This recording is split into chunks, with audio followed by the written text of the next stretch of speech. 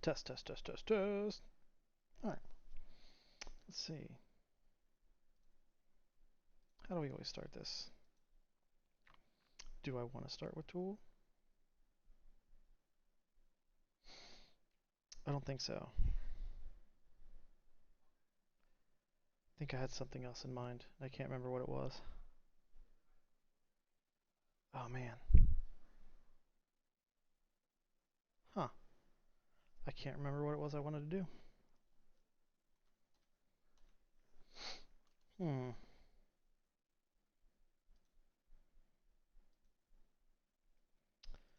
I'll get something going here in a second. Hang with me.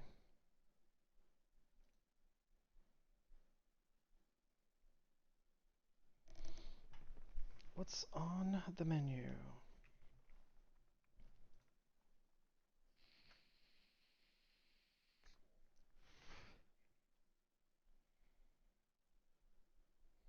Ooh, do I want to go old school?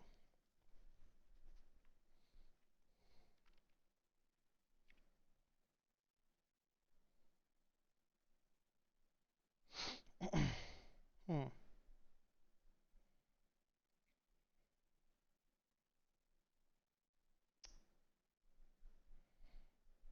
Ah, song's not long enough. Oh no.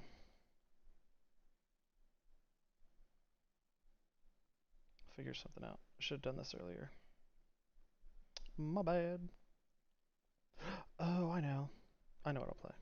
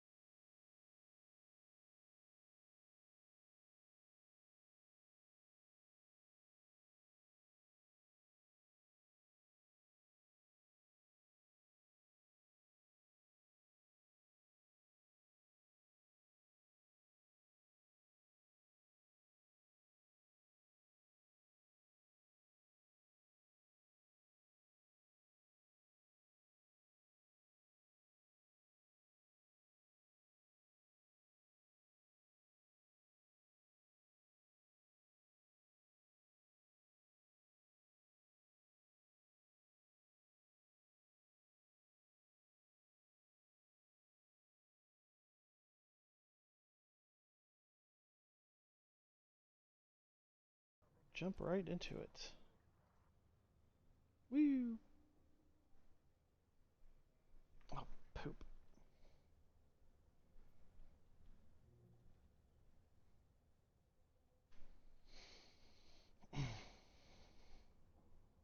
Oh, where'd I go? Where'd I go? Am I there? Hi! I'm here. Oh, did I want this to be this big? I don't think I did. I thought I shrank it. Well, I could always put me up here. And this guy, I don't know. I don't think that looks good. Whatever. Nope. Going to do the shrinkage. Whoop. There we go.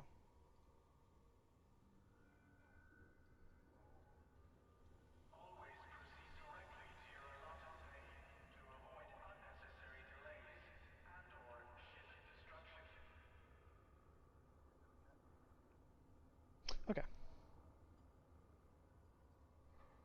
Still has a show on the Blaze Network. I think he used to be the owner of the Blaze Network. Then, if I'm not mistaken, he sold it to some other group. But he still does a show on the Blaze Network.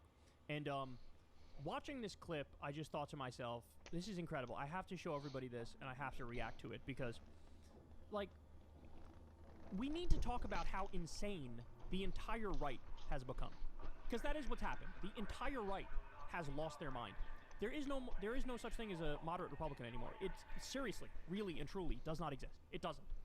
If you still at this late date can say to a pollster, I support Donald Trump, I'm sorry, you're gone mentally. You're just not there. Now, to be fair, he has a 37% approval rating, 61% disapprove. So it's not, it's a minority of the country. It is, he's not doing too hot with the polls, but if you're part of that 37%, as Glenn Beck is, I think it's time to admit these people are mentally ill. This is mental illness we are about to see here. So let's take a look, and we'll break it down as we go. But I mean, the whole right has collectively lost their mind, and I think that this clip of narcissistic abuse. Sums up in a clean way how hold that's the firmly case. to that belief. I want you to listen to something. See if you've heard this before. Here is our Speaker of the House Well, not all on of them. Friday. Listen. They're going to descend The on pundits our like these, Capitol they're for the much narcissists, anticipated but- so-called No Kings rally. We refer to it by its more accurate description, the Hate America rally. Okay? And So I'm funny. not sure how anybody can refute that. If you think about what's going to happen, What a funny here, guy. So you're clever. going to bring together the Marxists, the Socialists, the Antifa advocates, the anarchists, and the pro-Hamas wing of the far-left Democrat Party. That is the modern Democratic Party. That's where they've gone. And Okay, stop. Hate America. Did you hear this? Have you heard that before? Listen to this. Isn't I put this but up and isn't the said, leader radicals, Islamists, communists, and socialists will work together against Israel, against capitalism, and work together to overturn stability. They're all Stop. radical. This aren't the is- leaders of the it's finally Democratic Party being- centrists? Finally, the Weird. government has caught up. It's almost like they're But lying. notice what he said. I was saying they're going to work together. He is saying they have become the Democratic Party. Oh my God. So first of all, let's just point out, Glenn Beck, from that era, when he was like the #1 Fox News host for a little bit, and then he got fired because he was too crazy even for them in 2009 or whatever it was, 2010, 2009. That's relevant. He was known for going on these insane, paranoid, schizophrenic rants with his chalkboard where he would connect all these dots. It's like that meme of the dude who's like connecting all the things on the whiteboard, and it's like, oh, look at this, seeing connections where there aren't any. Modular terminals. That was his whole show. His whole show was a paranoid schizophrenic breakdown, where he makes these insane, he draws lines between insane things and then, like, blames the entire Democratic Party for it. And, he was all in on every fucking insane conspiracy when it comes to Obama, for example, right? And, accused Van Jones of being some, like, closet communist something or other. How's that working out now, by the way? Is he's, like, a right-wing hack on CNN. But those rants from Glenn Beck were universally understood to show, even at the time, how unhinged and disconnected from reality the right wing in this country is. Well, now here we are, fucking 15 years later, and he's go, aha! I was right. Mike Johnson is saying it. No, that's just further proof they've all gone down to your level. They've all become dumber. They've all become more conspiratorial. They've all lost their fucking minds and sound like paranoid schizophrenics. Like, he uses this as validation. He plays the old clip of himself like he's something to be fucking proud of. Meanwhile, you're just explaining the absolute implosion of the Republican Party. and the lack of any standards whatsoever or any connection to empirical reality. So let's go through some of what was said there. Mike Johnson said it's a hate America rally talking about no kings. Then he says it's all Marxist, socialist, Antifa, anarchists, and pro-Hamas. Of course, of course. Okay. Literally all of that is wrong. If it's a hate America rally, why were they bringing the Constitution and saying, hey, we need to stick to the Constitution? If it's a hate America rally, why are they saying no kings? No kings is the most American idea possible. If it's a hate America rally, why did 7 million people show up and oppose Trump's illegal bombings, illegal wars, stupid trade war, which is leading to inflation and causing unemployment, standing up against the ICE thugs that are rounding up innocent people with no due process? People are fighting for due process, the most American idea ever. But he says it's a hate America rally. He says, you know, they're Marxist, socialist, Antifa. And, like, again, Antifa, that's not even a thing. Crap. There is no official organization of Antifa. It's not a thing. They keep wanting to make it out to be this, like, highly organized Al-Qaeda-like terror cell, and it's just not. To say they're pro-Hamas. Why? Because there were some Palestinian flags there? I don't know if you noticed. Israel is mass murdering Palestinian civilians, and people are standing up for humanity and for those innocent people getting killed. That's called being a decent human being with a moral compass. Not pro-Hamas. It's just a smear to say they're pro-Hamas. But look at how proud he is. Look at how proud he is. Oh, Mike Smug. Johnson is saying the dumbass shit I was saying 15 years ago. See? Turns out I'm right. How? How? The only violence that happened on the No Kings protest day was from fucking ICE. Taking bites. Tear gassing innocent people. All right, let's keep going. I was late. Keep going. And I believe that is true. I normally What start people my had a stream at problem 8, with back and I then didn't start was till like 8:45. anarchists. I mean, they don't want a state government. They don't want hierarchies or centralized authority. How could they possibly? Communists, they're going to work with the anarchists. They want absolute state control over every aspect of life. Islamists, you throw them in. They want theocratic rule. They want Sharia law. Oh, Yeah. yeah, they want I know theocratic I know it rule, was for the but simple-minded back then. not Didn't the understand it, but I think you evangelical do. Why did- Christians in the U.S. What? No, clearly not. So he's saying anarchists who want no government are teaming up with communists who want all government, are teaming up with Islamists who want Sharia law and jihad. First of all, those are definitionally contradictory. Second of all, there were no fucking Islamists. Like, what are you talking about? Oh my god. Just talking about God, I hate Mamdani. this. I would love to be having a serious conversation about policy details. I would love to be, quibbling over the exact top marginal tax rate that would make sense for economic growth, but also enough of a tax base to like fund the social safety net. I would love to have that conversation, but I can't because I'm too busy talking to somebody who's about to eat his own shit. Seroquel, Glenn Beck. That's what you need. Because they all share one immediate goal, and that is destroy the existing order. I did a monologue on hour number 1 of today's podcast. I urge you to go back and listen to it. Why is this I like the being projection. funded by billionaires? They want to destroy the Okay, order when as you say they want the to right destroy wing the is existing just order, currently fucking destroying of course we the do, current order. and we should. It sucks. In fact, Trump, when he ran, he would say, "Make America great again." Why? Because he said it's not great right now. Was his point, right? So he ran as using that as his slogan. He said our country is disgusting. He said shit like that when he ran. So to change, of course you want to change shit. Why are you acting like that's some fucking nefarious thing? But did you seriously just accuse them of raising money for billionaires? Oh my god. This is the dumbest conspiracy I've ever heard. There were 7 million protesters. No, this is not funded by fucking George Soros or any other billionaire, but I'll tell you what is. Literally all of Trump's project. He has the world's richest man cutting pediatric cancer research and Meals on Wheels. You guys are the ones who are in bed with billionaires. You guys are. You sing Elon Musk's praise, Glenn Beck. That's what you do. Your whole movement is to represent the billionaires. The billionaires are paying for Trump's fucking Great Gatsby ballroom that cost $250 million, and he's giving them favors. They're doing insider trading right now. What are you talking about? It's you guys are the billionaire party. Oh my god. They're so out of control. They're so out of control. I don't know how to deal with somebody when every fucking word out of their mouth is bullshit. I don't know how to deal with it. How do you deal with it? There is no dialogue with a person like this. This is just like you need a straitjacket is what he needs. For the same reason, destroy the existing order. All of them think they will win in the end, okay? They know they can't achieve their utopia without first tearing down the system that they hate, capitalism, constitution, Western civilization, whatever it is. Trump is the one destroying the Constitution. Oh my God. And once the system is down, that's when real chaos begins. That's when they turn on each other. But in the meantime, the enemy of my enemy is my friend. So how do you measure are we moving towards tyranny or not? Yeah, first thing, forget the labels. As Donald Trump is ushering in tyranny in the clearest ways anybody's ever seen ever, he's fear-mongering about the left theoretically eventually coming to power and doing tyranny. Yeah, I don't know, Glenn. I think the guy who said we should terminate the Constitution, all rules, regulations, and articles, because I lost in 2020, I think that's the guy you have to worry about. I think the guy you have to worry about, remember when he gave a press conference and he said, only I determine the law? He was like, only I or Pam Bondi, the head of the Department of Justice, only we determine the law. In other words, the courts can shut the fuck up. What is more The capitalist? guy who's literally ignoring court orders. Ensuring that Literally monopolies are broken up, This is the guy who's the tyrant. The or guy who got rid of allowing the process and has ICE Gestapo thugs rounding up 4 to innocent people, putting 5 them in concentration camps, and you're worried about left-wing tyranny? companies About left-wing control tyranny. every single market. I can't. And he keeps saying, like, they want to destroy the order of things as if that's bad. Yes, we do.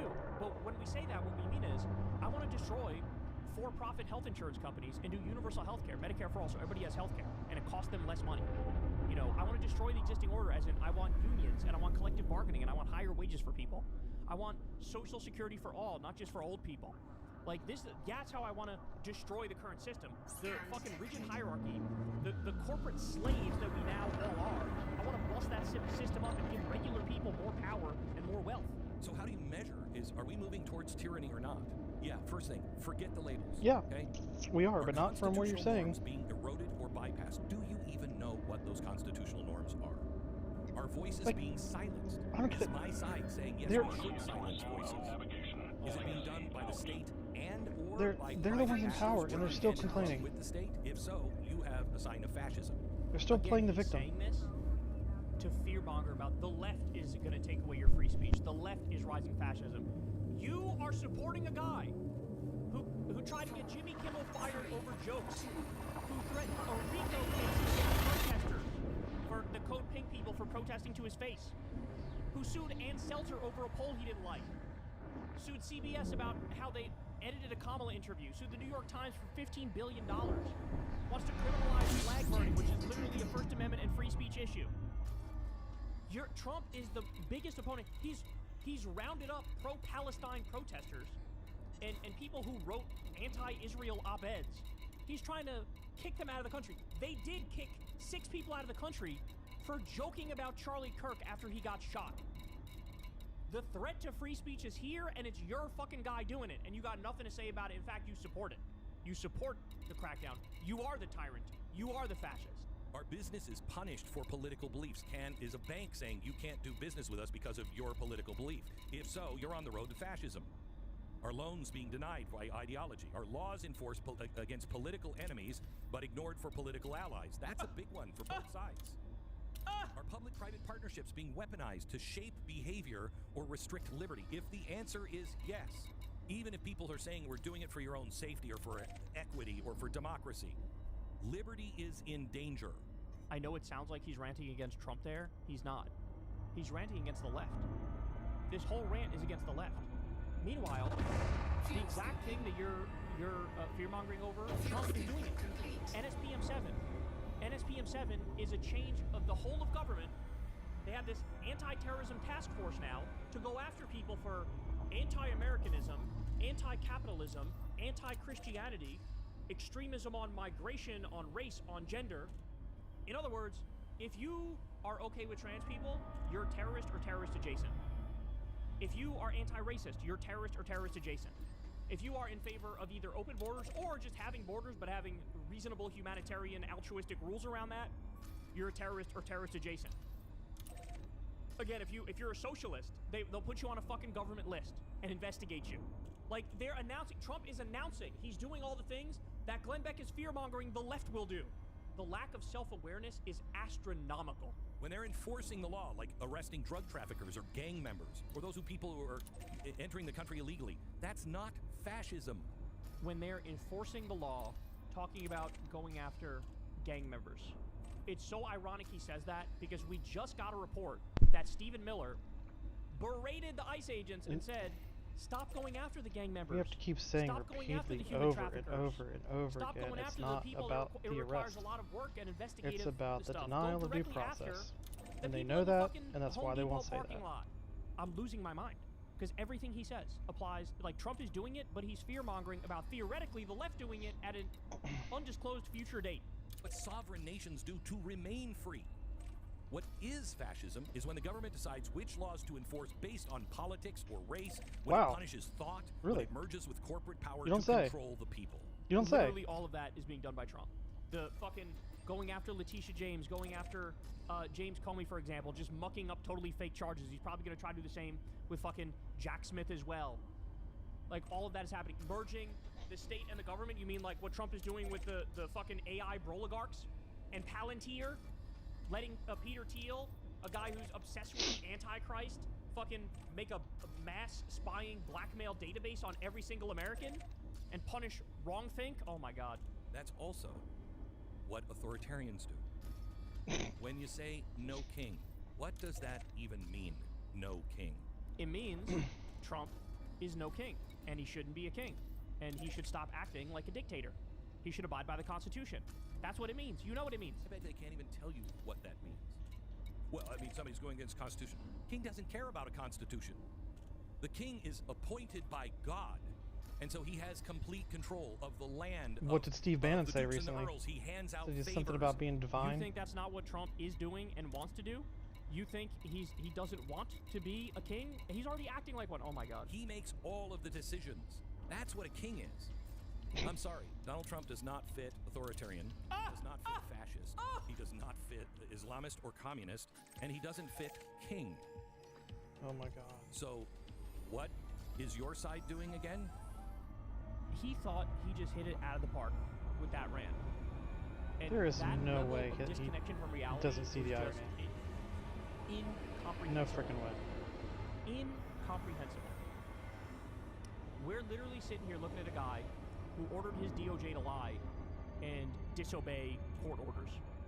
That's who Trump is. That alone is a big enough scandal that it would have taken down any other president at any other time in U.S. history. That's who Trump is. But wait, this is a guy who's got his ICE Gestapo thugs rounding up innocent people, sending them to concentration camps like CCOT, like Alligator Auschwitz, like fucking Guantanamo Bay, where he wants to send 30,000 immigrants. Again, no due process. These thugs are assaulting 84-year-olds who are married, an old married couple. They're shooting a priest in the face with a pepper ball. They're tear gassing cops. They are completely and utterly out of control. And here he is, pretending like it's the left that fits the definition of all the things the left are against. I don't know what I'm supposed to do with this, but the fact that this tweet has 51,000 likes, 971,000 views on Twitter. That is 51,000 mental patients. That's what that is. That is 51,000 mental patients. This is why I've been talking about it. I mean, it sucks to end on this much of a downer note, but it's true. This is why I've been talking about this national divorce, bro. I get it. It's unlikely to happen. It's difficult to iron out all I'm the not a specific fan of that. details. I get all that. But you have to compare it against the alternative. The alternative is what? Still peacefully coexisting in a country with these psychopaths? Still Can peacefully you coexisting just in a country not with get up MAGA? there? Please? Like, no, they hate us. They hate us. Please. They literally want us dead. Please? Oh You know, my God. they that's why they don't even bother to condemn anymore if, one of their group chat, JD Vance was defending the group chat where they were saying, I love Hitler and shit like that. I mean, we are so through the looking glass, bro. And so, what's the point of blue states? We get less representation. We pay more taxes to the federal government. We get less in return. And now, you have red state National Guardsmen invading our blue cities.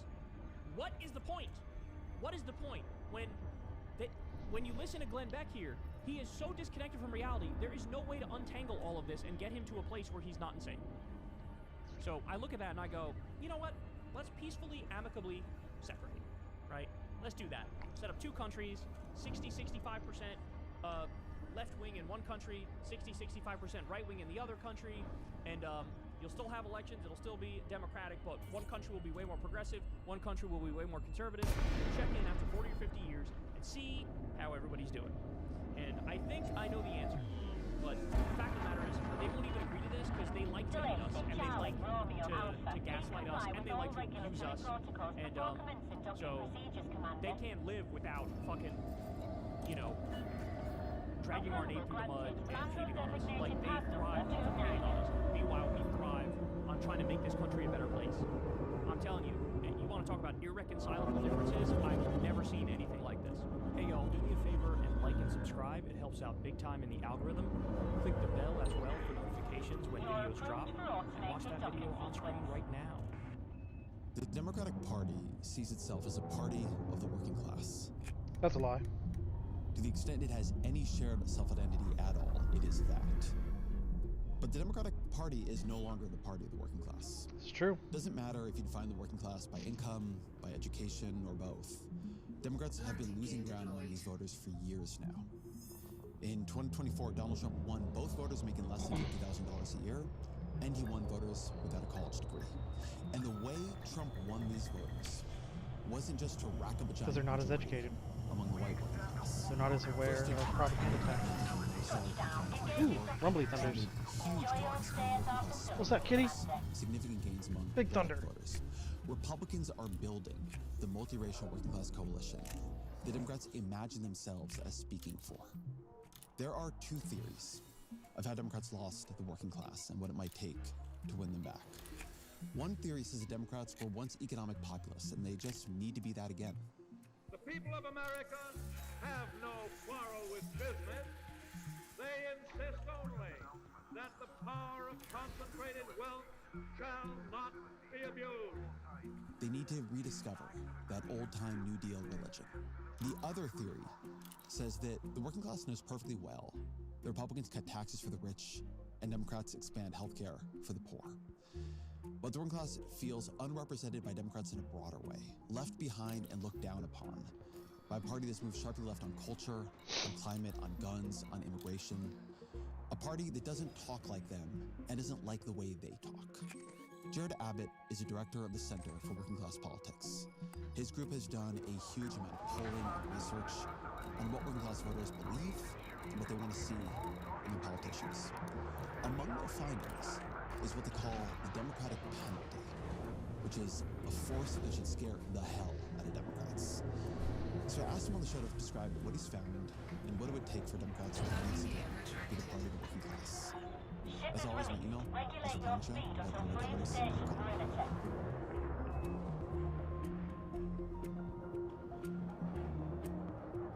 Jared Abbott, welcome to the show. Thanks, appreciate the invitation. So I want to begin in a recent study you did where you found something called the Democratic penalty. What was the Democratic penalty and how did you find it? So, we were sort of interested in this idea that Sherrod Brown couldn't win in Ohio, right? It's like, oh my God, if we're economic populists and the greatest economic populist holding on in a red state couldn't continue holding on, what's going on there? And so we thought, and we had good reason to think that that was probably a brand identity problem. And we just kind of wanted to look at that in a more, slightly more scientific way. So what we did was we had these hypothetical candidates that we gave to Rust Belt voters in this survey, and they were all economic populists. And we had some of the candidates be Democrats, say this is a Democratic candidate, and some say that they were independents. And the exact same candidates that had an I versus a D did 10 points better in Michigan, did 15 points better in Ohio. And interestingly, in Pennsylvania, we didn't see much of a Democratic penalty, and that's something that we're kind of trying to think more about. But in the other three states, Ohio, Michigan, and Wisconsin, we see these massive penalties, just because of the D next to their name. And so we were just trying to quantify how bad actually is it just to have the albatross of the D around your neck. And it's pretty bad, especially in those working class heavy states. Was your study able to figure out what it is about the Democratic Party label that is driving these candidates and stuff like that? Well, we did kind of like an open-ended blue sky question about, what's the first thing that comes to mind when you think about the Democratic Party? Maybe it's, you could work somebody up enough to get them to really freak out about the culture war stuff, but is that really top of mind? And so we had these open-ended questions that we asked, all the 3,000 people in the survey. And, we found that, there was a lot of that, of course, that some people felt the Democrats were out of touch and focused on the wrong priorities and were, woke idiots and all that stuff. There was a good amount of that, but it was completely dominated by concerns about the performance of the Democratic Party and having ideas that they don't follow through on and not being a party that actually is the party of the working class. And so that tells me that, while there's a huge mix of things going on, and while we can't ignore the sort of cultural resonance or lack thereof of the Democratic Party in all kinds of different ways, not just policies, but in affectation and in style, a big part of the story here is also people just don't believe that the Democrats are going to deliver on the things that they talk about. And I wonder if it has anything to do with every single Republican Congress since Newt Gingrich being 100% devoted to obstruction instead of Bernie Moreno ran against him. Collaboration. Brown backed Biden, voting to let transgender biological men participate in women's sports, and supported allowing puberty blockers and sex change surgeries for minor children. That attack ad was pure culture war. Yeah. But it seemed to move voters enough that Brown had to put a counter ad on the It's air. interesting, who actually engages in the culture war. It's really interesting. A complete lie, and Bernie Moreno knows it. They bring it up first, the claim that Brown Dems defend it, and all of a sudden they're like, ooh, why are you so focused on it? Women's sports is false. I'm sure Brown and I approve this message. So ridiculous. So how do you think about on the one hand, what you find in the study is a more diffuse sense the Democratic Party is ineffective, it's out of touch, it's corrupt. But then when you look at how Moreno, a car dealer owner who had to settle a bunch of wage theft lawsuits, is actually running against Brown, it's on the cultural side. Yeah, no, I mean, I always go back to Tim Ryan in 2022, and he was like one of the strongest. Also in Ohio. Running against Ohio, J.D. Vance. Running against Vance, and he was not. He didn't just run like a kind of counter like Sherrod Brown did. He like went full bore, and there was this one funny ad he had where he was like throwing, I don't know if it was basketballs or baseballs at these little TV screens, and one said like defund the police. He's like, I'm not doing that. And that's from the people who sell out Ohio workers. I vote against them too. Ohio workers need a tax cut. And here come the culture wars. I'm not that guy. But the point being that even when Democrats go against the culture war stuff, it doesn't necessarily help them that much because the Democratic brand is so shot. And so I think that's a really big problem. But yeah, is it an issue that Republicans are weaponizing culture war against Democrats, and we need to allow our candidates in difficult contexts to understand their voters and what they need to do in order to relate to their own specific electorate? And if that means, they need to take, positions that progressives would get upset about, then yeah, so be it, because we need to win, way more seats in order to stop the Republicans. And this is not a time for our side to mess around. We need to not just win a majority, but if we want to actually do anything that's going to turn things around for working class people, we need to have a supermajority, which is, unimaginable right now. And so the reality is that, yes, are these candidates in swing districts going to have to work hard to push back against these caricatures and, which are often based on actual things that Democrats, maybe not them, but other Democrats have done?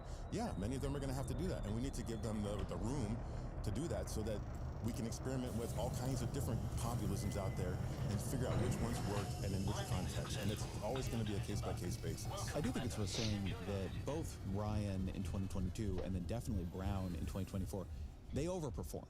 If every Democrat in the country had run as far ahead of Kamala Harris as Sherrod Brown ran ahead of Kamala Harris, the election would have looked very different, at least congressionally. So something, I mean, the connection he had with Ohio, the campaign he ran, it was a strong campaign. Absolutely. It just wasn't enough to get out of the gravitational pull of the Democratic Party. And then, even like a Dan Osborne, that's the independent, run who overperformed even more than Sherrod Brown did. He had to make a lot of the same decisions, right? He's had platforms around immigration that were completely anathema to progressives, right? He said, "I'm with Trump on building the wall," right? He literally said that in his campaign ads. And in fact, why don't we play that ad? No, not yet. Oh, nice. Not yet. And I approve this message. Across Nebraska, People are tired of a corrupt Washington controlled by corporations and billionaires. Deb Fisher? They love her. Heck, they own her. And that's exactly why they're spending millions lying about me. Social Security to illegals? Who would be for that? I'm where President Trump is on corruption, China, the border. If Trump needs help building the wall, well, I'm pretty handy. Deb and the career politicians, they've tried to stop Trump, just like they're trying to stop me. So Osborne, arguably the most overperforming candidate in that whole election. And runs with neither party and is very economically populist and also runs pretty far right on some other issues. What did you make of that campaign? What are the lessons of it? What should people take from it? I mean, I think it was, extremely impressive and encouraging. And it shows that to the extent possible, the folks who are opposed to Trump and the Republicans, be they Democrats or independents, they need to be much more experimental in the way that they handle elections, particularly, maybe not so much in swing states where it's going to be a hard sell to get Democrats to not run a candidate in Pennsylvania or something. But like in Nebraska, they were able to get the Democrats to just sort of sit it out and allow Osborne to sort of be a real challenger against Fisher. And if we can find more states where, deep red states like that, it's going to be, we can take on the Republicans on their own turf, and I think that's going to be a huge part of the path forward. Although it's extremely hard to find candidates like Dan Osborne. He had a very specific profile, has a very specific profile. Do you want to describe his profile and where he came from? He was a guy that had never really been a Democrat or a Republican. He didn't. He was sort of a mechanic, and he had been a union leader and had taken out his fellow Kellogg workers on strike a few years before he ran for office. And he's just this sort of very humble, plain-spoken guy who's just really compelling as a tribune of the sort of, he embodies all of the economic, populist, and working class ideas that he's putting forth. And that's not an easy combination of features. So, but I think it's not unreasonable, and we're seeing a new crop of folks, Democrats mainly, like Nathan Sage in Iowa and Graham Plattner in Maine, and that are all kind of in the similar kind of space of, strong economic populists who are completely focused on cost of living and on sort of the need to center working class issues and call out, economic elites for screwing us over for decades. And they're also taking pragmatic positions to greater or lesser degrees on issues where, their particular electorates are not with progressives. And, we need to allow them to do that experimentation, or we're not going to be competitive at all nationally. And that's obviously not just a problem for Democrats, but that's a problem for the future of our democracy. So when you look at that Osborne ad, he doesn't just move right on policies. He actually aligns himself with Trump. Yeah. And one just reality in a lot of the places that Democrats want to win is that Trump is popular in those places. Politically, if you're just being strategic, does it change how you should talk about Donald Trump? Do they need to be in a different place than most Democrats are on him? Yeah, I mean, if I were on that campaign, I would have probably thought that was a smart thing to do, right? Because it's kind of an inoculation. Like if it's part of the Democratic penalty issue, right? Is that to the extent that you're really just vilifying Trump all the time, then you're kind of signaling you're a Democrat, right? And so they were trying to inoculate Osborne against those attacks because Trump is overwhelmingly popular. It needs to be documented, all the dumb shit that he's doing. Is that going to change now that Trump's in office and all the stuff he's done is pushing our democracy to the brink and is historically a frightening period that we're now living in? Is he going to be able to do the same thing? I don't know. Maybe it's changed now that Trump has had almost a year in office and done some of the damage that he's done. But at least in 2024, that was definitely rational. So one lesson you can take from Osborne is that in states where the Democratic Party is 25 points underwater, to stop running Democrats. Try this independent play. No. I guess my question about that, because it definitely makes sense, is whether or not that would work for any length of time. Yeah. Because if it began to work, but then they're voting in a more democratically aligned way once they're in office, does it just begin to be seen as a scam, right? It's maybe something you can do in one or two places, but ultimately you need to figure out a way to rehabilitate the Democratic Party's brand. Yeah, and either you're successful in doing that, and then the Democratic Party brand somehow incorporates the things that made those independents distinctive, and then we're in good shape. We're now the party of the working class again, or the independent candidates need to continue using that tension to differentiate themselves from the party going forward. And that's, I don't know, if I had to guess, I would say that second outcome is probably more likely. But you're absolutely right that after a certain amount of time, people are going to notice that, wait a minute, these guys are just Democrats, unless they legitimately break with Democrats. Yeah, unless they're actually not. Yeah, and so to some degree, they absolutely are going to have to do that. And the strategy for doing that we as sort of economic populists in my camp would want to see is breaking with Democrats when it comes to, not standing up for workers. But that's not the only way in which they're going to do it, obviously. Is there a worker-oriented third party? People always want to do a third party presidentially, which is very, very hard to do. Yeah. But you could absolutely imagine some kind of third party that is just running candidates in a couple of congressional districts or Senate races, and if they get in, they begin to be a little voting bloc together. Yeah. Well, I mean, I'm a little bit traumatized from arcane debates on the left about this question that I've had for a long time. So, but nonetheless, I think that's a very good possibility. Why can't the Teamsters and the Steelworkers get together and have their own, sort of mini party structure that's just about union stuff? Or you already have the Union Caucus in the House, where there's a lot of ideology. They don't really, they're not super important in the politics of the chamber, but nonetheless, they have a lot of ideological diversity on many different things, but they can come together around core worker issues. And if you had an organization like that being supported by some of the bigger, industrial unions, which have a lot of Republican voters in them, then yeah, I think that would be valid. But I think we need some test cases first, right? You need to show that an Osborne can actually win, and you need to show that you can do something like this in more places. And then once you do, I think it would make a lot of sense for those folks to try to do something like that, to not just have independent candidates, but build an independent organization. I just think it's something that should emerge organically, rather than, I don't see what benefit we get from just sort of saying we're doing this now and let's hope people flock to our banner. I think it goes in the other direction. I want to get at the broader question behind this conversation. Democrats have been losing working class voters steadily for some number of years now. Yeah. It's been a decline, and now you see Republicans winning among both non-college and lower income voters. Yeah. It didn't used to be like that. Mm-hmm. This is a change. This gets called class de-alignment. Not my favorite term. It's very catchy. Yeah, very catchy. But talk me through class de-alignment. What is it? What's the story behind it?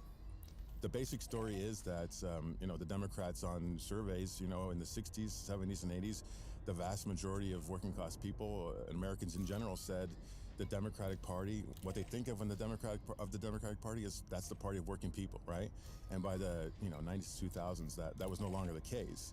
And, my version of the story anyway, is that Democrats started to move away from their focus on working class issues in the 1970s and 80s with, this sort of onset of deregulation, and then eventually leading into the Clinton years when, he signs NAFTA, which has devastating effects on communities, leading to, not just job loss, but community devastation. And the Democrats, there's a great paper called Compensate the Losers that sort of gets into this. And that's basically what they said is, you guys got screwed, okay, but, we're going to do different kinds of redistribution that's going to make you whole again. We're not going to necessarily get you good jobs again. We're not going to necessarily give you the social status that you used to have when you had high-paying jobs that you felt good about and that were meaningful in your community. But we're going to make sure that, you have something like a decent education. We're going to get you some kind of better health care, whatever. And that wasn't enough. It was not nearly enough to stem the tide of stagnating wages and stagnating quality of life. And so working class people generally, many of them started to feel betrayed by the Democratic Party. And, it was in fits and starts, but then in 2016, the floodgates opened. And, obviously that was related to Trump. And, he was cribbing speeches from Richard Trumka, the president of the AFL-CIO in 2016. And so if you listen to those speeches, then of course you're going to hear all the crazy stuff, the xenophobic stuff and all the hate. but you're also going to hear a lot of stuff that, you know, any like union organizer would probably find to be like right on in terms of the way that both parties have just completely ignored working people. And, you know, that really touched a chord. And it set off de-alignment to a much greater extent in 2016, starting with primarily white working class folks, but then, you know, it moved toward the Latinos and some black men in 2020, and then to a much greater extent, you know, like half of Latinos roughly voted for Trump in 2024 and a quarter of African American men. So now this is a, you know, multiracial movement away from the Democratic multiracial working class coalition. Exactly. I mean, the thing Democrats wanted to build. The hugely ironic aspect of this, right, is that the Republicans now have that multiracial working class coalition that the Democrats promised, you know, was their permanent majority. So I want to push on a couple of pieces of this story that I always think are complicated. So politics is always a choice, right? Democrats didn't just lose working class voters; they went somewhere, right? Sure. They went to Republicans. You know, this whole period, Democrats are still the party that wants to raise taxes on rich people. Republicans still the party that wants to cut them. Democrats are still the party trying to create universal health care and under Obama get a hell of a lot closer than we've ever been before. Republicans still the party trying to repeal that, trying to cut Medicaid, which they just did in the big beautiful bill. Republicans are voting for these trade bills, right? George W. Bush is very pro-free trade. Republicans have proposed a lot of these bills. Republicans vote for NAFTA in the House and send in very, very high numbers. There is this story that I hear. The Democrats abandoned all of these economic policies. Biden is, I think, probably the most left president on economics of my lifetime. You know, more aggressive on antitrust than, you know, any other president since I was born, you know, on labor issues and everything. Progressive, except for Palestine. It is hard for me to tell the story where working class voters are deciding on economic issues. They want a more populist pro-worker party, and the party supporting unions, trying to tax rich people, trying to expand healthcare benefits, trying to protect Social Security, trying to protect Medicare, right? All the things we know, is hemorrhaging them year after year to the party doing the reverse. Because they're being on all those obstructed things. How do you every make turn. that add up? Yeah, I mean, there's a couple things. I mean, one is the nature of our two-party system, and if you're really pissed off with the party you've been voting for a long time, you know, I guess you could vote for Jill Stein or whatever, the libertarians, but, you know, the vast majority of people are just going to go to the other side. And, you know, if they were in a parliamentary system or a multi-party system, maybe that, you know, they would go somewhere else. But in this case, you know, a protest vote against the Democrats is a vote for Republicans. And so I think that's a part of the story. But I think the much more important part of the story is that economic grievances get picked up on by conservatives. And, you know, the way that these economic grievances get, you know, transformed into, you know, politics is often through culture, right? Like it was, you know, economic elites versus the working class, but then they're able to sort of transform it into, you know, it's the liberals and it's the cultural elites against the working class. And it's basically the same kind of grievance, and it's touching on the same underlying issues, but it gets transmuted into cultural grievances. And that's very much facilitated by the Democratic Party by, you know, not doing very much to try to actually relate to and be, you know, culturally competent in the way that they talk and think about working class people. And, you know, they are, you know, basically increasingly a party during this period of higher income people, of well-educated people. And, you know, we have, I'm sure you've probably played the Schumer clip about the Western Pennsylvania. For every blue-collar Democrat we will lose in Western PA, we will pick up 2, 3 moderate Republicans in the suburbs of Philadelphia. And you can repeat that in Ohio and Illinois and Wisconsin. You know, like that kind of stuff adds up. And, you know, Clinton saying the basket of deplorables, of course the context was like more complicated, whatever, but that was the soundbite, and she said it. And all the major media institutions and academic institutions of the country used to be kind of nonpartisan. There's a great book by Grossman and Hopkins about this, about the diploma divide, and sort of showing the ways in which media and culture, you know, came to be completely dominated by progressives. And a lot of working class people just felt really alienated by that. And all of these things are part of the same bundle. It gets wrapped up in sort of animosity toward elites, and you can't. It's very difficult, and some academics have tried to do this in different kinds of ways to separate the cultural and economic aspects of it. But I think the reality is that they're all tied up in together to create this toxic Democratic brand that then Trump comes along and his affect is something that's refreshing to a lot of people. He's not bullshitting people. He's using ordinary language. He's cursing. He's just sort of bombastic. And, people are like, well, at least, that seems more authentic to me. And on top of that, he's saying he's going to bring back manufacturing jobs. And he's saying he feels our pain. So it doesn't seem to me like as much of a mystery. So you've done a lot of work over the years. I don't know how people believe anything he said. I don't get it. Different issue attitudes, different ideas have changed for the working class, for other social classes in the country. Give me the high level of that. What's happened over the past 20 years in people's views? Yeah, well, I mean, I think there's a perception among at least a lot of progressives that the working class has gotten so conservative on, cultural issues, but that's not true. Working class people have gotten more progressive on virtually everything over the last 20 or 30 years. There are some exceptions to that starting to show, especially among Republican men, who are kind of moving away from some progressive positions around, gender rights and, and family issues and LGBTQ issues. But generally, yeah, you're seeing clear, positive, progressive movement among working class people. But the issue is that middle class people and professionals have just gone way farther in a progressive direction on social and cultural issues over the last few decades than working class people have. And so that's creating this representation gap where Democrats feel they need to really cater to the more progressive positions of the middle class and of the upper middle class. And that creates this perception that somehow the working class is reactionary. But no, they've actually been moving in the same direction, just not to the same degree. And when it comes to economic issues, here's actually a coalitional story that's really positive, potentially, for Democrats, right?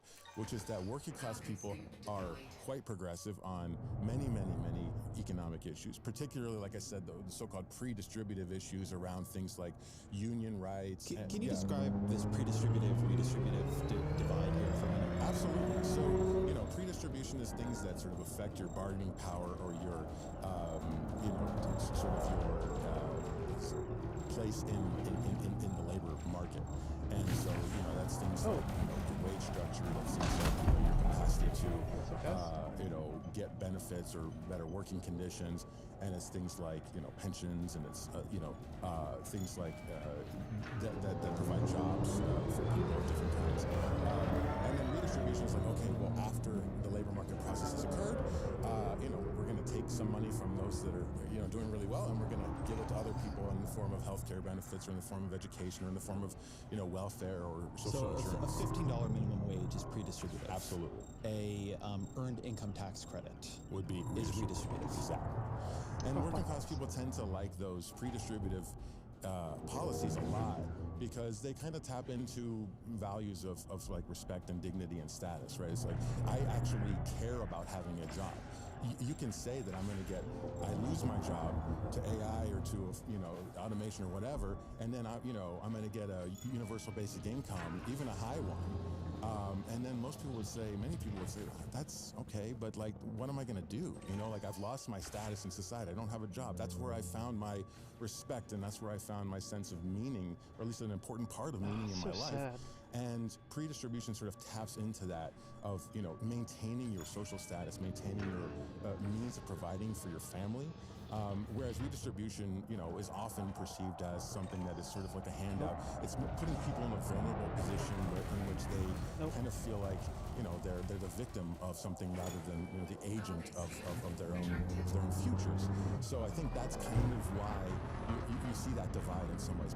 So what would a more full-throated economic platform oriented towards what you found among working class activities look like versus a full-throated leftward economic platform that is more the college-educated elite version of that? Yeah, I mean, I think it would be on the full-throated, sort of working class-oriented platform would be something along the lines of strong support for enhanced worker protections and getting stronger union rights. It would be for increasing the minimum wage. Maybe working class people wouldn't be as jazzed about, say, a $20 minimum wage as middle class people might be. So maybe it's also a matter sort of because working class people might be more likely to lose jobs. Yeah, and they might be more concerned about inflation. It would be for potentially even programs that would guarantee a job for people that need one from the government. Although the way that you present that, has huge impacts on the way in which people perceive it. I think the way you do it would also have pretty big impacts on that. Absolutely, hugely. And then in addition to that, things that kind of go beyond, where Democrats have been at in terms of exerting control over, nobody wants to attack small businesses. Nobody wants to attack, people that are creating good jobs in communities. But there are big corporations that are really, really out of control, and instituting policies, or at least attempting to, that are going to try to rein in some of these excesses in terms of, say, involuntary layoffs of workers, right? To say, we are going to not give federal contracts to companies that don't make a commitment to some kind of, voluntary package if they're going to lay off workers, like they do in Germany, say. Like, that would be really, really important and valuable for working people, and it wouldn't be something that necessarily costs the government a ton of money. It wouldn't be something that would be perceived as, oh my God, we're going to have this terrible problem with debt if this comes in, like maybe something like Medicare for All would, which, by the way, is also pretty popular, but it's also highly polarized, right? Well, how you describe it begins to be, I've done a huge amount of work on healthcare over the years, and which part of Medicare for All are you describing? Absolutely. Like, you start talking about abolishing private health insurance, Right. you start talking about raising middle-class Right. taxes. They couldn't get single payer done in Vermont. Right, exactly. And then, of course, there's a whole bunch of more specific things related to the constituencies within districts. Like, if you're more of a rural district, then you're going to be thinking about, subsidies of different kinds to help farmers, smaller farmers succeed and have more, leverage over, the big agribusiness firms. You're going to want to see different sorts of ways of incentivizing, job creation of different kinds and job training programs, et cetera, et cetera. And then also you're going to want to defend and expand the most popular and most sort of organically American social insurance programs like, Social Security and Medicare, which are wildly popular among working class people and everybody else. And we can build on those, and we can use those as a foundation for a kind of really robust progressive economic populism. On the other hand, a more redistributed populism would be one that's sort of focused on universal basic income, say, or on a sort of some version of a Green New Deal, which is much more focused around spending lots of money on programs that working class people may be sort of skeptical are actually going to come back and benefit them in any way, or on certain types of means tested social insurance or things like that, which are much easier to vilify and to demonize by Republicans. So then let me get at something else you just touched on quickly. You said, look, maybe if this were a different kind of system, parliamentary, multi-party. Well, those systems exist. Yeah. And in every other rich Western country I know of, and they have different political parties, different political systems, their leaders made different decisions. Germany was better at protecting manufacturing jobs than we were by a lot. Yeah. They have all seen the same class de-alignment. They have all seen that class de-alignment go forward with the working class moving to the right. Yeah. It's not like the German Greens are on top. Right. And so in all these other systems where you had different political leaders, different political parties, different political systems, functionally the same thing happened. Yeah. Why? I mean, I think, for a lot of the same reasons. I mean, there's this great paper by Peter Hall and Georgina Evans called Representation Gaps, where they sort of look at just like the Democrats, the center-left parties all throughout Europe moved away from a focus on sort of, working class issues, and it sort of leaves this gap of voters in all of these countries, including in the United States, who don't really feel like they have a home on either side. And that opens up the space for populists to come in, at the left or the right, but unfortunately for progressives, it's almost always been much more successful on the right, to come in and take advantage of that sort of feeling of alienation and sort of like political homelessness. And so I think that's a very similar tendency. But still, I mean, I'm not saying the parliamentary system, is the be all end all. But I do think the fact that there's so much variation in the degree to which you're seeing, successful or unsuccessful far right parties and left coalitions throughout Europe, that can be to some degree explained by that. But I want to stay on the question of its cross-national nature. Because that implies to me something structural is going on that is upstream of the individual political choices that the parties are making. I mean, you can think of every, country as a kind of political market. And it would make sense that in some political markets that, particularly in a two-party political market, one of the parties would make some bad decisions about how to do market fit. This is a very neoliberal way to make this argument. It doesn't make a ton of sense that in all of these countries simultaneously, none of the parties, no party from center left to left would realize, if we just stop being a party of, professional managerial class cultural elites and start talking about pocketbook issues again, we'll pick up all these voters and become popular in the way we were in much of the 20th century. Yeah. Somebody would have done it, and then the others would have followed along. Either something was pushing them all in this direction, they were all recomposing themselves in the same way. I think when you see that much similarity across a strategy that is not working out very well, you have to assume there is some reason they're all ending up in some version of the same strategy.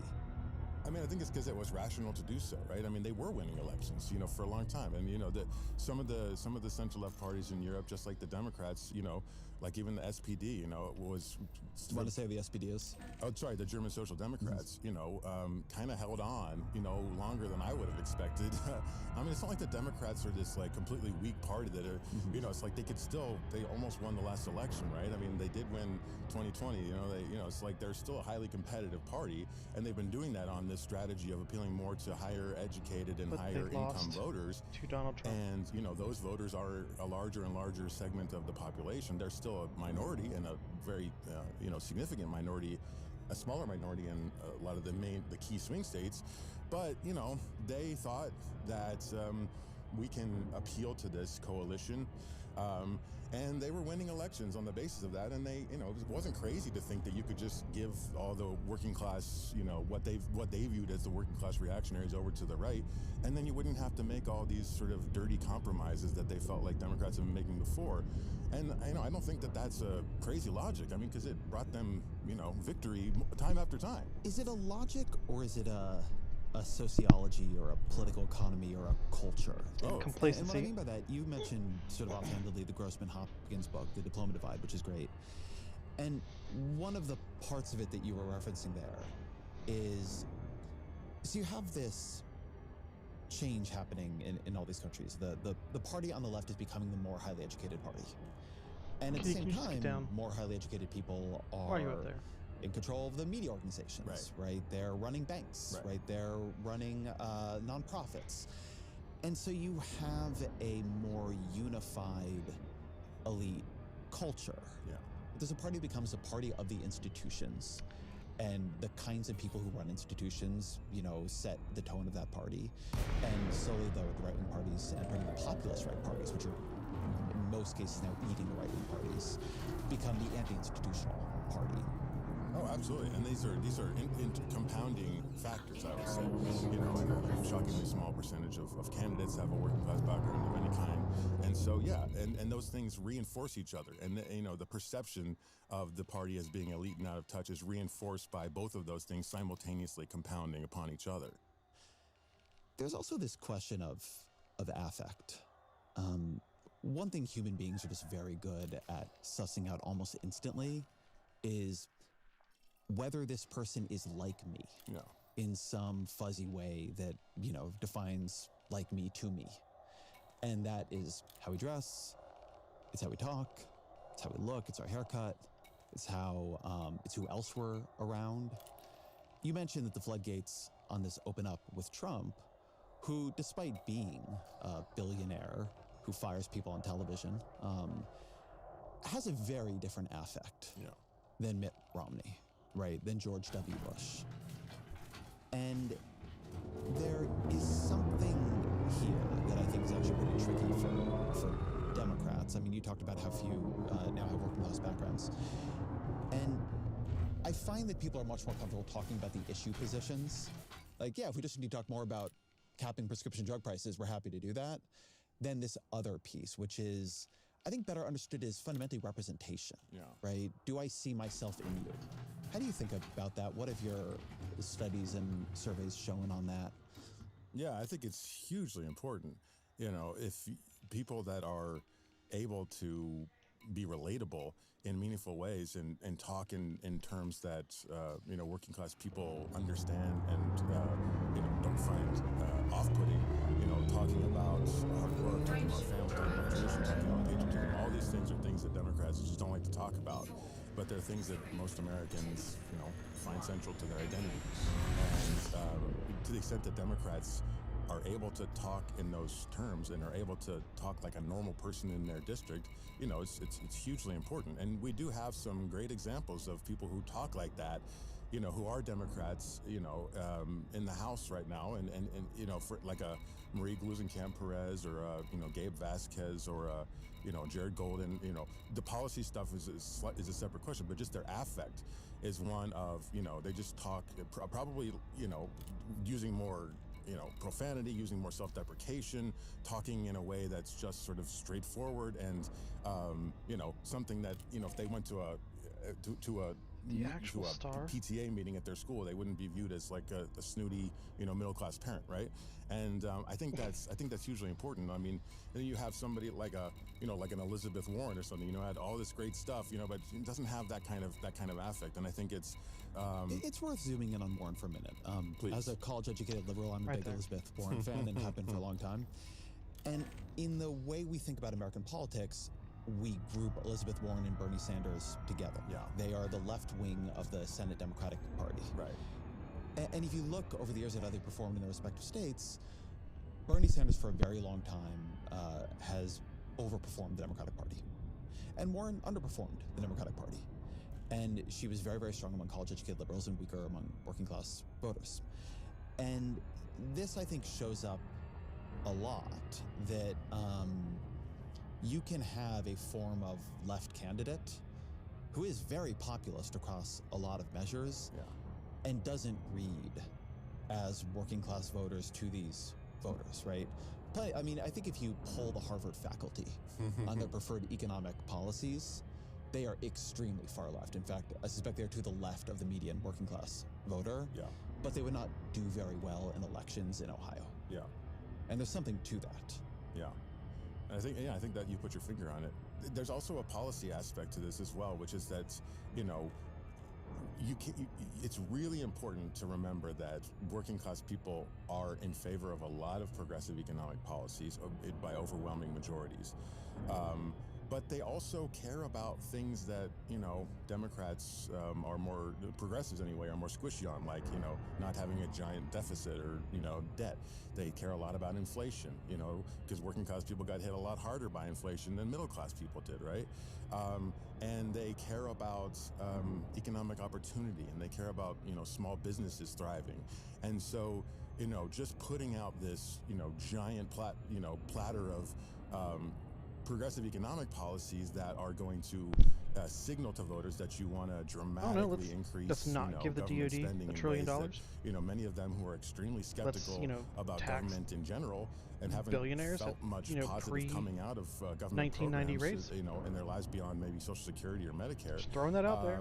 You know, they are going to be Might skeptical cut of into the a lot of deficit those a little programs. bit. And so you need to also think about what are the types of progressive economic policies that really tap into working class voters' sense of like, we need good, stable jobs. We need to have a chance at a middle class lifestyle that our parents had and that we feel is slipping away for us. And what are the ways in which government can help to provide opportunities that enable middle class and working class families to really thrive, as opposed to the framing of, we need to have equality for all different people, and we need to have, spend all kinds of different money to address different sorts of inequities in society. Those are valid goals and very important from a progressive standpoint, but they don't connect as well, with working class people. So I think it is partly affect, but it's also partly the policy, the suite of policies that you're giving to working class voters. And you'll notice that a guy like Dan Osborne, they're not going out there and promoting all like the suite of trillions and trillions of dollars of, the progressive wish list. They're doing some of that. They're not Green New Deal candidates. Yeah, absolutely not. Yeah. Which is to say nothing against the Green New Deal, but I mean, it gets to something else interesting that I've been thinking about a bit, because I think it's pretty clear that in 2028, if AOC runs, which I think she's certainly considering, she's very likely to inherit the Bernie Sanders lane. Yeah. And if you look at Sanders and AOC polling, they look actually quite different. Sanders, the last poll I saw was something like +11 in his net favorabilities, and AOC was -4, -5. Yeah. So it's like they have like a 15-point-ish gap between them. And their policies are not very different. I mean, at this point, they're very unified. What is different? They're doing the Age, anti-oligarchy tour together. So which one's the... But what they have come to represent in alienating American factor? politics, like Bernie Sanders with his mittens, AOC at the Met Gala, it reads very differently, completely separate from how unified they are on issues. Yeah, without a doubt. Although, she does have a, majority, I don't know exactly, but she has a huge amount of working class people in her own district, so we shouldn't understate the degree. I think these things overlap with an urban-rural divide. Absolutely. That I think is really important. And I think Sanders comes from he does come from a state that is heavily rural. Yeah. And he codes around that. And he's like an old, cranky white guy. But right? These things all overlap on each other in weird ways. But I think it's also kind of interesting that Bernie has this positive perception among a lot of working class people, which, again, we shouldn't overstate, because, he's taken a lot of positions that are very unpopular among, a lot of people who are Republicans or independents. But that said, I think it's always kind of interesting that he talks so much. I think he kind of has this popularity despite the fact that he's such a wonk, like he talks, he's always talking about like these specific numbers, and he's talking about like, facts and figures and stuff. He doesn't do any of the stuff that I would say would make a lot of sense. He's talking about anecdotes and like just really trying to relate to people on an emotional level. He's very much like a machine, and yet he's very popular just because he's very authentic, and I think that's something that's really hard to capture. Well, I think there's also a dimension of Bernie that is somewhat unique to him, which is that he's an anti-party politician. Absolutely. He has traditionally not been a member of the Democratic Party. He caucuses with them, but has made a point of running as an independent. And the narrative people have of him, I have always thought this is very overblown, but nevertheless, is that the Democratic Party organized to screw him. Yeah.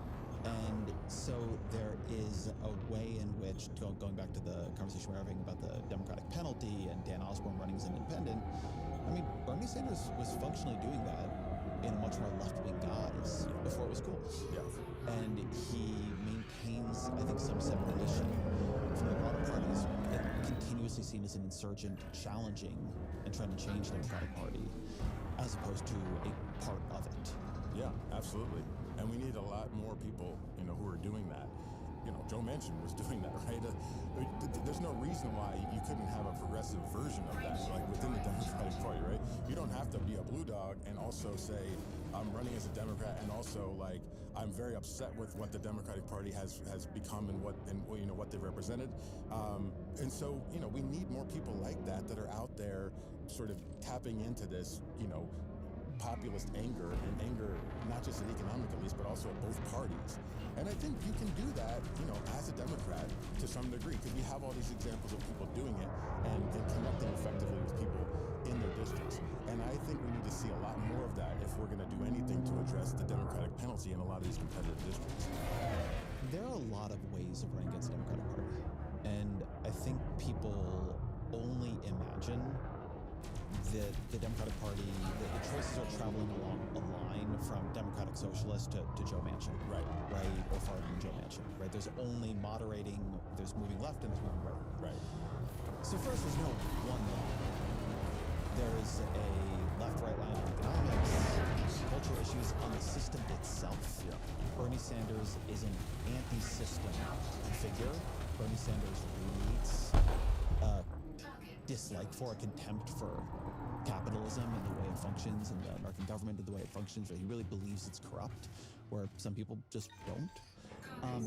You see in Iowa, Rob Sand is running for governor, and he's running as a Democrat who just doesn't like parties, doesn't really think we should have parties, right? He's a moderate, and he's running against the Democratic brand in a very different way than Bernie Sanders does. I mean, you mentioned Jared Golden in Maine, and he's pro-tariffs, and you can run against the Democratic Party from the left, you can run against it from the right, you can run against it as corrupt, you can run against parties as out of touch, right? There's a million ways to do it. But Joe Biden, who had moved quite to the left, was a fundamentally pro-system politician, right? And Kamala Harris coming after him was also a very pro-system politician, even as her voting record was very, very liberal. And I think people mix all this up as one thing, but there are many things, and you can choose to be pointing in different directions on them at the same time. Yeah, without a doubt. And also, it's not, this idea of like being an authentic working class person who like kind of reads working class, like that also doesn't necessarily tap into this sort of, genuinely populist anti-system mentality, right? Like I think Tim Walz is an interesting example of that, where he's like this guy who, seems like created in a lab to be like the liberals' version of like a working class dude, and he kind of is, he got the plaid shirts like me, and he's got the, he was the coach and everything, and he's plain spoken, but he doesn't have that. Like listening to his speeches, I mean, and he's a great politician and everything, but listening to his speeches, he doesn't have that fire, that sort of like anger, that sort of like just like Bernie level, like this system is just out of control, it's corrupt, it needs a fundamental reckoning. And until we have more Democrats that have that kind of feeling about the system, then I don't think many people are going to take seriously that they really care about making fundamental or really significant changes to the status quo. Like Kamala Harris talked about, there's a couple, corporations generally play by the rules, but, some are doing price gouging, pharmaceutical companies, and, we need to clamp down on that. That's what we call like populist light, The strong populism, which we try to test, is sort of like, corporations have been screwing over workers for decades. American workers are the backbone of this society, and we need to do everything we can, focus like a laser on making their quality of life better and for, giving them the American dream that they deserve. And we need to stop these rapacious corporations from running roughshod over our politics and our economics. And that kind of messaging that taps into that sense of just like complete disillusionment with, political and economic elites in this country, I think really resonates with working class people, and I think more Democrats should be doing it. We're talking, obviously, in New York City right now. What have you thought of Zohran Mamdani? Well, I think, he's an exciting candidate for New York City, and to the extent that, I've been on the left for a long time, and, I think he represents a maturation of the U.S., or at least the New York City left, in terms of, just a couple years ago, you wouldn't really imagine a Democratic socialist candidate like him, like just being so focused on bread and butter economic issues. He might have gotten, critiqued for not focusing enough on all the other issues that people in his base would have cared about. And, so to that extent, I think it's positive growth. And, it shows at least the charisma that he has and the ability to be super relatable.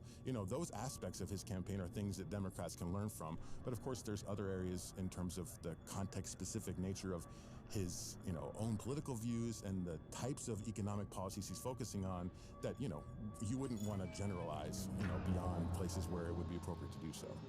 And the extent that people say, oh, well, Mamdani won in New York, and so that shows that you can go to, whichever other place in the country and have whatever views you have, however progressive they may be on, social and cultural issues, and have whatever positions you've ever taken is not going to be an issue. Of course, that's not true, right? I've been thinking a lot about how generalizable his media campaign is.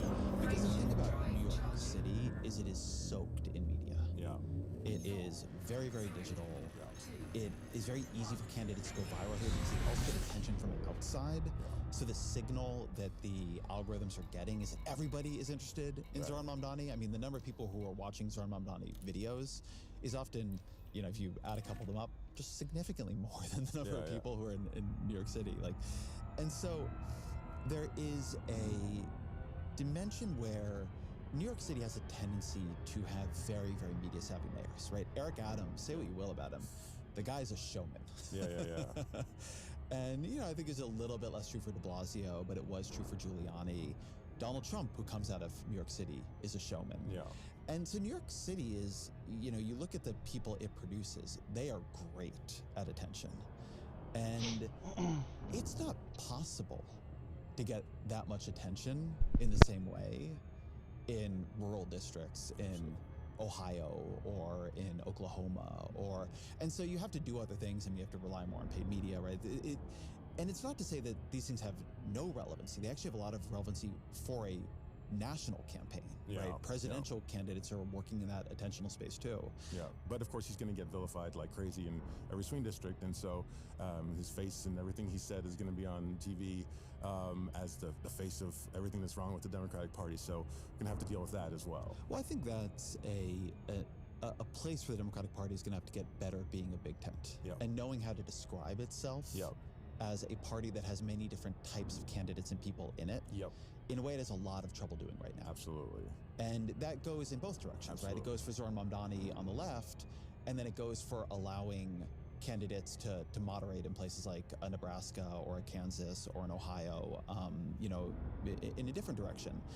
And the parties did not used to be nearly as nationally unified as they are now. This is a historical aberration from where we've been. And I think this is going to become more important. Can you actually treat that as a strength, not something you're always explaining away?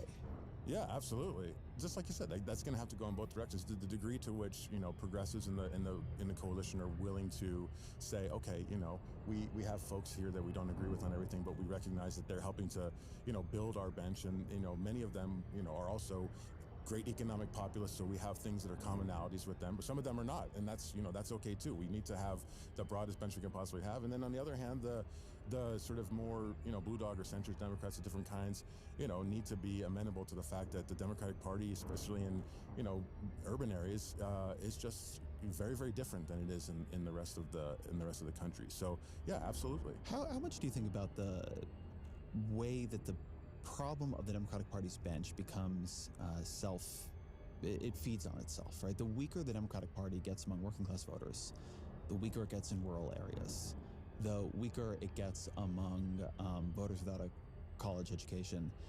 It just becomes harder for the Democratic Party to find candidates in those groups because there are just fewer of them. And they're more unusual when you do find them.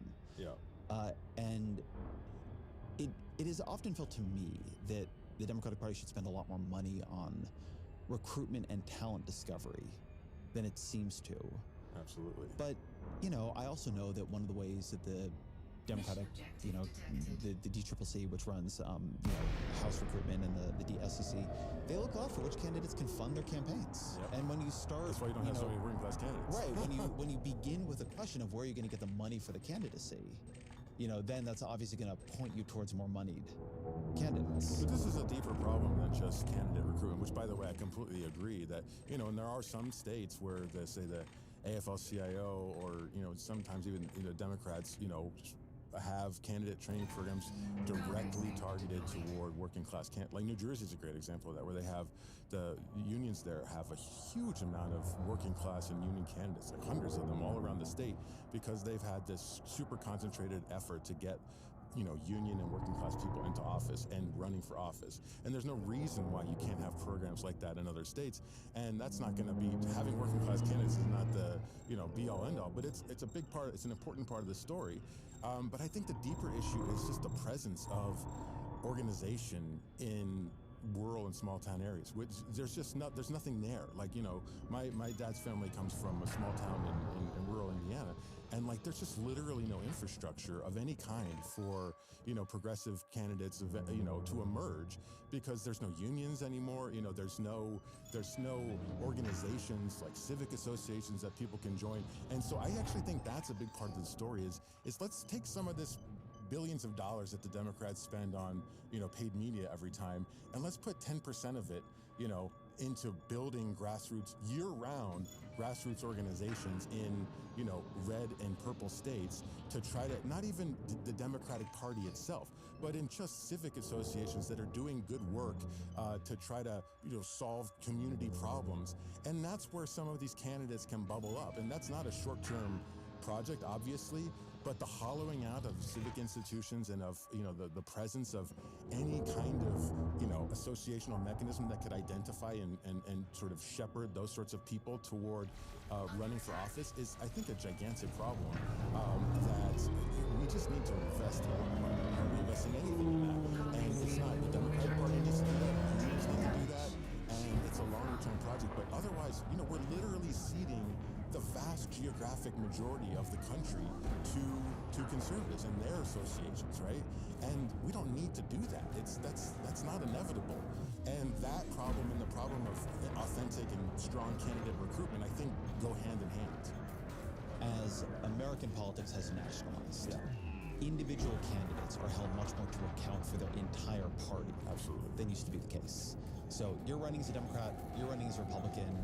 In 1994, it was easier to run as a very different kind of Democrat or a very different kind of Republican than now, where people say, yeah, I know you, Sherrod Brown, I've known you forever, but I know what the Democratic Party is too. Yeah. And you vote for Chuck Schumer as majority leader, right? Or the flip, right? You might run moderate Larry Hogan in Maryland, who was, governor of Maryland and a popular politician there.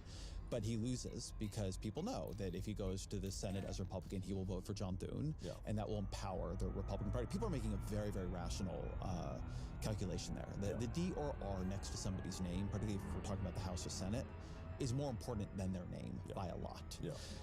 But getting the parties to a point where people feel represented by them, right, lowering for the Democrats that Democratic penalty in Rust Belt states is really, really, really important. Because people are weighing the party so heavily in their voting decisions now, the party itself is a brand they kind of like in the places where you actually need to win. Well, I mean, one question I think it's an open one that I don't really have a great answer to is, what is the most effective means of changing that brand? Because it's certainly not going to come from the party leaders, saying different stuff, because, nobody really listens to them anyway. I think it's going to come through these politicians, on the ground trying to, district by district, tell a different story about the Democratic Party until we can find a point at which, more working class people and a more diverse array of contexts are willing to take Democrats seriously. And that means that Democrats need to start winning seats in some of these, much more difficult contexts, and they need to start learning how to be more effective at messaging. Is it moderating? Well, sometimes, but it's also sometimes just like taking a progressive position, but talking about it in a way that's resonant with people. So it's like, okay, well, we want to have a reasonable position on immigration. It doesn't mean we need to go to Trump land on this and be dehumanizing and treat immigrants with like disdain and all the things that they're doing. But it means we need to say, people that are playing by the rules, that have been here in the United States and contributing to our economy, they're a meaningful part of our society. And, if they're not criminals, they should, have a pathway to citizenship. That's a viewpoint that the vast majority of Americans agree with. And it's not a conservative position, it's a progressive position. And so, is that moderation? Well, I mean, maybe compared to, open borders or something, but it's still a robustly progressive position. And I think there's a lot of things like that Democrats could do, that would both be amenable to people in their coalition that they need to keep on board, and also, enable them to message more effectively among people that are very skeptical of Democrats currently. I think people have gotten way too pessimistic about changing party reputations. Okay. We have watched it happen over and over and over again in the past couple of decades. Bill Clinton substantially changed the reputation, whether you think that was for better or for worse, of the Democratic Party. Donald Trump substantially changed the reputation of the Republican Party, changed who votes for it. Barack Obama changed the Democratic Party in his era, at least. But what's the common somewhat. denominator in all those cases? Party leadership. Right. But it's not going to come from the current party leadership. So that's what I was about to say. So I think a thing that is a bit distinctive about the Democratic Party in the past couple of years is I think in a strange way it's been leaderless. Absolutely. I think that Biden ran as a consensus candidate in a very strange year, the pandemic year. And he was just sort of, everybody could agree on him in the Democratic Party. And he built this big coalition with the Bernie side of the party, and he was a very coalitional candidate in a way that really decided not to try to reshape what the Democratic Party was. He was trying to bring all the factions in and keep them on board. And by then, he was already very weakened as a communicator and party leader. Right. And then 2024 is such a strange year, right, with him dropping out and then the nomination being passed to Kamala Harris with no primary at all. There's no time for a party leader to exert control over what the story of the Democratic Party is, where it is going left, where it's going right, where it's just changing its position.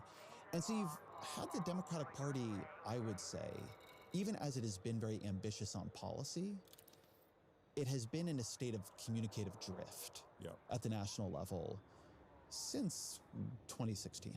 Yep. And so then what the next party leader does in 2028 is going to really matter. Mm-hmm. And what kind of leader the Democrats pick. Is it somebody who is understood as trying to change the party, somebody understood as representing its current mainstream? That will really decide what the future of that looks like, at least in the immediate term. Yeah, but that's probably going to depend to some degree on the test cases from 2026, right? So it's partly why, it's really important to sort of get a lot of these folks out there that are, I think the more promising candidates to provide these models that we could try to push for, in 2028. I don't want to speculate about 2028. I have no idea, but, it's somebody like these candidates that we're talking about, who are from a Rust Belt state or from a more of a red state, and that have this very, very kind of relatable attitude, and who are really driving home economic populism and have sort of attitudes that are, out of step with like the way Democrats would traditionally talk. Like that's the kind of candidate that we need. Whether or not we'll get one, who knows? I think that's a good place to end. Always a final question: what are three books you recommend to the audience?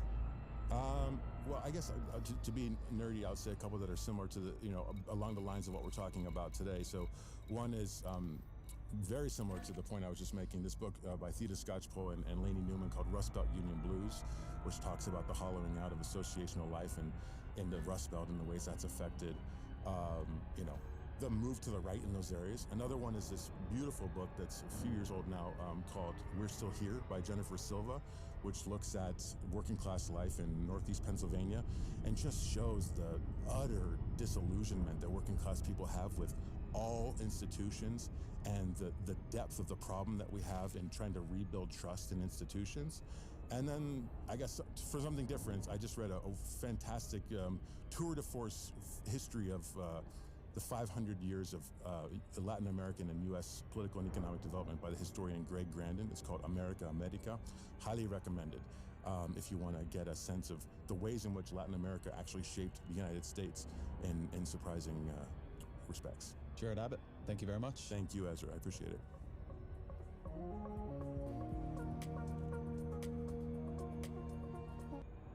So, guess what, guys? Graham Plattner's tattoo has made me more ride or die for him than ever. Let me explain my thinking here. So, as Ryan and Emily covered yesterday, Maine Democratic Senate candidate Graham Plattner is under fire for a variety of old Reddit comments and an extremely poor tattoo choice. So here is that tattoo, revealed in a pic of Graham drunkenly serenading the crowd with Miley Cyrus's Wrecking Ball as a gag at his brother's wedding. Honestly, it's a good song. You guys should listen to it. Graham says he got the tattoo with a few of his buddies in the service during a drunken night of shore leave in Croatia. That's believable. And it turns out it's not just a cool-looking skull and crossbones, but a Nazi insignia. Well, yesterday we received the update that he has already had that tattoo covered. Let's take a listen. I think that racism and anti-Semitism are a long scourge on our society and a long scourge on our politics. And I think it has no place in our world. For that reason, I have gone and gotten it covered up. Last night, I went to a tattoo parlor and I got this to cover up the skull and crossbones. It's a Celtic knot with some imagery around dogs because my wife Amy and I have two wonderful dogs that we love a lot. This far more represents who I am now than even the skull and crossbones did. which I thought that it was. So now the tattoo is obviously still hideous visually, but no longer hideous symbolically. So what are we anti-fascist leftists and progressives to do with all of this? Well, the first and most important question to answer is this man actually a secret Nazi? Obviously, if the answer was yes, that would be disqualifying. But from the available evidence, the idea he's actually a Nazi seems utterly preposterous. Here, the likely, by the way, Palantir hacked Reddit leak is very useful. We can read through a wide variety of Graham's often impolitic comments, which he made when he thought he had internet anonymity and no expectations of running for public office. So what do we see in those comments? Well, some comments on sexual assault and race that are definitely not progressive, for which Graham has expressed regret, and some comments proclaiming himself a psychedelic-taking communist and Antifa super soldier, which would make him about the furthest thing possible from being a Nazi. For what it's worth, he was also a Michael Brooks fan, crediting the late socialist commentator with his political shift and mourning his untimely death. So between the fact that we actually have access to his edgiest shitposts, and none of them are far right, and the fact that I am personally married to a man who accidentally got a Metallica tattoo, while sober I might add, but he thought it looked cool, so he just went for it. I do believe Graham's Croatia shore leave story and think we can confidently reject the theory that he is somehow a secret Nazi. For me, this makes the question of whether to continue supporting Graham or not extremely simple and also vitally important. In fact, I genuinely believe that this Graham Plattner question is at the heart of what course the Democratic Party is going to take for the future. Will establishment Democrats continue to limit the field to the most professionally boring and uninspiring people on the planet? Or will the Democratic base reject their smear tactics and force a new anti-oligarch direction? Because if you are opening the gates to a broader range of candidates who haven't just been planning presidential runs since they were like 5, like total psychos, you're gonna get some warts. You're gonna get some weird tattoos, some off-color remarks, some very messy life trajectories. The reward, though, is you get a party that doesn't give America the ick. As Emma Vigeland puts it, quote, censorious hall monitor liberalism that refuses to accept growth in people unless you're a corporate centrist and all is forgiven, just ask Cuomo supporters, is far more of a threat to the Democratic Party's chances in the future than anything dug up on Graham Plattner. And it's more than the Democratic Party's chances which are at stake here. Status quo neoliberalism has failed to deliver for people, and those failures are exactly what enabled the rise of fascism. The question of whether the Democratic Party base can elevate new candidates with new profiles and most critically new politics is existential for the party and for the country as a whole. So Graham's tattoo also raises the question of, what do we even consider to be a scandal? They want you to believe that a bad drunken tattoo is more scandalous than bad policy backing billionaires at the expense of ordinary people, and support for genocide at the expense of our souls. We have to fight that view with everything that we have. In Maine currently, there's a choice between 2 leading candidates on the Democratic side. You've got the sitting governor, Janet Mills. She's the choice of Chuck Schumer and the DSCC. As governor of Maine, she has opposed a millionaire's tax. She vetoed adding higher income tax brackets. She opposed hiking corporate taxes, but she did implement a cigarette tax, which will disproportionately hit the working class. Now, she did pick a fight against Trump, which I appreciate, but if it's not matched with a willingness to confront capital, it is not nearly enough. Mills also opposed local Israel divestment efforts in Maine. She threatened to veto statewide divestment efforts. She's been silent on the genocide and just generally toes the lockstep pro-Israel line. She also happens to be the least popular Democratic governor in the entire nation and would end her Senate term well into her 80s. Do you really believe that that is the type of candidate that Democrats should rally behind for the future of the party, let alone the country? Now, Graham supports a billionaire minimum tax, strongly supports Medicare for all, wants to surge federal government direct housing construction to deal with housing affordability, wants to end the forever wars, and especially to end the genocide and bring peace and justice to Palestinians.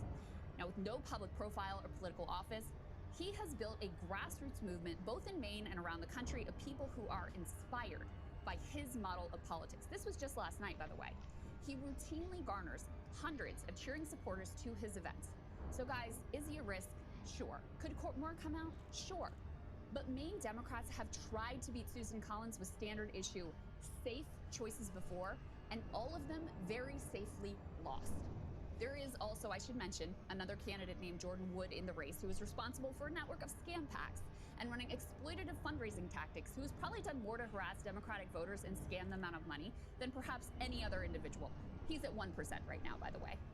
So I'm encouraged by what I've seen so far in response to Tattoo-gate. Congressman Ro Khanna, Senator Sanders, Senator Heinrich, they're all standing behind Graham. Even a sort of centrist-ish Democrat, Ruben Gallego, did not throw Graham under the bus. Here are Bernie's most recent comments. Clip is a little long, but I couldn't cut any because you guys need all of this pure quintessential Bernie. I do have a question about your endorsement of Graham Plattner. Are you What was the American healthcare system, no? Well, it's something he talks about a lot, right? Well, let me just say a few things. Number one, I am impressed that the media is so concerned about the tattoo that Mr. Plattner has. Meanwhile, as a result of Trump's massive cuts to Medicaid, the estimate is that if we don't change that, 15 million people are going to lose their health insurance. 50,000 people are going to die. Maybe equivalent to the importance of Mr. Plattner's tattoo. In terms of Mr. Plattner, this is a guy who served four terms as in combat. He was a Marine, 4 tours of duty. He was a machine gunner. He saw friends die. He came out of that war, as he is acknowledged, with PTSD, got good treatment at the VA, got his life together. Wars that our government put him in. Who served his country, who suffered, who had some difficult moments, who said things that he shouldn't have said and he has apologized for. But I think that this country isn't about anything. It's about understanding that every person, me, you, everybody else has done dark moments in our history, and we go on. I think the issues that Graham is talking about, the need to deal with massive income and wealth inequality, healthcare is a human right, raising the minimum wage are the issues that are going to resonate in Maine, resonate all over the United States of America. So you're standing by your endorsement? Absolutely. Can I ask you about the tattoo? Do you think it's necessary that he gets it removed or covered up? Look, once again, we are dealing with a collapsing healthcare system. As a result of Trump's policies, 50,000 Americans may die unnecessarily every year. And you were asking me about whether or not a guy should get a tattoo removed? Sorry. He said he was going to remove it. Classic Bernie. God. I also spent a good bit of time reading through the replies from the Normie Dem PodSave audience under their interview with Graham. I didn't see a single negative one. In fact, I've actually seen more nervous lefties than liberals, possibly because of our past John Fetterman trauma, which I do understand.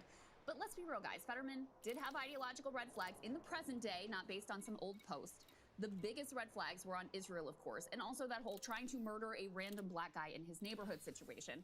Also worth remembering, though, that Fetterman has literal brain damage, which apparently made him basically a different person. So it does seem like a pretty unique situation. The other intelligent critique I've seen from lefties is just basically, listen, guys, we got to pick our battles, and the Nazi tattoo guy is just not worth it.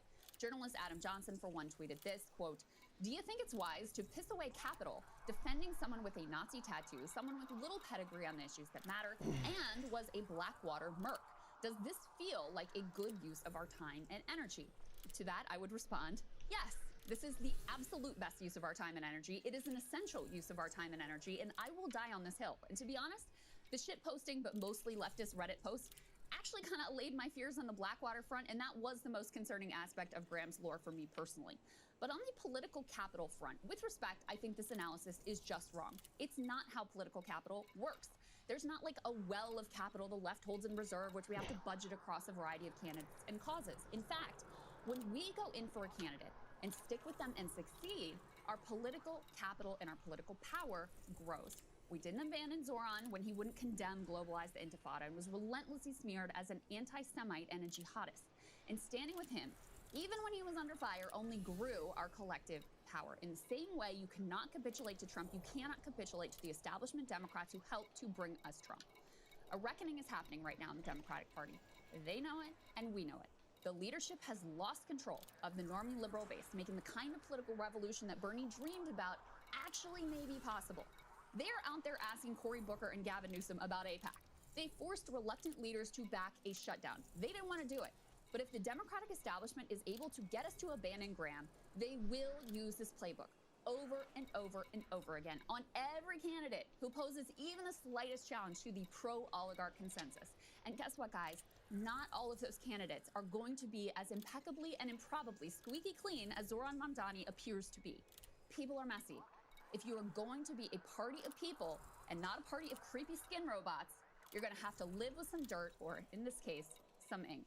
And Sagar, we got a poll out this morning. Think we have it? We can put it up on the screen. Hey guys, if you want to see what I had to say to Crystal's monologue, not just this one, all of them, go. All right, guys, we got to talk about this here. This is kind of crazy. There's a Republican congressman who had an affair with one of his top aides. And then that top aide set herself on fire. What? This is how the story goes. I'm not kidding. So they say, married congressman had alleged affair with aide before she set herself on fire. Bombshell revelation as police blocked the release of the 911 call and other evidence. So Texas Congressman Tony Gonzalez, Republican, just saying, allegedly had an affair with a senior aide who later died after dousing herself with gasoline and setting herself on fire, multiple sources told the Daily Beast. Regina Aviles, 35, poured gasoline over herself before becoming engulfed in flames at her home on September 13th in Uvalde, Texas, about 2 hours west of San Antonio. The married mother of one, Jesus Christ, who was separated from her husband, had served as Gonzalez's regional district director in Uvalde since 2021. Sources who spoke with the Daily Mail on the condition of anonymity said that Aviles and the married congressman became romantically involved after she joined his staff on November 21st, 2021. Gonzalez's spokesman refused to deny the affair when repeatedly offered the opportunity by the Daily Mail. One source told the Daily Mail that their relationship continued for some time and that Aviles' husband, Adrian Aviles, was aware of the relationship at the time of her death. Two additional separate sources also confirmed the alleged relationship with Gonzalez. Gonzalez, 43, Republican represents a vast district that stretches from San Antonio through Uvalde to El Paso, covering some of the most volatile stretches of the U.S.-Mexico border. So this is Regina right here. Rest in peace. This is a creepy story, bro. This is the guy with Elon Musk right here. This is Gonzalez with Elon Musk. This is a creepy story, bro. I'm just saying. There's parts of this we're not getting. We are not getting parts of this for sure. Aviles was frequently seen by his side, including during Elon Musk's high-profile tour of the border in September 2023. At the time, Eagle Pass was considered the epicenter of the border crisis. Photographs from Musk's visit show Aviles standing close to the congressman and the billionaire as they surveyed areas where thousands of migrants had surrendered to U.S. Border Patrol. Regina Aviles was a kind soul who had a lasting impact on her community, which she continued to serve until her untimely death. A spokesman for Gonzalez told the Daily Mail when reached for comment about the alleged affair, to see political bottom feeders distort the circumstances around her passing is truly sickening. Tony Gonzalez remains laser-focused on delivering historic achievements for Texas and condemns any attempts to misuse this tragedy. What does that mean? Who's misusing the tragedy? The fact that you're having an affair with a woman and she winds up dead, I mean, it's perfectly natural for people to go, huh, that's a little weird. Huh, maybe that deserves an investigation. But yes, let's go with investigation. Because, of course, like, I mean, I don't know anybody who wouldn't think that in this moment. But here he is going, how dare you? I don't know what you're objecting to. What are you objecting to? Nobody literally directly blames you, yet. But right now, people are just going, huh, questions? Yeah, I have a lot of questions. The spokesman didn't engage when repeatedly offered the opportunity to deny the affair. Aviles and her husband had separated after he learned of the affair sometime this year, a source said, but continued to co-parent their 8-year-old son. Adrian, who runs a video surveillance business, did not respond to the Daily Mail's request for comment. Sources added he had installed cameras at the home once they once shared, and that the footage of those devices captured his wife pouring gasoline on herself. She was willing to give up her husband. The Uvalde Police Department told the Daily Mail that the video had been turned no, over thanks. to the Uvalde Department of Public Safety Crime Lab for review. Aviles, known by friends and family as Reggie, was airlifted to San Antonio but died in the hospital the next day. Jesus Christ. But, like, how do you fucking... What a horrible way to die. What a horrible way to kill yourself, right? So here's Representative Gonzalez and Reggie here. The last thing she said is, I don't want to die. Aviles' mother, Nora Gonzalez, told the San Antonio Express. Jesus Christ. It isn't clear when Aviles' mother spoke to her daughter. She described the incident as a tragic accident. A tragic accident? What? Gonzalez, a father of 6, did not attend Aviles' funeral held on September 25th, according to sources. Ooh. I mean, my guess is he didn't... What, does he feel responsible? Is he hiding something? He did not want to want to see the ex-husband. They did not want to see the mother. I don't know, man. This is dark. Investigators have not yet released a cause of death. What? The medical examiner told the Daily Mail that autopsy results remain pending, though authorities believe the death was self-immolation. Regina Santos Abeles was alone in her backyard when the fire began, which ultimately caused significant injuries and required her transport to the emergency room, Uvalde police said in a statement. So, look, just release the video so that we know what happened, right? Like, that's the thing is, maybe it's an accident, maybe it's not, but that's the only way we know. Because I gotta be honest, if you don't release the video and prove what happened, a lot of people are gonna be saying, huh, what role did this guy play? Are we getting the whole story here? Because this is a very bizarre way. I gotta be honest, when I first read it, I went, not sure, that sounds like a suicide. So, but they can prove it. They can, we can know for sure if it literally is on video. You don't even have to show the gruesome part, just show right up to it, right? At this stage of the investigation, we do not have any information to suggest that anyone else was involved. Days after her death, reporters were disinvited from an event where Gonzalez had been expected to face questions from the media. Oh my God, so they're playing Weasley about it. He had been scheduled to attend the opening of a research facility in San Antonio on September 22nd, but organizers later barred press access. Following Abeles' death, Gonzalez's office issued another statement to media upon their request, but has yet to address the death of his staffer. He didn't even fucking mention it at all? This is her husband, Adrian. Jesus Christ. Is at their home. She was found engulfed in flames at her Uvalde home on September 13th. Mother. How is this the first time we're hearing this? If this happened in September, Jesus. We're all heart-stricken by the recent news. Regina devoted her profession toward making a difference in her community. She will always be remembered for her passion toward Uvalde and helping the community become a better place. The Uvalde Police Department has since blocked the release of public records related to the congressional aide's death. See, now that's fucking weird. Why? Why would you block the release of public records? And how do we know that the Uvalde police, who, by the way, they're sort of known for being the biggest bitch-ass police department in the world, right? Weren't they the ones who, like, were waiting in the hallway as kids were getting gunned down and it was on video? Yep. Wasn't that Uvalde? I think that's Uvalde. So, the Uvalde police, how do we know they didn't get a call from Gonzalez saying, like, don't release any of that shit? Now you're begging me to ask more questions. What the fuck is going on here? What is going on here? Because, again, it's not, for somebody to kill themselves, I mean, like, the last way you would pick is to douse yourself with gasoline and light yourself on fire. Because you're just begging for excruciating pain. Usually when people want to kill themselves, they want to make sure there's no pain. Want to make sure, okay, like, you shoot yourself in the head or whatever it is. But this, like, who would do that? Who would do that? Which, again, just begs a lot more questions that are being answered in this moment. In a letter to the state attorney general and to the Daily Mail and other requesting media outlets, investigators said they would withhold material, including the 911 call, video evidence, and police reports, while they petitioned the attorney general to keep the file sealed. Why? Why? You could just prove that the congressman had nothing to do with it. Or maybe you can't. Maybe you can't. The unusual move... okay. Just imagine for a second, this was a Democratic congressman instead of a Republican one. I want you to imagine that. Imagine it's a Democratic congressman instead of a Republican one. This would be blasted through Fox News 24/7. It'd be one of the leading stories, and all the right would be saying, the Democrat killed her. The Democrat killed her. The Democrat killed her. Nonstop. Left-wing Nonstop. violence. But now, when it's a Republican, somehow everybody's, shh, only the Daily Mail reported on it. We're talking about it, but nobody else fucking talking about it. And it's like, they just get away with shit. The left doesn't. Like, I'm sorry, Democrats, liberals, and leftists, we can't get away with shit because that right-wing media apparatus is just on your ass 24/7. Meanwhile, here you have, this is just, they are begging for this to become a scandal and to blow up, and everybody's fucking falling asleep on the job. That's what's happening. That's what's happening. The unusual move, given that similar records are routinely released in active investigations, even when criminal charges are pending, has fueled accusations of favoritism toward Gonzalez, whose political influence looms large in Uvalde. A local councilman, Ernest Santos, publicly questioned what appeared to be an endorsement of Gonzalez by Uvalde Police Chief Homer Delgado, while the congressman campaigns for re-election. There you go. See? It's the favoritism. Here we have a chief of police endorsing this candidate, and we have this happen with an employee of Tony Gonzalez. We must remain neutral. We need to make sure we do everything by the book, Santos told Express News. Following the criticism, Delgado said Gonzalez had used his name without authorization. Gonzalez's team quietly removed the endorsement post from the campaign. social media pages shortly after. Wow.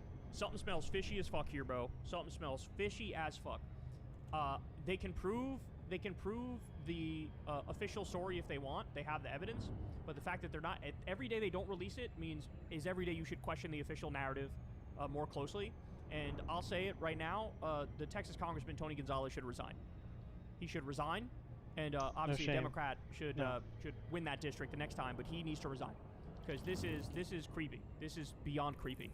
And this is something that, if you're not going to release the evidence that proves you played no role in this, then why should anybody believe you played no role in this? Why should they? Why should they? So, there you have it. Disgusting and disturbing story. All right, guys. All right, y'all. I love y'all very much. You guys know the drill. Everybody, please do me a favor and subscribe to the channel. That helps out big time and costs you nothing. You can also support the show on Patreon or tip with that thanks button below me on YouTube. You could also... I mean, it does raise the question, should we just have AI as governing the country? Like, would that be better? Shut up. Yeah. I mean, like... Yeah, the ballroom's going to transition into an AI data center, and all the CEOs are going to be there that tried to pay for it, and they're just going to... And then they're just going to sort of, whatever they do, program the AI to just run the country and kill us all. Welcome to Pod Save America. Hitlers. I'm John Favreau. I'm Dan Pfeiffer. And I'm Alex Wagner. On today's show, we're going to talk Trump's demand that the Justice Department pay him $230 million, handing over the keys to our elections to election deniers, the demolition of the East Wing, the latest with Graham Plattner in Maine, and all the elections coming up in less than 2 weeks. Then you'll hear Tommy's conversation with Denise Fariozzi from the Pipeline Fund about building a deeper Democratic bench and why it's so important for people to run for local office. But first, Alex, welcome back to the show. Oh, guys, I'm thrilled. Now, contractually, Dan is supposed to be in the same room with me, so I'll have to talk to HR about that. Well, you didn't come to. If you had come to the West Coast, then we could have done that. Yeah, okay. All right. Well, you know, we're working to out have both of you sitting around this table with me. We would love to be. We would love to be. I'm happy to be here because it's a big day for me. Huge day. As a cousin to the Crooked family. Tell us all about it. You have your new podcast, Runaway Country. Yes, Runaway Country is live. The first episode is out. For people who have missed my shameless and unending promotion of it, I'll just give you a little taste. It is all about hearing from people who are at the center of these big headline stories that in many ways have become abstract because there's so damn many of them. And this week we are talking to an immigration court judge who was recently fired because Trump is firing all the people that know about immigration law, and who has had firsthand experience dealing with ICE agents in the courtroom and outside of the courtroom, has had to adjudicate wrenching cases as sobbing and screaming is heard through the walls on the other side, had a case log of thousands of cases. There, I think, are only 600 of these judges left. They have to deal with 3.8 million immigration cases. And it's really a story from, a human firsthand perspective about what Trump is trying to do to our system of due process. So we have Judge Anam Petit, who's our person giving us that visceral, emotional storytelling, and then some really high quality analysis from the great Andrew Weissman, who is himself a target of Trump as a former member of the Department of Justice, and talks a lot about kind of what we can expect in terms of rule of law and its erosion in the Trump years. It's a very good conversation. I'm proud of it. I hope everybody likes it, and you'll leave angry, but maybe inspired to try and do something about it. I absolutely loved the first episode. I loved the idea for the podcast and knew that you would crush it. But when I listened to the first episode, it reminded me that, especially in the second Trump administration, there's just so much news, so many headlines. And to me, what's broken through and really made me angriest and inspired me are these individual stories of people who've been affected by what's happening, because I think that can get lost in just the discussion of the headlines. And sitting down and listening to the judge speak and what she's gone through, what she went through, what's happening in a lot of these courtrooms, it was fascinating, enraging, and it did inspire me to keep going. So well, and also maybe I think we just need some storytelling to help us understand the moment, right? It's just it's become kind of abstract. That's for those of us lucky enough not to be affected directly by, family members getting snatched off the street or losing their health insurance or whatever the issue is. But I think it's really important. I know I have a lot of friends who are like, I don't even know how to parse it. You know, I don't know how to think about it. And I think one way is just on the human level. So that's Runaway Country, guys. New episodes of Runaway Country drop every Thursday on YouTube and wherever you get your podcasts. So go ahead right now. Go subscribe while you're listening to this so you don't miss an episode. You'll thank us later. We're excited, Alex. All right, let's get to the news. People are paying higher prices thanks to Trump's tariffs. Inflation's on the rise. Unemployment's on the rise. Health insurance is about to get a lot more expensive for millions. And we are recording this on day 23 of a government shutdown that has left hundreds of thousands of people out of work. Many who won't get their jobs back because the White House has decided to use the shutdown as an excuse to just fire people. But good news. Thanks to the presidency, Donald Trump has never been richer. And now he's demanding that taxpayers cut him a personal check for $230 million. The New York Times reports that Trump filed complaints against the federal government for investigating his many alleged crimes. And now the federal government, run by Donald Trump, is likely to settle those claims in Donald Trump's favor. Surprise, surprise. To the tune of up to $230 million paid for by all of us. Trump was asked about this novel arrangement in the Oval this week. Here he is. I don't know what the numbers are. I don't even talk to them about it. All I know is that they would owe me a lot of money, but I'm not looking for money. I'd give it to charity or something. I would give it to charity. With the country, it's interesting because I'm the one that makes a decision, right? And, that decision would have to go across my desk. And it's awfully strange to make a decision where I'm paying myself. But I was damaged very greatly, and any money that I would get, I would give to charity. He was so damaged, so damaged that he won the presidency. And yet I will go ahead so and damaged. do it anyway. But rest assured, I'm sure he will be giving it to a charity that all the American taxpayers probably support, right? Mind-boggling corruption here. We haven't even gotten to Trump's pardon of the crypto terrorist financer who made his family rich. We'll get there. But I'm sure a lot of people are wondering, how the hell can Trump just raid the Treasury like this? Dan? Well, technically he can't. I know this word's going to feel very 2017, but do you remember emoluments? I knew you were going to say it. Now, old school, but early season. What, Kitty? Yeah, I know, but there was a lot of Hatch conversation. Hatch Act is ongoing. No longer, and we will point out on this podcast many times Trump is immune from the Hatch Act. But emoluments. Where'd you go, fatty? There was a lot of discussion in 2017. You gotta about move. I don't want to run over your foreign feet. governments buying hotel rooms at the recently departed Trump Hotel as a way to put money in Trump's pocket. That worked his way. The courts did not happen. There is another emoluments clause, which is very specific to domestic emoluments, which says that the President of the United States cannot receive money beyond his salary, as designated by Congress, from the federal government or the state government. This would be a very clear and obvious violation of that. So that is one. Never stopped him before. I mean, he's going to try to do it. Will the Supreme Court would have to twist itself in some relatively unprecedented knots to let him keep this money. They might do that, they might not. But just the process by which this happens is unbelievable because the specific Department of Justice manual says that any award, any sort of reparations award like this of more than $4 million must be approved by either the Associate Attorney General or the Deputy Attorney General. The Associate Attorney General is a man who is a favorite lawyer of Trump allies, defended a lot of them through all of these cases, and the Deputy Attorney General is Trump's personal attorney. Yeah. So, seems pretty cool. Seems like he's got a good chance. Yes, it seems like he's put the right people in place. Alex, what'd you make of this story?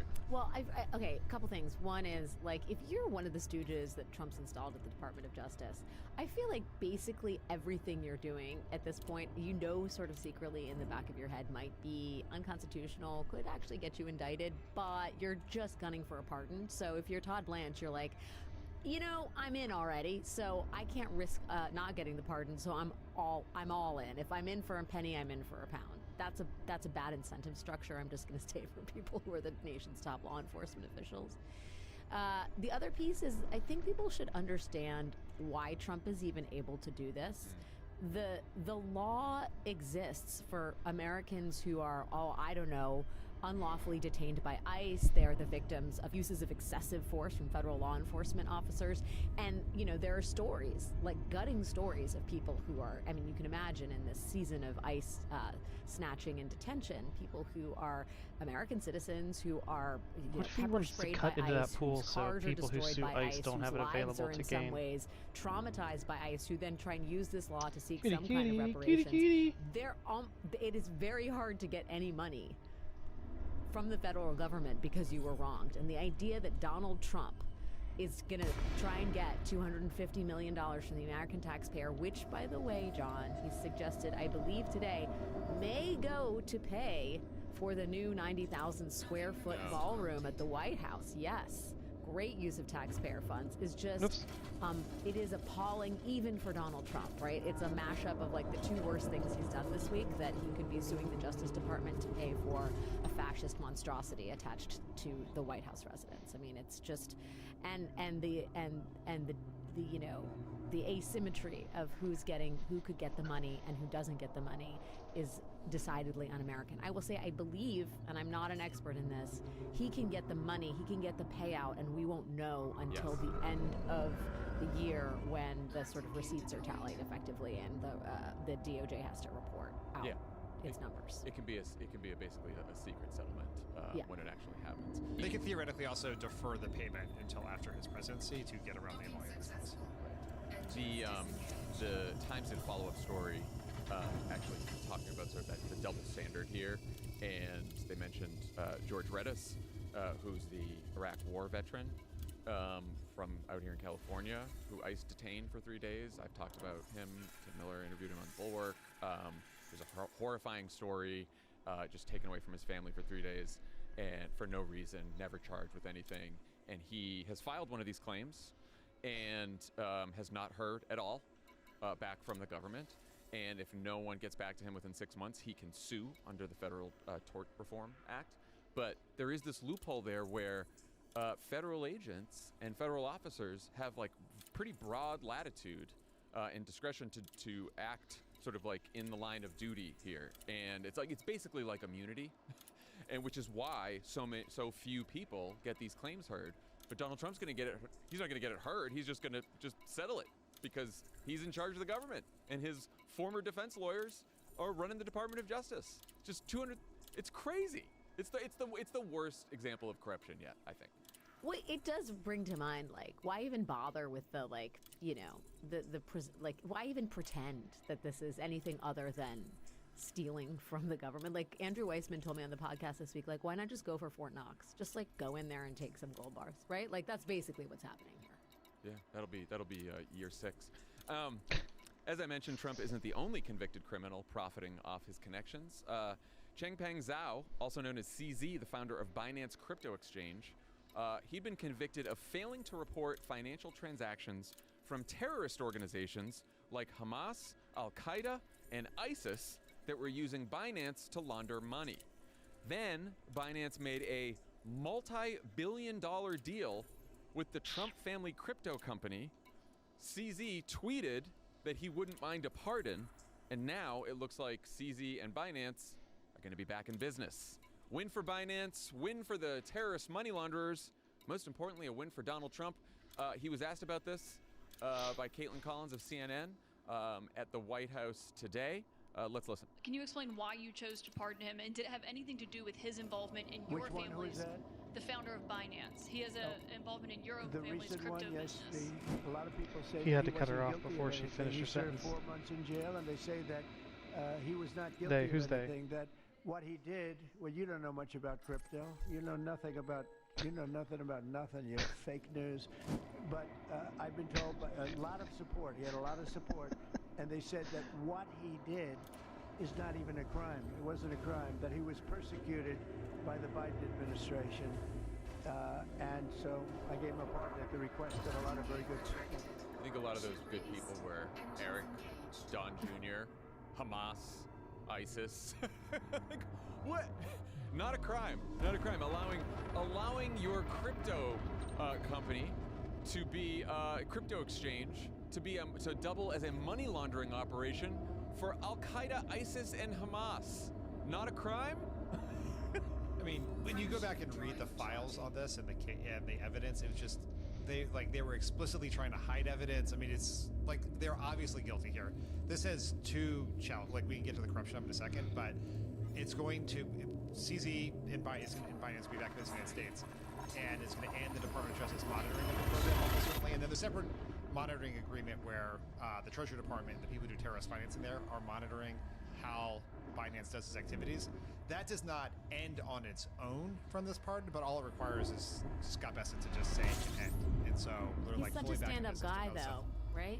I mean, Scott Bessent. Yeah. Yeah. I would trust it. He's the bulwark. He'll stand in there. Do we not care about terrorist financing anymore? I thought we were going after Antifa and not just the violent Antifa soldiers in the streets, but all of the groups funding them, right? I thought that was a big part of the Trump-Vance agenda here. No, Alex? The Antifa stuff is just so they can tap your phone, John. That's true. Yeah, well. Which I shouldn't even joke about because, yeah. You know, a quarter of the FBI agents who used to deal with cyber crimes, counterterrorism, they've been moved over to immigration enforcement. Like, you talk about the disassembly of the national security infrastructure, and it has been conducted weirdly in the shadows. I mean, even though it's clear what's happening, there hasn't been paid nearly enough attention. This is just another plank in all of that. I mean, we're now making it much easier for terrorists to launder money and fund terrorist operations, like on all levels. At the same time, the reason Trump is doing this is because, what is it? World Liberty Financial, his crypto company, has been grossly enriched by CZ and Co. And we talk about what it's going to look like if and when Trump ever leaves the White House. He's going to be, at least on paper, a very rich man because he has established a full-blown kleptocracy. I mean, that is all this is. Like, you cannot look at the, corporations that are funding the destruction of the East Wing and the pardoning of these crypto bros and as anything other than just personal enrichment on the DOJ suit. I mean, all of it's just so that he can get rich. It is full-blown kleptocracy at this point. I mean, the fact pattern here is stunning, right? Which is World Liberty Financial debuts this new coin called USD1. Binance then gets a $2 billion investment that they want paid for in USD1 coins. So it's a giant boost for World Liberty Financial and this new coin. Much of the growth in the USD1 coin has also come from its presence on a trading platform called PancakeSwap, which is administered by Binance. CZ tweets out that like any felon, he would welcome a pardon.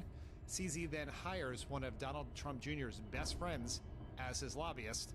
CZ gets the pardon. It's not complicated. It is not. No, complicated. you don't have to know anything about crypto to understand exactly what happens. Give billions of dollars to Trump's family, get a pardon. Have some connections, reach out to the right people, have enough money, you can commit any crime you want. And yet, if the government treats you poorly, if it abuses you, if it breaks the law to hurt you, then you are screwed. See you or later. if you're on a boat in the Caribbean or in the Pacific, right. Don't be on a boat. Today's presenting sponsor is Simply Safe Home Security. The political landscape is getting pretty scary out there. Whether you're in politics or not, you probably want your home to be a place where you can have some basic peace of mind. John Lovett set up Simply Safe all by himself, and he's been feeling pretty safe. And it's very easy to use, easy to set up. And Simply Safe smart cameras detect threats while they're still outside your home and alert real security agents. This is the game changer. The agents take action while the intruder is still outside. They confront the intruder, letting them know they're being watched on camera and that police are on their way, and even sounding a loud siren and triggering a spotlight if needed. Better. Now, you might be thinking all this corruption might make voters pretty angry, and they may take that out on the president and his party in future elections. Unfortunately, the president has thought of that too. Here's another Time story from this week. Quote, election officials from nearly all 50 states gathered on a call last month with the Homeland Security Department's point person on election integrity. And quote, many of them left alarmed because the official, who is a kooky election denier activist named Heather Honey, talked about rigged voting machines favoring Democrats on this call. During a call with election denier activists in March, right before Honey was appointed, she said that in future elections, Trump could declare a national emergency based on his team's investigation of the 2020 election that would then allow the White House to force new election rules and mandates on states and local governments. Trump himself alluded to this in the Oval this week. Here he is. We can never let what happened in the 2020 election happen again. We just can't let that happen. And so he means his the loss. way we go, I know Cash is working on it. Everybody's working on it. But certainly Tulsi's like he said, if he working on gets elected, we can't let that happen. people who again vote to for our him will never have country. to Look vote at what's again. happened. So, he meant it. What do you think Cash and Tulsi are working on, guys? So, Dan, you think what you think the intelligence director and the FBI director they're working on what do they have to do with our elections? This whole story is so bizarre in so many ways. There's like the very clear real problem or immediate problem that long before Donald Trump was making up stories about stolen elections, there were people trying to interfere in our elections, particularly foreign governments, and that's why these jobs exist, to try to stop that from happening. We know that Russia, Iran, China have tried to hack into things, interfere with elections. They're going to do that again, and now instead of having actual professionals in the jobs designed to stop them, we have a bunch of fucking morons who believe the dumbest conspiracy theories alive. So that's like a real threat. That is bigger than whatever it is they can do. Now, this person's idea that Trump can declare a national emergency and seize elections is not a thing. That's not a thing that can happen. That's not a power he has. The elections are very clearly administered by states, right? They don't have to listen to the federal government on these things. They can't change the rules. They can't suspend the election. That is not something that Trump has the power to do, whether he declares a national emergency or not. The thing that is alarming, and this is where the Kash Patel piece comes in, is in a world in which the Democrats take the House narrowly or take the Senate narrowly, you can see them, with the help of the FBI and the DOJ and the DHS, like trumping up, pun intended, investigate, claims of voter fraud and investigations. Like he wanted to seize the voting machines in 2020. His Homeland Secretary would not let him back then. His Homeland Security Secretary will definitely let him this time. And that's where, he can't cancel elections, he can't stop elections, but he has great power to cast doubt on them and mess with the counting of the votes. Yeah, Alex, I heard Andrew Weissman talk to you about this in Runaway Country, the episode about his fear that the DOJ could actually seize the voting machines, which seems to me like that should go through court before they get to seize the voting machines. No? Is Alien Cannon busy? I don't know. I mean, I think there's two things to talk about. One is the 2026 midterms, and already we know that there's going to be, with the redistricting shenanigans, which is too flippant a term for what Trump is trying to do. They're already trying to steal that election. But when you see the presence of National Guard troops, when you see Trump already laying the groundwork for saying, this is a national emergency, we need to send in security. You can see a world in which he tries to fuck with blue cities and states on election day and depress the vote. You can absolutely see ahead of 2028 fucking with early and mail-in voting. That's already in the list of demands that these psychos that are now installed in the Trump administration to oversee election integrity. That's already something they're asking for.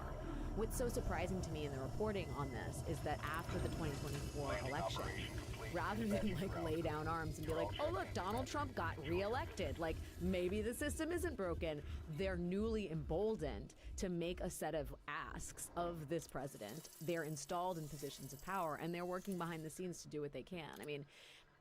The Times suggests that there could be some kind of federal intrusion into state election results. I'm with Dan. I think it's a little early to panic about that happening, but I don't think anything's off the table given where we are. The brazenness of his immigration dragnets and the lawlessness of the ICE officers and the National Guard troops trying to foment literally a civil war between states. Is it that far of a stretch to see him doing something on election day in a blue city or blue state? I don't think so. And as if we've learned from 2020, it's once you put you cannot put the toothpaste back in the tube. Once the poison is out in the air and people believe that something wicked has happened in a certain precinct, it becomes very difficult to convince people otherwise. And delegitimizing those who are elected to the House, they're not seating people who were duly elected, right? Because it's advantageous to Democrats. Anything's on the table. And people should know Heather Honey's name. Right? We need to inform ourselves about the people who are, I think, soon going to become the tip of the spear for Trump in and around elections, because we all know Rudy Giuliani. We remember Cleta Mitchell, but there's another wave. There's Gen 2.0, and they have power, and they're at work right now trying to undermine our right to vote. Yeah, I think my first reaction when I read I saw the headlines with the story, and then some other stories about like Trump appointing 2020 election deniers to look back at the 2020 election and do yet another investigation. Because I was like, oh, maybe this is just a bunch of kooks trying to fight the last war, and Trump just wants to put out some report that says, oh, it was rigged in 2020, and that's just going to be, he's going to make him happy. But this piece, it really gets to the challenge here, and what's really scary is that they are looking ahead to future elections. This is not just about relitigating 2020. This is about 2026, 2028, and beyond. And that's why people, I think, have to really pay attention to it. I will say, Trump and his goons aren't treating the White House as a rental these days. Every president puts their own stamp on the historic building, and plenty have made renovations during their tenure. Nothing in our lifetimes has come close to what Trump is doing, demolishing the entire East Wing of the White House to make room for a new 90,000 square foot, $300 million ballroom that nobody needs and nobody asked for. Like most of Trump's construction projects, he sold this one to people by lying about its costs, its footprint, how disruptive it will be. Let's listen to how Trump's explanation has, shall we say, evolved over time. It won't interfere with the current building. It'll be near it, but not touching it, and pays total respect to the existing building, which I'm the biggest fan of. It's my favorite place. I love it. You probably hear the beautiful sound of construction to the back. You hear that sound? Oh, that's music to my ears. I love that sound. Other people don't like it. I love it, Josh. I think when I hear that sound, it reminds me of money.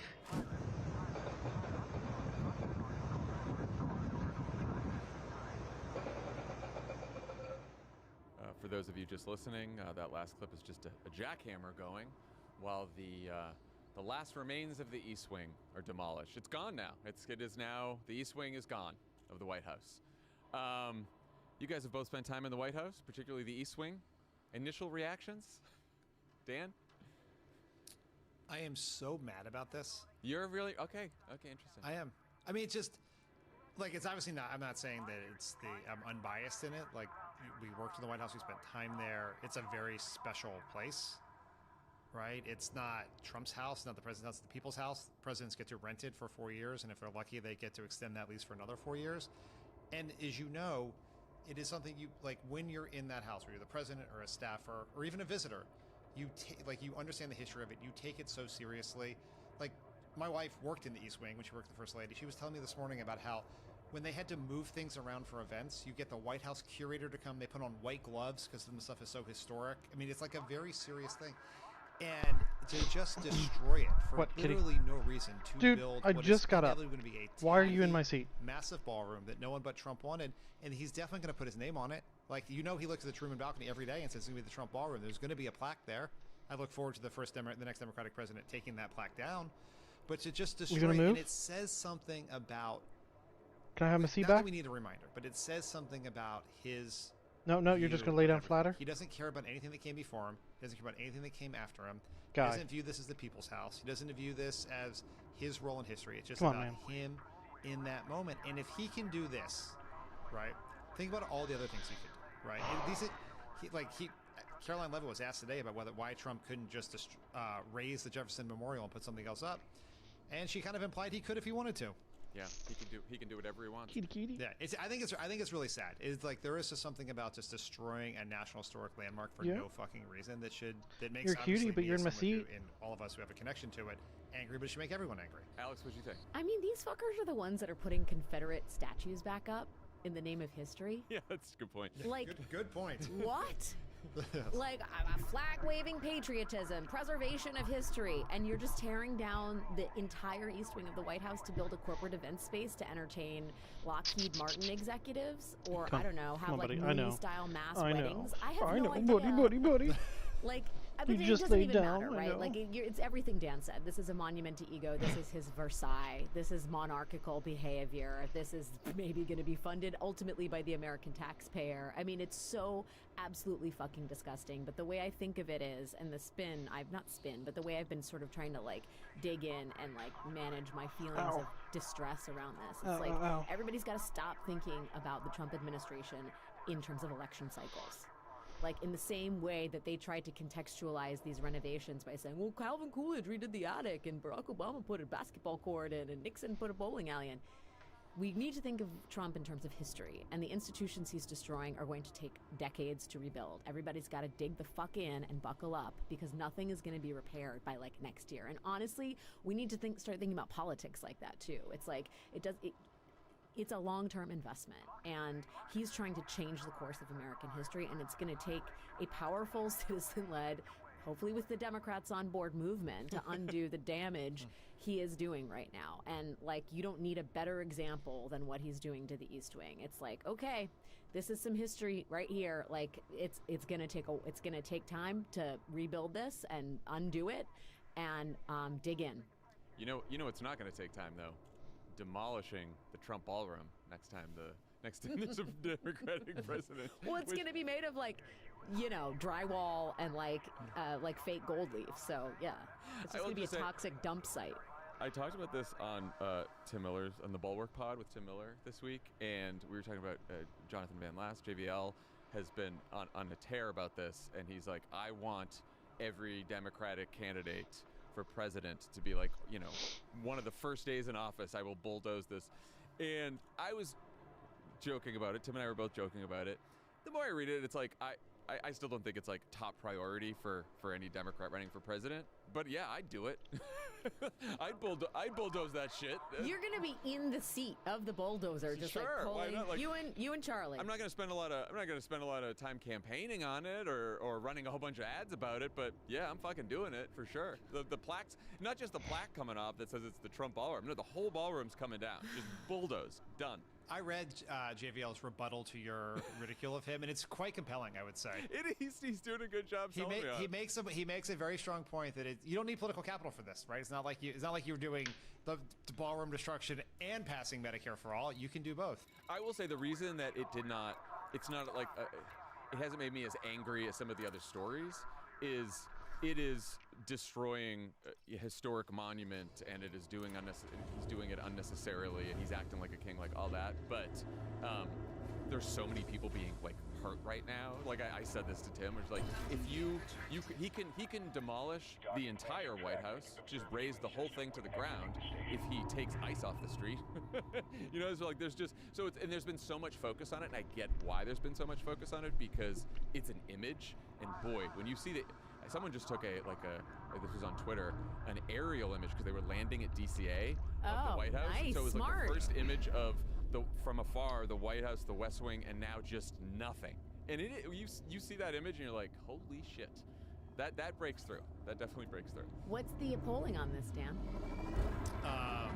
Is that your next question, Jen? Look, you could. I mean, now. Sorry, I didn't mean to insert myself. I love a good conversation like this, so it doesn't seem as. Yeah, no, Dan. I just know Dan has the polling numbers. I don't I want them. Didn't have it memorized because it was in the question. It is. Oh shit! Sorry, there's. It's okay. You've exposed me as a fraud. Yeah, okay. I'm just supposed to be just rolling out. I've been like retweeting your polling like okay, whatever. I thought you knew it, my man. Sorry. Yeah, just get yourself Sorry, a bro. ChatGPT. You don't need Dan. Message box is $7 a month. ChatGPT is $20 a month. It's quite a deal.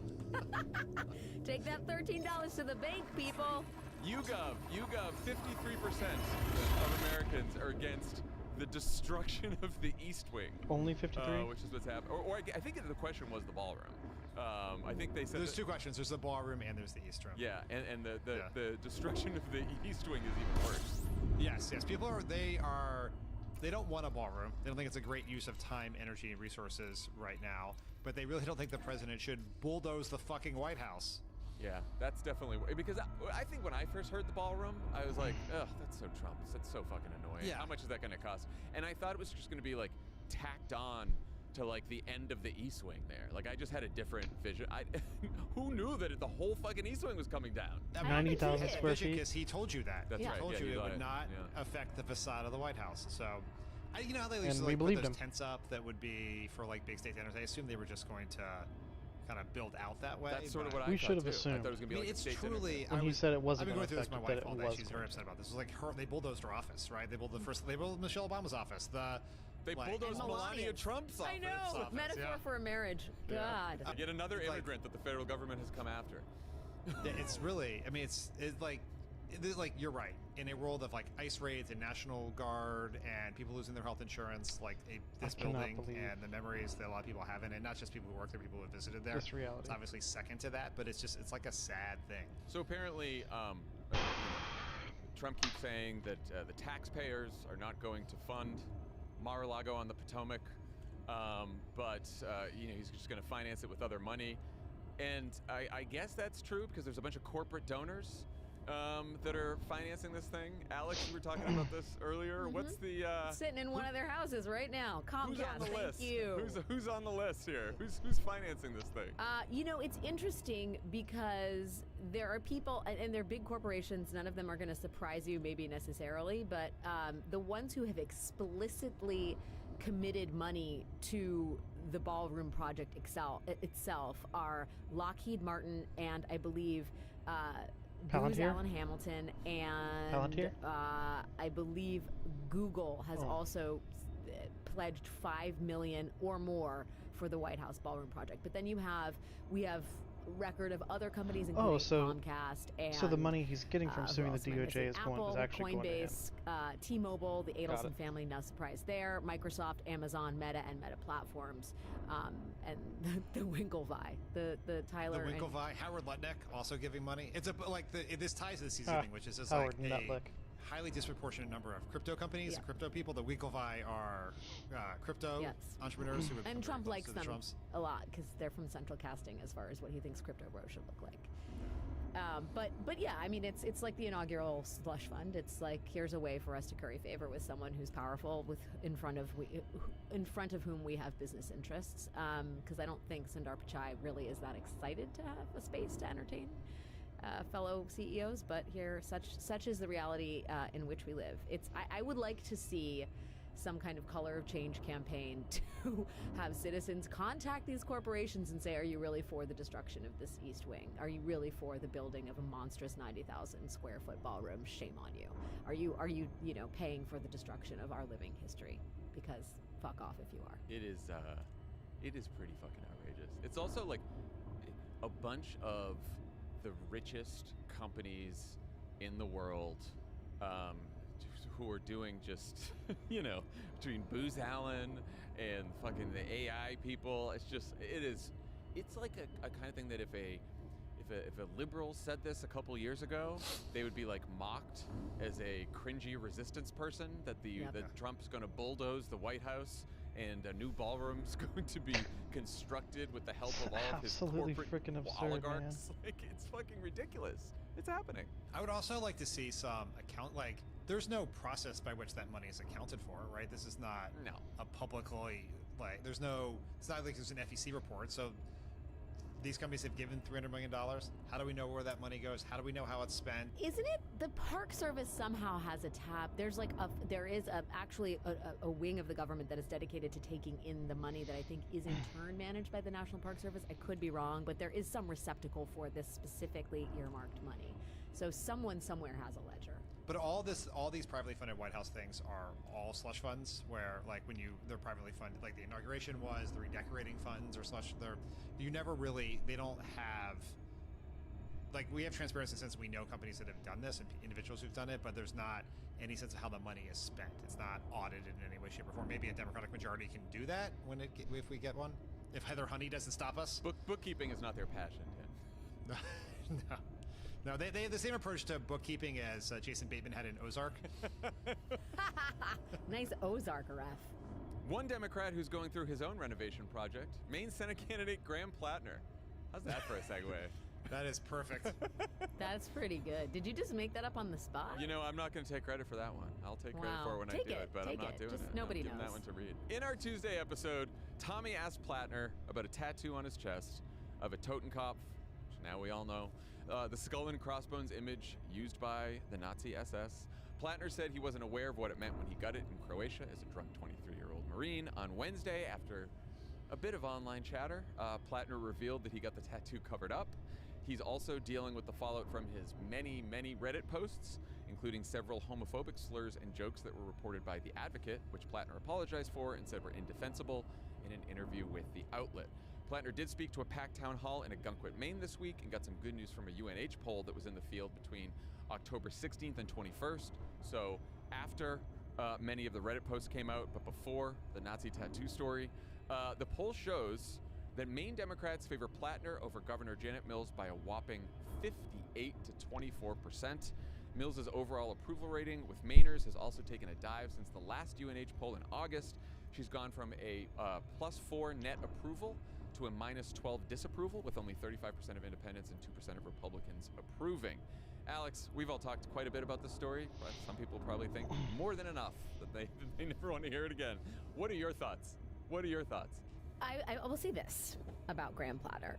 I think if there's one residual effect of the Trump administration or the Trump years, it is that politicians can own their mistakes and they can be I think it is a good thing when people in politics admit that they have erred and that they are human. And I'm not saying that to excuse homophobia or potentially racist tattoos or anti-Semitic tattoos or whatever. I just think it is a good development if people feel like they can own their past, they can apologize for it, they can let the voters decide whether the apology is sufficient, but that we don't pretend that people have lived their lives from, the day they were born, hoping to gain office, and that they have had experiences and they've made mistakes and they've lived lives. Because ultimately, I think it serves us as a public to have people who have been in the world and have learned things and have evolved. And I'm, again, not making excuses for Graham Plattner, but I think it is a good thing for us politically to not be so afraid of our past. So I think the way he's approached the sort of scandal here by going out there and talking to people and talking to Tommy and saying like, this is, I regret this, I did this, but this was me and it made me who I am today, is like, that's a good thing. And I don't know that kind of mea culpa would have happened before Trump, where it's like nothing, you can do anything. But no, I think that you can be honestly who you are, and voters will maybe they'll understand that, and maybe it's not going to be a death knell for your campaign. So that part is good. I don't know. Dan and I kind of disagree on this. I don't know. I think Janet, I think that I understand the concerns about absolutely being knighted by Chuck Schumer and chosen by the establishment to be the candidate, and why that is distasteful, and it is fundamentally anti-democratic. I also think that there is a real difference between someone who's been in the Senate for like 6 terms and someone who just happens to be old, still wants to fight, has stood up to Donald Trump, said to him in the White House to his face, "I'll see you in court." Like, that's a different kind of fighter than some of the aged, albeit wonderful public servants we see in the upper chamber. And I don't think we should, I don't think it's necessarily fair to put her in the same box as, for example, Dick Durbin. Okay, not that he's a bad person. And like, last but not least, I just am a little bit with Jonathan Martin on this when it's like Democrats do get very enthralled with anti-establishment outsiders who are very charismatic, and I'm thinking of Beto O'Rourke and his potty mouth, and I do worry a little bit that he is good. He's a good, he's got a lot to recommend him, but I do worry about like whether this is actually someone who's going to win the weird ass state. Here's the establishment Dem coming out. I'm scared to take risks. No disrespect, Mainers. Dan, before you can't take risks. I'm gonna just Scary. read you just a quote from what Alex was just referencing, our friend Jonathan Martin's Politico column, and then I'm just gonna let you cook. You shouldn't do that. You should not do that. Alex and I are gonna set a timer. We'll give you. We may just leave. You have to play me off like the Oscars. Just leave. Just let him have the rest of the show. So J Mart says that Democrats need to stop, quote, swooning over, quote, political outsider or mostly new name candidates who rely on online video and lean, quote, heavily on compelling biography or powerful oratory, which cause, quote, out-of-state liberal hobbyists to fall in love and donate, and for journos to, quote, to fall in love and donate, and for journalists to, quote, rush to profile the latest heartthrob before inevitable disappointment when the candidate loses or, well, becomes John Fetterman. Obviously, a lot to respond to there. Dan? We like Jonathan Martin. Yeah. We've known him for a very long time. I think he is a very astute observer of politics. I don't understand a word he wrote in this piece. Okay.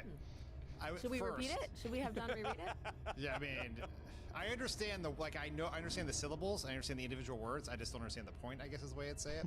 So first, the idea that Democrats are constantly falling in love with these crazy outsider candidates who can't win elections. It's not true. Is belied by the fact that our last 3 nominees were Hillary Clinton, Joe Biden, and then Kamala Harris, who may have been exciting or may not have been, but we didn't have a primary to find out because she was handpicked and no one ran against her. And so, and in many of those races, there were exciting grassroots progressive candidates who ran and lost, and Democrats did not pick those people. So that's one. 2, the examples that Jonathan and also now Alex have cited, I dispute because Beto O'Rourke was an exciting candidate. He did have a potty mouth. He also did better in Texas than any Democrat in a couple of decades and came very close to winning that race. And there is I don't think anyone can credibly argue that there was some safe Texas establishment figure who would have done better than Beto did in that race. The other one that Jonathan Martin cites is Stacey Abrams. Exciting, got lots of money from out of state. People were really excited about her, very inspiring candidate. She came closer to winning the Georgia governorship than any other Democrat in a very long time. And because of the race she won, Democrats won the Senate seats of John Ossoff and Raphael Warnock, and Biden won the state in 2020. And so it's not like, once again, we put all of our money and hopes in this losing candidate when there was this winning candidate. Amy McGrath, different story. She is someone who raised a ton of money online because everyone wanted to beat Mitch McConnell. I think in part because Senate Democrats, the DSCC, and Chuck Schumer perpetuated this fiction that McConnell was beatable in order to raise more money for the effort to elect Democrats across the country. We kind of bilked donors out of their money. But once again, there was no other we didn't pick Amy McGrath over some other candidate who would have done a better job to win. In fact, 2 years later, when a few years later, when Charles Booker ran against Rand Paul in that same seat, this very exciting progressive candidate, he did just as well as she did, if not a little bit better. And then the last thing I would say, and then let's take the Fetterman thing. Everyone keeps saying this thing like, didn't you guys learn your lessons from Fetterman? As if Fetterman was some unknown person and everyone just fell in love with his hoodies and tattoos and shaved head. John Fetterman was the 2-term lieutenant governor of the state. He had been a very prominent mayor for almost a decade at that point. He was the mayor of Braddock who endorsed Barack Obama in 2008. He was not unknown by anyone. He was very well known. Now he changed all of his positions after he got in his attitude of once he got in office.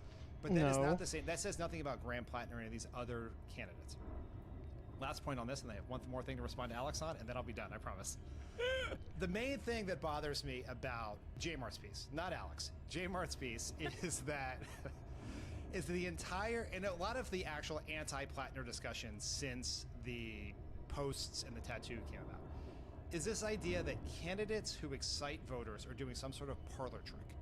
That it's like they're tricking people into liking them. And the attitude from the establishment and some of the media folks is like, you fucking rubes, how did you fall for that trick again? You got all excited about this candidate when you should have just taken the boring candidate we tried to shove down your throats.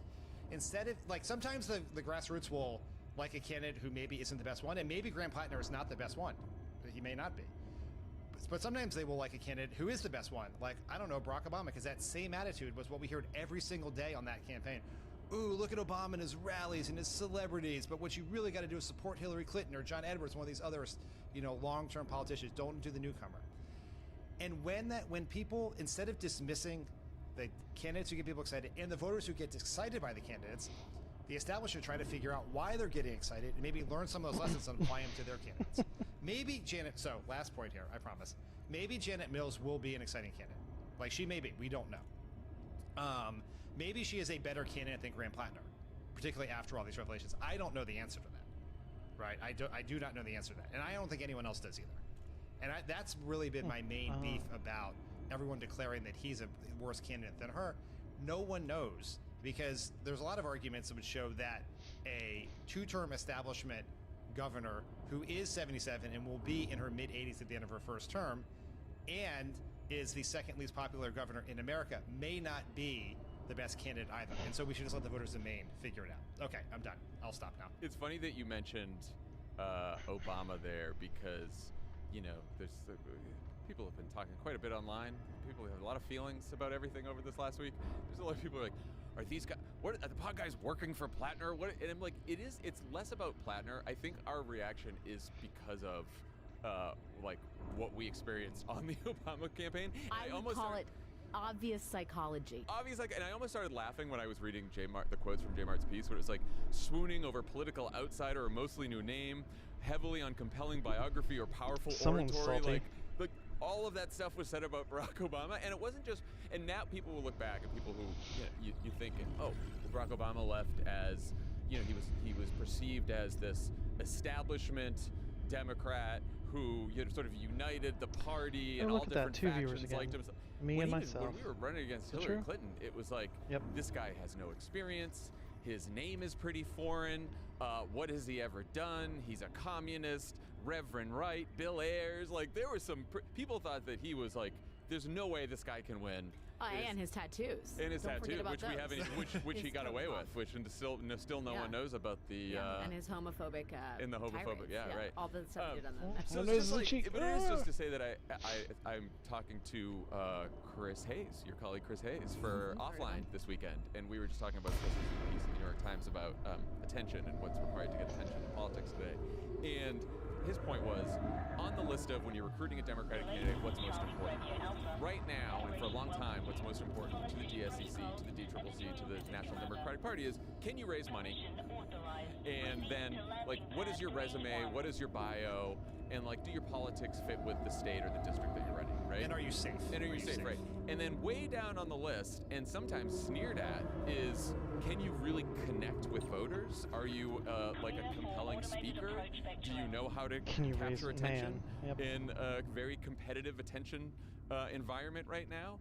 And like, can you inspire people? And that is seen as like just it's like something that warms people's hearts, or I don't know, like to take another 2007 example that sends the thrill up Chris Matthews' legs. Remember the Obama? And it's like, that is not why I care about someone who's a really good speaker. I care about that because I think it actually helps them win and be competitive in a really tough race. And I think that's even more true now in this information environment than it's ever been. And I just worry, again, Graham Plattner aside, that like the party has not prioritized candidates, regardless of whether they're on the left, center left, wherever, who can really connect and inspire people. And I just think that is I worry most about that than anything else. That's a real problem with the DSCC, I think, because we can have the same argument about who the most electable candidate in Michigan is between Abdul El-Sayed, Nali McMorrow, and Haley Stevens. Once again, I don't know the answer to that question. I don't think anyone else does either. The DSCC thinks they know the answer. They think the answer is Haley Stevens. And there is absolutely no question, whatever else you think about Haley Stevens, that she is not as good a communicator as Abdul and Mallory, who are excellent communicators and have theories of the case about how you get attention in this day and age. She is a very capable, very typical politician in how she communicates. And so it's clearly not the top of their list. I just want to stipulate what my actual position here is. I just want to say this again, because everyone's everyone's pro Plattner. I have liked Graham Plattner. I've been impressed by what he's done. I truly have no idea if he's a better candidate than Janet. I really do not. And whoever wins that nomination, I will support them. I will donate to them, all of that. My big issue is that people who assume that the outsider candidate is less electable than the insider candidate, I think should be fired. Have fully not appreciated the changes in American politics over the last 10 years. I'm definitely not. Just to be clear, I don't write under the pseudonym Jonathan Martin for Politico. Just in case anybody was worried about that. I would say there's no chance you two would be confused for each other. Well, you never know. It's a weird time in America. I would never argue that the outsider is doomed by any stretch of the imagination. And guys, I understand that the Obama candidacy in 2008 was I know. I lived through it too, and I understand that it was, the trepidation and the concern about his candidacy was very real. But I think this is something a little bit different. You can't be taking risks. I don't think it's the same as that. I think the guy does have baggage. He's had to explain a lot early on, and in constituencies that are important. I think, as I said at the beginning, I think he's done a very admirable job of that. To your point, Dan, about the establishment and how fucked it is, and fuck that. What we've learned is also it doesn't actually matter what the establishment wants. right? Like Trump wasn't who the establishment wanted. Yeah, that's he a was good who the people wanted. So like on a certain level, it's like, congratulations, Chuck Schumer, for convincing a 77-year-old to run for one term in the Senate. Like that's the feat. But like whether your manipulation or even whether the DSCC funding matter, like yeah, money matters. But I also feel like money will like. If you're an exciting candidate and people feel like you're going to win, I do think like we are in a day and age where if you are in the culture, if your message is resonating, if you are making an imprint on the election landscape, like you're going to get the money. And I do think you don't necessarily have to have the framework of the establishment behind you to become the nominee. So like, I guess it's in that way, I'm not as outraged by like Schumer's attempt to meddle in all of this because ultimately I'm not sure that it's actually that much of a thumb on the scale. Anyway, I could be wrong. No, I don't think you're wrong. I think a candidate like Graham Plattner, he raised more money than in a similar period of time than Janet Mills did with the help of Chuck Schumer. It's a little bit different in Michigan where you have Haley Stevens showing up at DSCC finance retreats, which Janet Mills will be able to either. But I suspect if Graham Plattner survives this period and continues to thrive in this race, he will raise enough grassroots money in a state as small as Maine to compete. There's no question about that. What bothers me even more than it's not just the intervention, it's what it says about their understanding of politics and the lack of humility about what we know about electability in a post-Trump era that bothers me. Because it says something disturbing about how the people at the top actually have interpreted the 2024 results and how they see politics. Because they're just running the same play they've run every year, every time, as long as I've been around politics. Because they don't care and about things have winning. changed a lot recently. The government's still shut They down only though. care about raising money. And you know what? And kudos to them. They have done a very good job throughout this shutdown. By the way, I'm But, not you know, here no to one's defend perfect. Chuck Schumer, just not. So yeah, we have I'm Alex not takes the Schumer position, and Dan loves the tattoo. Is what we are. That is what I'm coming away with. And you're dealing with latent Obama era trauma. Guys, there's a big couch for all of you. There's a big couch for all of you. Good stuff. Well, fortunately, we have till June to keep talking about That's the best part. Yes. Dan's just gonna stay here and talk about this race till then. Let's talk about some critical races that are actually happening soon, as in a week from Tuesday. I saw that in this, I was like, a week from Tuesday? Are we that close? Oh. Let's start with the 2025 face-off everyone's talking about, the Georgia Public Service Commission. I'm only partly kidding. If you live in Georgia and you don't want to pay higher electricity bills, make sure to get out and vote. This is an important race. It has a lot of ramifications in Georgia. Same for you all in Pennsylvania, in the Supreme Court races there. Republican mega donor Jeff Yass is trying to buy the state's high court. Do not let him. Go out and vote. Same with all you Californians in Prop 50. Vote yes on Prop 50. A couple people. I voted today. I had a couple people texting me and they're like, "Is it yes? Is it no? What's the good one?" And I was like, "Yeah, proposition. It's tough. The language is annoying. I get that. It's yes on 50. I got to get my ballot. I don't know where it is. It's supposed to be at my house somewhere. Anyway, that's my problem. Interesting. Yeah. I filled mine out today. I know. Well, I got the text. Where that could John Favreau's ballot be? No, it's in Heather Honey's pocket right now. Exactly. They send the California State of Secretary of State sends a very helpful text to your phone that's on the way, so you can track your ballot. So I got all that. Just can't find it. All right. If you don't live in those states, but you have friends and family that do, just give them a reminder. Someone in Georgia, Pennsylvania, here in California, send them to votesaveamerica.com, whatever you need to do. Meanwhile, in New York City, polling shows that Zohran Mamdani is in good shape against Andrew Cuomo, but who knows? Cuomo did land the coveted Eric Adams endorsement on Thursday after a contentious final debate between Cuomo, Mamdani, and Curtis Sliwa on Wednesday night. Both Mamdani and Cuomo were out there hammering away the next morning on the platforms where they connect best. Mamdani on the hugely popular Flagrant podcast, and Andrew Cuomo on an obscure local radio show. Let's listen to the two approaches. I also think this idea that like New Yorkers are going to flee because of a 2% increase, it's like, I've been everywhere else. You're not going anywhere. Bill Ackman's not going nowhere. He's going to be in the Hamptons all fucking summer. One place to write those tweets. That's it. New York City. Every character you want. AC goes out in July in Miami and sweating writing tweets. There's no way. He's spending more money against me than I would even tax him. Every day it's like $1 million. It's like $1 million. I'm like, Habibi, I don't even want that. Habibi. You're going above and beyond. Any given morning is a crisis. And people's lives are at stake. God forbid another 9/11. Can you imagine Mamdani in the seat? He still can't say it properly. He'd be cheering. Mamdani. Mamdani. Another problem. Mamdani. Let's start with our New York City correspondent, Alex Wagner. I hate New York City, sorry. I just like barf to all of it. I mean, it's fine. Yeah, I'm ready. Got a bunch of NIMBYs trying to prevent affordable housing from being built. Cool, I'm there. Mamdani's a like generational talent, amazing. No matter what happens, this guy is like. First of all, he to the discussion we were having earlier, like it's just fucking great. It's a shot in the arm for Democrats and progressives to see someone who can so beautifully master the culture and is like a great talker and who's you know. Not just a great talker, but has substantive, new, bold ideas, right? Yay, yay, yay. Check mark, check mark, check mark. But New York isn't all like bros. It's not all. I mean, I do worry that anecdotally there are some quiet Cuomo voters who are like in the I'm just saying this because I think, especially after the 2024 election, what happened? Like. Yeah, I'll tell you later. I'm not saying that Cuomo is a shoo-in, but I would not be surprised if the race is tighter than it appears to be right now. There is shameful. You know, New York City is a diverse city, and it is a city that is incredibly tough. And there is still like there are people I know that admire Mamdani and think he's amazing, but are genuinely worried about his ability to manage the bureaucracy and fight with Albany. And Cuomo is.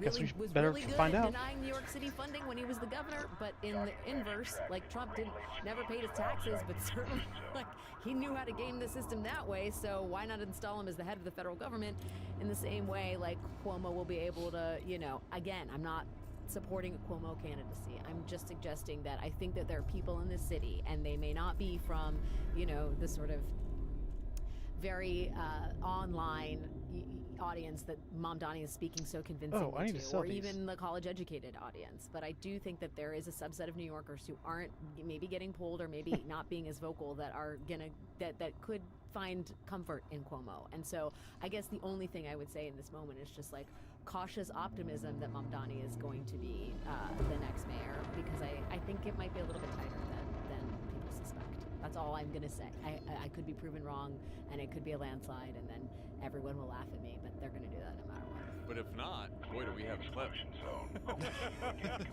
I mean, he is like running through the tape here. I'm done. He is not, and he is doing as many interviews as he can. He went pretty hard at Cuomo during the debate. He is not acting like someone who is 10 points up, and I think that is a good way to run a race. Even if you are 10 points up or 15 points up, to run like you're 10 points behind. I think that's always great.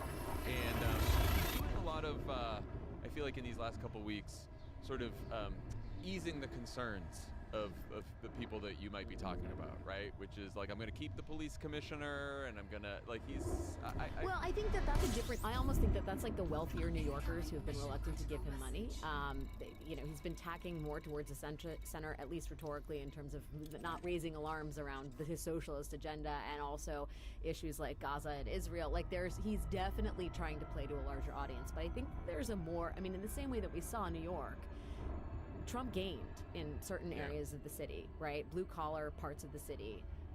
And I don't know that anything Mamdani is doing right now is something that's even coming across their radar. I think it's going to be maybe as simple as, we remember Cuomo can manage the city. We're going, you know, I mean, I think it's just kind of a basic calculation based on name and recognition that is, you know, but I agree. Mamdani's not acting like he's 10 points ahead.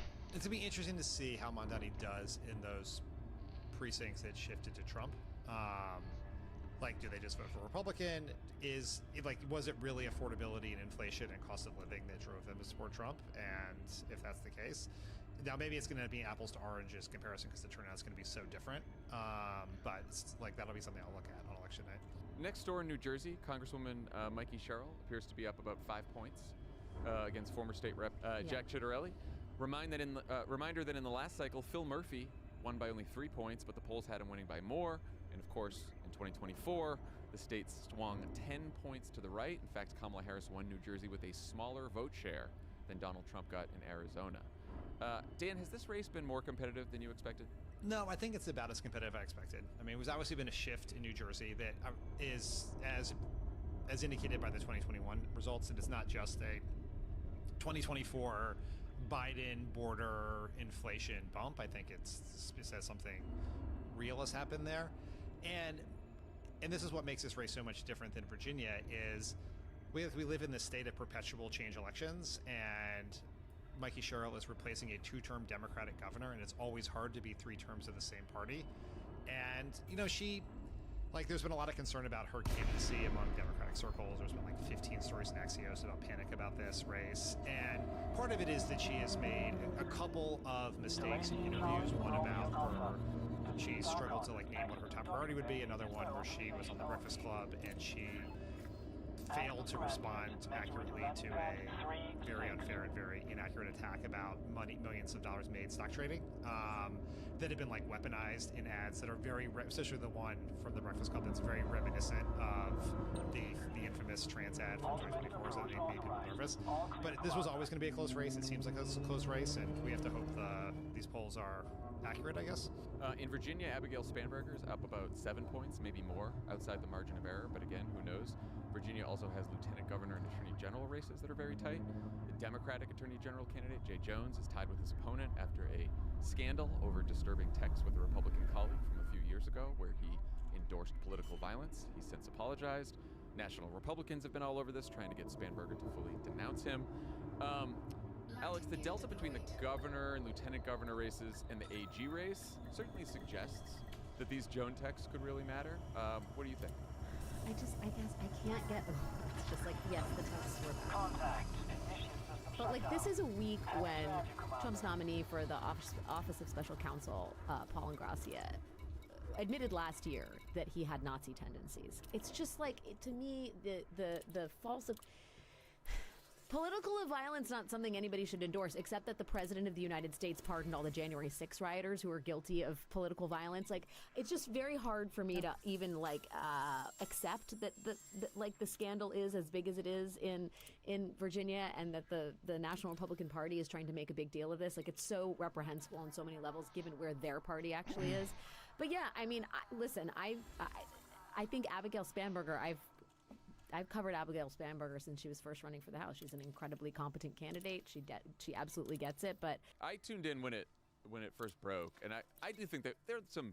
First of all, it's like you're texting a Republican colleague, and you're endorsing political violence, and then you're like, right, yeah, maybe, not smart. maybe, and they're like, you're talking about the person's children, and it's like, yeah, well, maybe sometimes bad things have to happen to someone to change their mind. I mean, I was like, that is some psycho shit.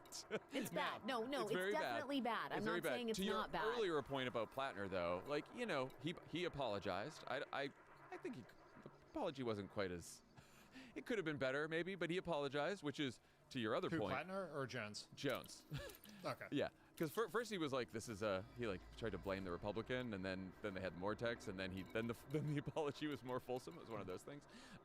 But to your earlier point, no one's apologizing on the Republican side. They're just exactly, like, and it's so much we're worse. Nazis in the group chat, and it's cool. It's just that's the world we live in. The Times had an interesting story about how a big part of the message for both Spanberger and Sherrill is tying their opponents to Trump, and how there's some unease in the strategist class about missing an opportunity to present a more positive vision. Dan, what do you think? Is this something you worry about, or is this just a story? I have a meta concern that the party is continuing to run the same playbook since 2017, which is anti-Trump, and presuming the Constitution still stands, and I'd like to believe that it does, we are done running against Trump. So we need a message about Republicans, because if you look at, and this says something both about Republicans and Democrats, but if you look at Trump's approval rating on all the key issues, inflation, immigration, crime, healthcare, etc., it's all under one. But then when you ask them who they trust more, generic Republicans or generic Democrats, on almost all but our core issues like healthcare and climate change, they trust Republicans more than Democrats. And that's in part because Trump has operated separate from the party in a lot of voters' minds. And that's been to his great political advantage, because it's made it hard to tag him with a lot of the very fair attacks we've done Republicans over the years about like Social Security and Medicare and abortion and things like that. But now it's helping the Republicans because it's insulating them from some of his worst transgressions. Now, having said all of that, I think in a off-year election where you're trying to generate turnout among a depressed Democratic base, I think this is a totally fine and probably good and effective strategy. I mean, they didn't just pick this off the board. They've tested it, and that's clearly the most effective. So I understand what they're doing here, but I think we have a broader conversation as a party that we should have on this podcast on a different day without 1,000 pieces of news, which will maybe happen one day, about the right approach, how to balance anti-Trump versus anti-Republican and positive Democratic messages. Alex, what do you think? I think we have to silo it and talk about Maine if we want to be able to get to the substantive conversation. Okay, well, June 3rd, 2026, we will do this. Is that the day after? I think that's the day after the primary. Oh, the primary's on my birthday? Is it? Well, maybe I have. Oh, man. Talk about your Obama trauma coming to roost. Oh my God, the psychology is just at the surface, guys. Yes. I don't know. It's hard for me to get. I hated that story, actually. I was just like, a fuck barf. I don't want to, I don't care. I guess, if that's what's going to work. It's just, he's doing so many bad things. And you can argue that every Democrat in the country is actually a bulwark against, every elected Democrat is a bulwark against Trump. And what he's doing is affecting people at the local and state level. So why not make it national? I truly don't know. I completely agree with Dan that the party has to figure out what it stands for and what issues it's going to own. I think part of the problem, and I've said this before, I'll say it again, is the Democratic Party is the pro-democracy party. It is a big fucking tent. And right now, it's largely a leaderless tent. There's just no person, there's no figurehead that can actually coalesce everybody into having that family conversation. And so I think it's going to be a while. It might have to wait till after your birthday, John. Unbelievable. I think if you are running for governor, obviously it's good to run on a positive vision because presumably you can do things as governor. I think that most people, when they vote in the midterms, are going to be like what you just said, which is Trump's doing a whole bunch of bad things. Democrats can't really promise to do a whole bunch, right? They'll have subpoena power, right? They can stop any other Trump legislation. They can't do much more beyond that. So you might as well not overpromise anyway. And I think most people who are going to vote in the midterms are thinking, okay, this is a check on Trump and the Republicans, or it's not, or we like what they're doing, right? So I think that's a different situation. I think once you start looking towards 2028, yes, of course, we need to have a conversation about what we're for and inspire people to actually come vote for something and not just against something. It's a conundrum because you can't be seen as a viable check on power if you are not seen as standing for something and being strong. So you're probably going to have to do. The difference between a tiny, slim, barely eke it out Democratic majority and a blue wave is a significant improvement in the brand. People have to believe, even people who don't love Democrats, have to believe that we are a credible, strong, realistic check on Trump's power, and they don't believe that right now. Can I just say, I know they did shut down the government, which remains shut down. I'm not even saying it's a fair. No, I'm just putting it out there that they are standing firm on the issue of healthcare, and it is like an important issue. It is resonant with the American public, and that is maybe the beginning of the party trying to find its legs on an issue that really matters. Finally, we have to take a minute to discuss the most bizarre moment so far in the 2025 elections, which is saying a lot. Tuesday night's debate between Virginia Lieutenant Governor candidate John Reed and Democrat Ghazala Hashmi on Tuesday night. It was a standard political debate with one major twist. Here's a clip from an ad that Reed released right after. John Reed showed up for a debate. Ghazala Hashmi didn't. So John debated her AI clone instead because even a robot version of Ghazala has more candor and courage than the real one. Yes. The entire debate was between John Reed and an AI version of Ghazala Hashmi. Cringy. It included fact checks, it included sources, he even asked himself, he had the AI moderator ask himself some tough questions. Stop this train, I want to get off. I just feel like we'll look back in 2032 and be like, remember when that was novel? Or maybe we'll look back at it like we look back on the hologram of Jessica Yellen in the Situation Room. I do miss those holograms. I do too. Or John Edwards campaigning in Second Life. I don't even know. I don't even remember that. The real ones will remember. Tommy will probably know. This is post Tommy, but I'm sure he'll remember us. That was. I mean, it does raise the question: should we just have AI as governing the country? We're headed in that. The ballroom's going to transition into an AI data center. Yep. And all the CEOs are going to be there that tried to pay for it, and they're just going to, they're just going to sort of, whatever they do, program the AI to just run the country and kill us all. I don't know. I'm like Trump talking about AI. It's like, what are they talking about? The AI now? That's a big thing. Everyone's talking about the AI. You don't understand Bitcoin. Anyway, we're fucked. But get out there and tell your friends to vote. VoteSaveAmerica.com because the comeback. We're not fucked till it's over. The comeback we're not fucked starts till we're fucked. a week okay? from Tuesday. That's when the comeback starts. We're gonna get out there and get some votes out. And go subscribe to Runaway Country. Yes! And when we come back, you'll hear Tommy's conversation with Denise Ferriozzi from the Pipeline Fund. Before we get to that, Crooked Con, 2 weeks from today. As you may have heard, there are a ton of new speakers added to the November 7th lineup. Lena Khan, Adam Mockler, Tim Miller, Pramila Jayapal, Jen Psaki, Simone Sanders-Townsend. We just posted the full Crooked Con schedule. If you're joining us in DC on November 7th, head to crookedcon.com to start planning your day at Crooked Con. And if you haven't made up your mind about coming, now is your chance. The three of us are all hosting panels. Mine's on democratic messaging. Dan's is about Graham Plattner. Dan's is about polling. So there you go. You can get all the polling stuff. Alex's is about what Democrats would do with the majority if we win it back next year. It's featuring 3 AI versions of Janet Mills. What about Chuck Schumer? And Chuck Schumer. Yeah, I was going to Chuck say. Schumer, yeah. No, it's actually going to be Alyssa Slotkin, Brian Schatz, and Pramila Jayapal. Great panel. None of those names are Mills or Schumer. Or Platter. That's a great panel. There are limited tickets left. Make sure to take a look at the full schedule at crookedcon.com. And be sure to grab tickets if you haven't. Pod Save America is brought to you by Nutrafol. You've probably seen a million ads for hair growth products and thought, sure, like that actually works. Nutrafol isn't like the rest of the products out there. Nutrafol is a physician-formulated, clinically tested, and dermatologists recommend it. Nutrafol is the #1 dermatologist-recommended hair growth supplement brand, trusted by over 1.5 million people. You can feel great about what you're putting into your body since Nutrafol hair growth supplements are backed by peer-reviewed studies and NSF content certified, the gold standard in third-party. My guest today is the head of the Pipeline Fund, an organization that recruits, trains, and supports the next generation of leaders in the Democratic Party. Denise Ferriozzi, welcome to Pod Save America. Thanks for having me. It's so great to be here. It's great to finally meet you. I've heard a lot about you and what you guys are doing. So for listeners who have not heard of the Pipeline Fund before, can you just explain what you guys do and how it came to be? Yeah, sure, absolutely. So, the Pipeline Fund, I think probably those of us who have worked in politics for any number of years have long lamented the lack of a bench in the Democratic Party. I know since I've been doing this work, it's something I've heard over and over. So really it was an idea kind of after the 2016 elections when we saw a huge number of folks, I think for the first time in a long time, looking at running for office as like a real outlet for change and like wanting to figure out how to do that. And there were all these new groups popping up, like Run for Something and other organizations.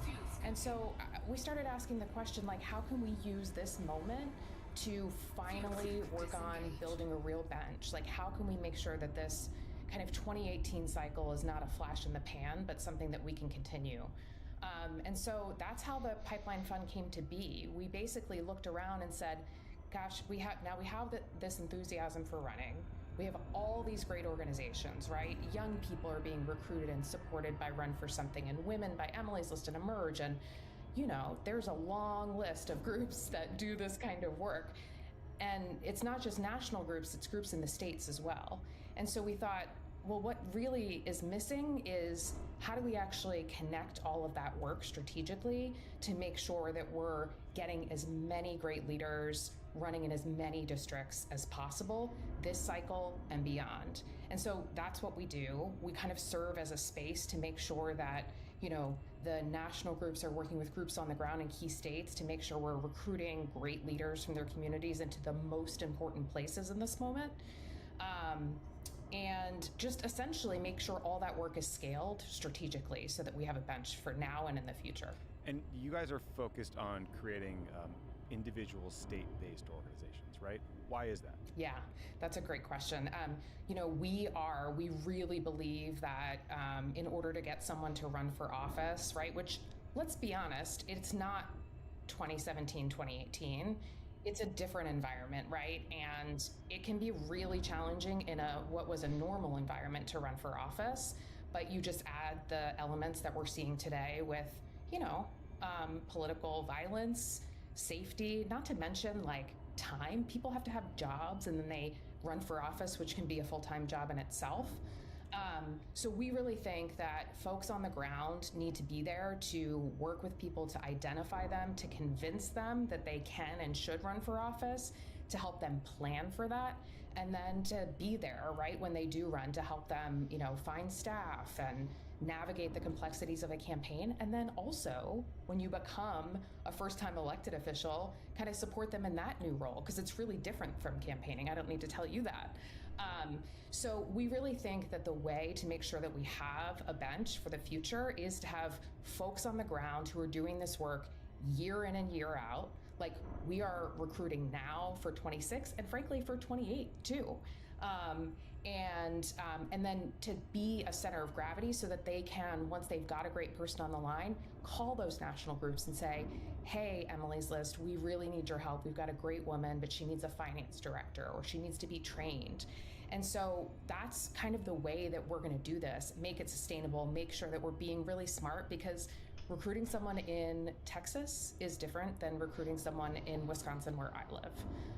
And the folks on the ground know those distinctions, right? Yeah. Well, I know, and that was actually exactly what I wanted to ask you. Like, in a state like California, where I am, or in Wisconsin, where you are, there are tons of Democrats who are elected officials in the state that you can lean on. There's local parties, there's basic infrastructure. Wisconsin's got a famously excellent Democratic Party.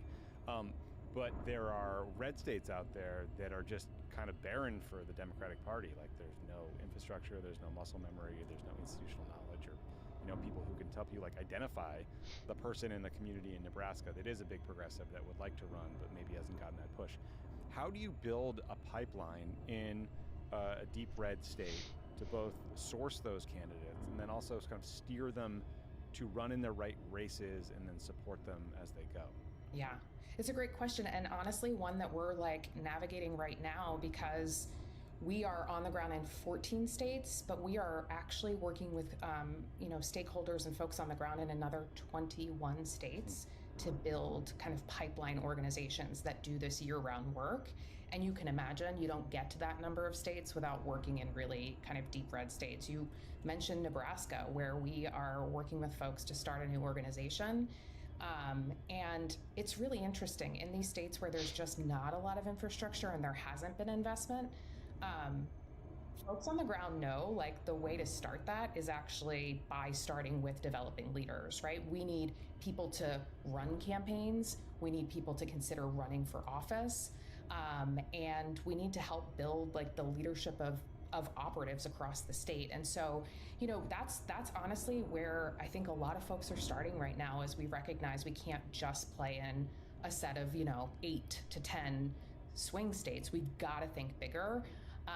And we are working with people in those red states to say, okay, where do we want to start? What are the unique dynamics of your state? You may not be in spitting distance of flipping a state legislature, but we can work on really key county seats and school boards, which are everywhere, and kind of show what it looks like to have good leaders who are not these kind of right-wing extremists governing as a way to build. So that's what we're doing right now, and it's actually really exciting. Yeah, I mean, well, can you tell us a success story? Like, is there an individual or a state where things are going really well that kind of tells that broader story? Oh my gosh, there's so many. I have to say, it's hard to pick, right? It's like your kids. You can't say which one is your favorite, but let me try. I'll give you one, a new state that we're working in that I think is probably top of mind for everyone at this time in the cycle.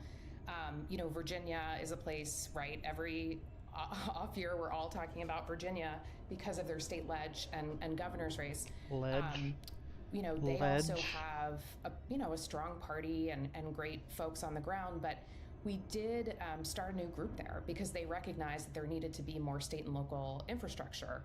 And so we helped launch a group called Build the Bench in January of this year. And they worked with partners across the ecosystem to recruit candidates to run in all 100 House of Delegates seats. And these are amazing candidates. Like, there are majority women, there are lots of women in color, but there's also like farmers, small business owners, teachers. And so we're really excited about what that looks like when you are kind of running, in different places across the Commonwealth. So that's one, but Virginia, everybody knows. The other one that I always like to highlight, because people don't think of it as a success story typically on our side of the aisle, and that's Florida. We work with an awesome organization called the Florida Pipeline Project. And back in 2022, they launched this school board protection project to fight back against Moms for Liberty, and also Governor DeSantis, who has been super engaged in these local school board races. And it took a while. They got folks to run, but in 2024, we had 80% of their candidates win their races at the school board level. That's remarkable. It's wild and no one knows about it, right? So I think that's the thing. It's about finding these places where you can have local success and where those implications are real for people on the ground. And it's just a great example of where, boy, you peel off a fraction of the money that gets dumped into TV ads in the last 2 weeks of an election to do this long-term organizing, and you can have this massive impact. Yeah. I mean, if for no other reason, I like to tell folks it's a cheap date, right? I mean, you can put a little bit of money and have a huge impact. I mean, the investment that we helped make with partners on the ground in Florida to win all those races was $1 million. That's, and I know for regular people, that's a lot of money. For politics, where we spend billions of dollars on federal races, it's nothing. Yeah, no, the Georgia Senate race is going to be a $500 million race. Like $1 million in Florida gets you nothing. Right, statewide, and even in a congressional. So, I mean, I think that's the big message here is we as a party, we have to stop only focusing on these big federal races. Now, I am never going to try to convince someone to not focus on winning back the House in 2026. We have to do that. And we also, if we moved a small fraction of the money that is spent on those races down to the state and local level, we could literally win tens of thousands of races in 2026. And that's not only now, but that's for the future of who's running for Congress in a couple of years. Our friends over at Vote Save America have been running this pilot program where we've been telling our audience that lives in Arizona, North Carolina, and Texas in particular to go to votesaveamerica.com/run if you want to sign up to run for office in those states. And we have, I think, 2,500 people have already signed up and taken that initial step. Now, some of those people will wash out and they'll learn more and they'll decide this is not for me, but that's still a lot of people. 700 of them are from Texas. We've got people in, towns as small as 4,000 people deciding to run. The average age is 38, which is pretty exciting when you think about kind of the gerontocracy challenges the Democratic Party has been facing recently. And the most remarkable thing I learned from our team over at Vote Save America was that 70% of the people that have signed up to run for office have never done anything with Vote Save America before. I sort of thought you would see this ladder of engagement that's like, I'm text banking, I'm phone banking, I'm knocking on doors, now I'm running. 70% were just like, you know what, I'm taking the plunge, now's the moment for me, which speaks to the power of asking and then having some infrastructure to support those people. Because it's one thing to say, run for office, you can do it, but if you just kind of jump in with no one there to help you, it's unlikely to go as well. Yeah. No, I mean, we are so excited about this. And I also think we're really excited to partner with Vote Save America on this state-based approach, right? I think there are a lot of efforts that have been launched that are just kind of more broad national efforts. And those are great. And I am a wholehearted supporter of that. But it's really hard to do this state work. And I give you all a lot of credit for trying it with us. And it's working. It's really exciting. Those people that you mentioned in Texas, our partners on the ground at Annie's List are literally they have organizers just calling through and talking to these people one-on-one about what they care about, how that matches up with a potential office that's available or a good opportunity in their area. And then really kind of talking through what that looks like and what it means. Sending them to trainings, connecting with our national partners at NDTC and Run for Something for additional resources. It's really exciting, and I think in this moment, it's also really exciting to see people stepping up in this way. Yeah, I mean, in 2017, when you were talking about kind of founding the Pipeline Fund, I mean, there was all this energy, there was all these organizations sprouting up, there were random podcasts sprouting up, there felt like a moment when we all felt engaged and inspired, and that's been missing a bit, at least in terms of the protests or the visible effort. So it's great to know that all this work is happening behind the scenes. Again, votesaveamerica.com/run if you want to get involved. And the filing deadlines for North Carolina and Texas are in December, so sooner rather than later. Is there a Republican version of you guys that's out organizing us? Like, what's the competition like on the other side? What's the process as far as you know? Yeah, no, we did a lot of research actually on this when we first started to say, like, what are we up against? And it's really different. The truth is they have a lot fewer, much larger and better funded organizations. So you think about, you know, the like Koch network, but really there's this group called the Leadership Institute. Of course, there's, you know, Turning Point. There's all of these organizations, but there are, I mean, I would say compared to our dozens of organizations, there's like 4 or 5 leading ones, and they're all like funded to the tune of like, you know, 25 to 50 million a year. Whereas our side is, you know, we're lucky on our side for these national groups to have $10 million a year. And so I think the other really big difference is they've just been doing this for a really long time. Like, they haven't just discovered this work, they've been really committed to state and local work for a long time. And they continue to do it every cycle, regardless of who's in the White House, who's in control of the Senate.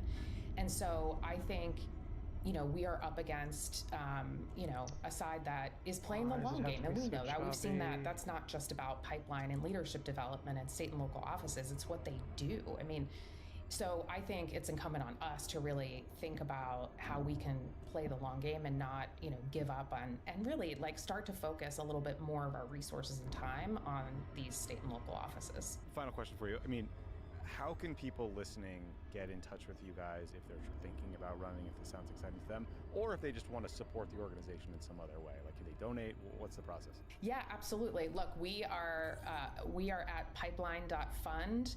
You can go there. You can donate if you are willing. And again, a little goes a long way when it comes to these state and local offices. I mean, school board races can be won by, like, you know, 5 votes and for $20,000. So definitely donating. And if you're interested in running, go to our website, look at our state map. We can connect you to national and state partners who can help you every step of the way. And we need more folks, because guess what? There are, I think it's almost 100,000 offices on the ballot in 2026 alone. Jesus. Yeah, That's a lot. A lot of races. Yeah. And we will not win any of them if we don't run candidates. That's right. So that is the key. Denise, thanks so much for the work you're doing. Thanks for joining the show. It was great talking to you. Thank you. Thanks for having me. That's our show for today. Thanks to Denise Ferrios for coming on, and thanks to Alex for being with us. Everyone, make sure you subscribe to Runaway Country wherever you get your podcasts. Tommy Lovett and I will be back with a new show on Tuesday. Docking completed. Disembark when ready. Here's what he said. Here, he got a new tattoo. He covered it up. Let's see what he said. Hey everyone, Grant Platter here. I want to talk to you about something. In 2007, when I was a young infantry sergeant in the Marine Corps, myself and some machine gunners I served in Fallujah and Ramadi with were on our 3rd deployment.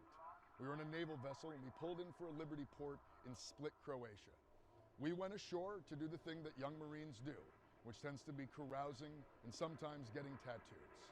We wanted to get something that represented our jobs, our service, fighting in Fallujah and Ramadi as machine gunners. We went ashore, we found a tattoo parlor after a fair amount of heavy carousing, and we found a tattoo on the wall, a piece of flash that looked like a terrifying skull and crossbones. We thought it looked cool, and so we got it. I have had this tattoo for the last 18 years. I re-enlisted into the United States Army with this tattoo, where I was screened for hate and gang-related tattoos. I worked for the State Department as a contractor, where I got a full physical, which included screening my tattoos. I've gone through life with this thing, taking my shirt off, having photographs taken, videos taken. I've been very, very open in my life with the fact I had a skull and crossbones on my chest, because that's what I thought it was. It's come to my attention that it has a stark resemblance to a symbol that is used by neo-Nazis. And I want Flash Nazi symbols are insane. Yeah, that's, what do you think, bro? You're in, if you're drunk on shore leaving Croatia and you walk into a tattoo parlor and you get a flash tat, it's gonna be a Nazi tattoo, okay? Biggest mistake of my life, okay? Come on now. Yeah, If he hadn't said he got it in Croatia on shore leave, I would have been like, I think you sought this out and you went to a Nazi-affiliated tattoo parlor. But the fact that he got it in Croatia is the most believable part, okay? Just like the fact that the U.S. military didn't care about the tattoo is also very believable. But this is more damning about the United States military than anything else, really. The weirdest part of it is he hasn't said any Nazi and he could, especially in this climate. If people are calling him a Nazi, why would he hide being a Nazi? That's the thing that bricks my brain. Because that's the only thing that doesn't make sense in this entire story. Because everything signals that he would be a white supremacist. 4 tours as a machine gunner in the Marine Corps, getting a Totenkopf tattoo on his chest, joining Blackwater as late as 2018. All of those things combined, you're like, okay, this is a literal mercenary white supremacist. But then you look at his not public profile on Reddit, and there is not a single, there's like very few blemishes as far as like his statements, especially unexpected from a dude who has all of these things associated. You're always talking about redemption of vets of all wars. Oh my lord. I'm not doing the veterans can be allies conversation over and over again. I don't want to relitigate it over and over again because people are just never going to listen to what I have to say. You've already made up your mind. They're baby murderers. It is what it is. Okay, calm down. In any case, sorry I'm a dumb. Can you add more context to Nazis in Croatia? Yes.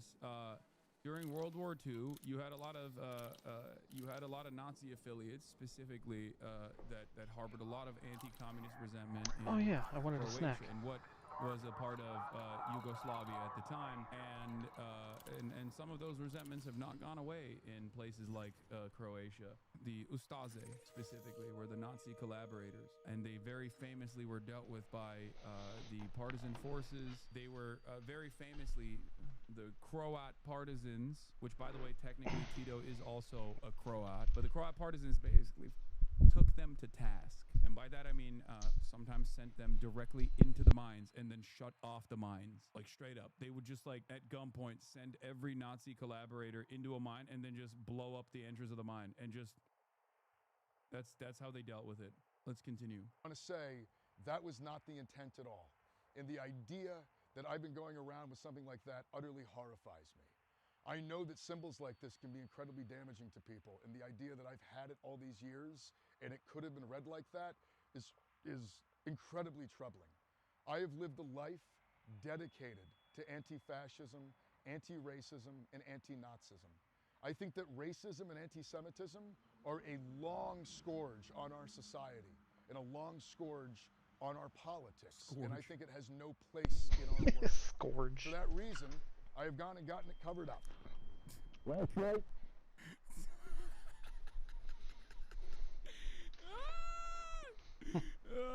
Yo, he got the Great Wolf. No, turns out he's a Turkish ultranationalist. Chatters. I do think I've seen. I never thought I would say this, but I think I've seen enough of a person running for Senate's belly, enough to last a lifetime. Okay, I never thought that this Senate run would be defined by how much this candidate shows his chest and belly. Yeah, mic explosion.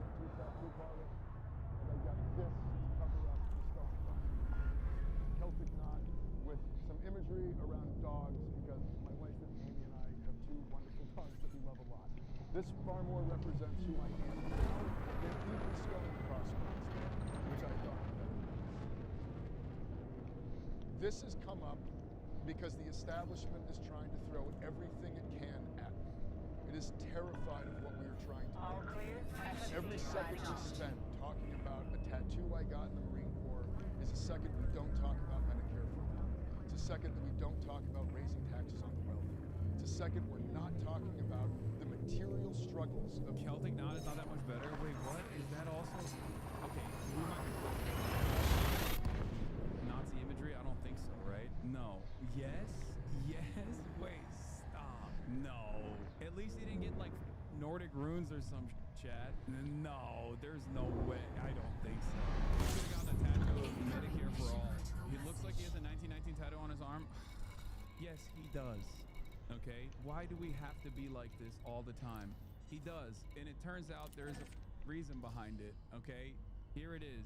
Some have pointed out the second tattoo on his arm with the number 1919 on it. We reached out to Plattner's people about it, who have responded with a full picture and say that it's a Trail Forest Crew tattoo, which began in 1919 by the Appalachian Mountain Club. I do believe that there are, incidents like this that obviously make people become crazy because it's like designed. It's designed specifically to make you crazy. Having said that, however, we can't what the is going on, man? Please check my last message. Curious of your thoughts. In my opinion, a lack of World War II education is not a valid defense for not knowing the totem cloth is a Nazi symbol. Is an indictment of the lack of World War II education, and it only makes things worse, in my opinion. Yeah, I mean, I don't disagree with you. I also felt this. I also felt this way when I saw how people reacted to the totem cloth. Like, I couldn't believe it, especially in my community, where I have spent a good deal of time talking about dog whistles and Nazi identifiers, specifically the totem cloth. I think it's crazy that people just are totally oblivious to it.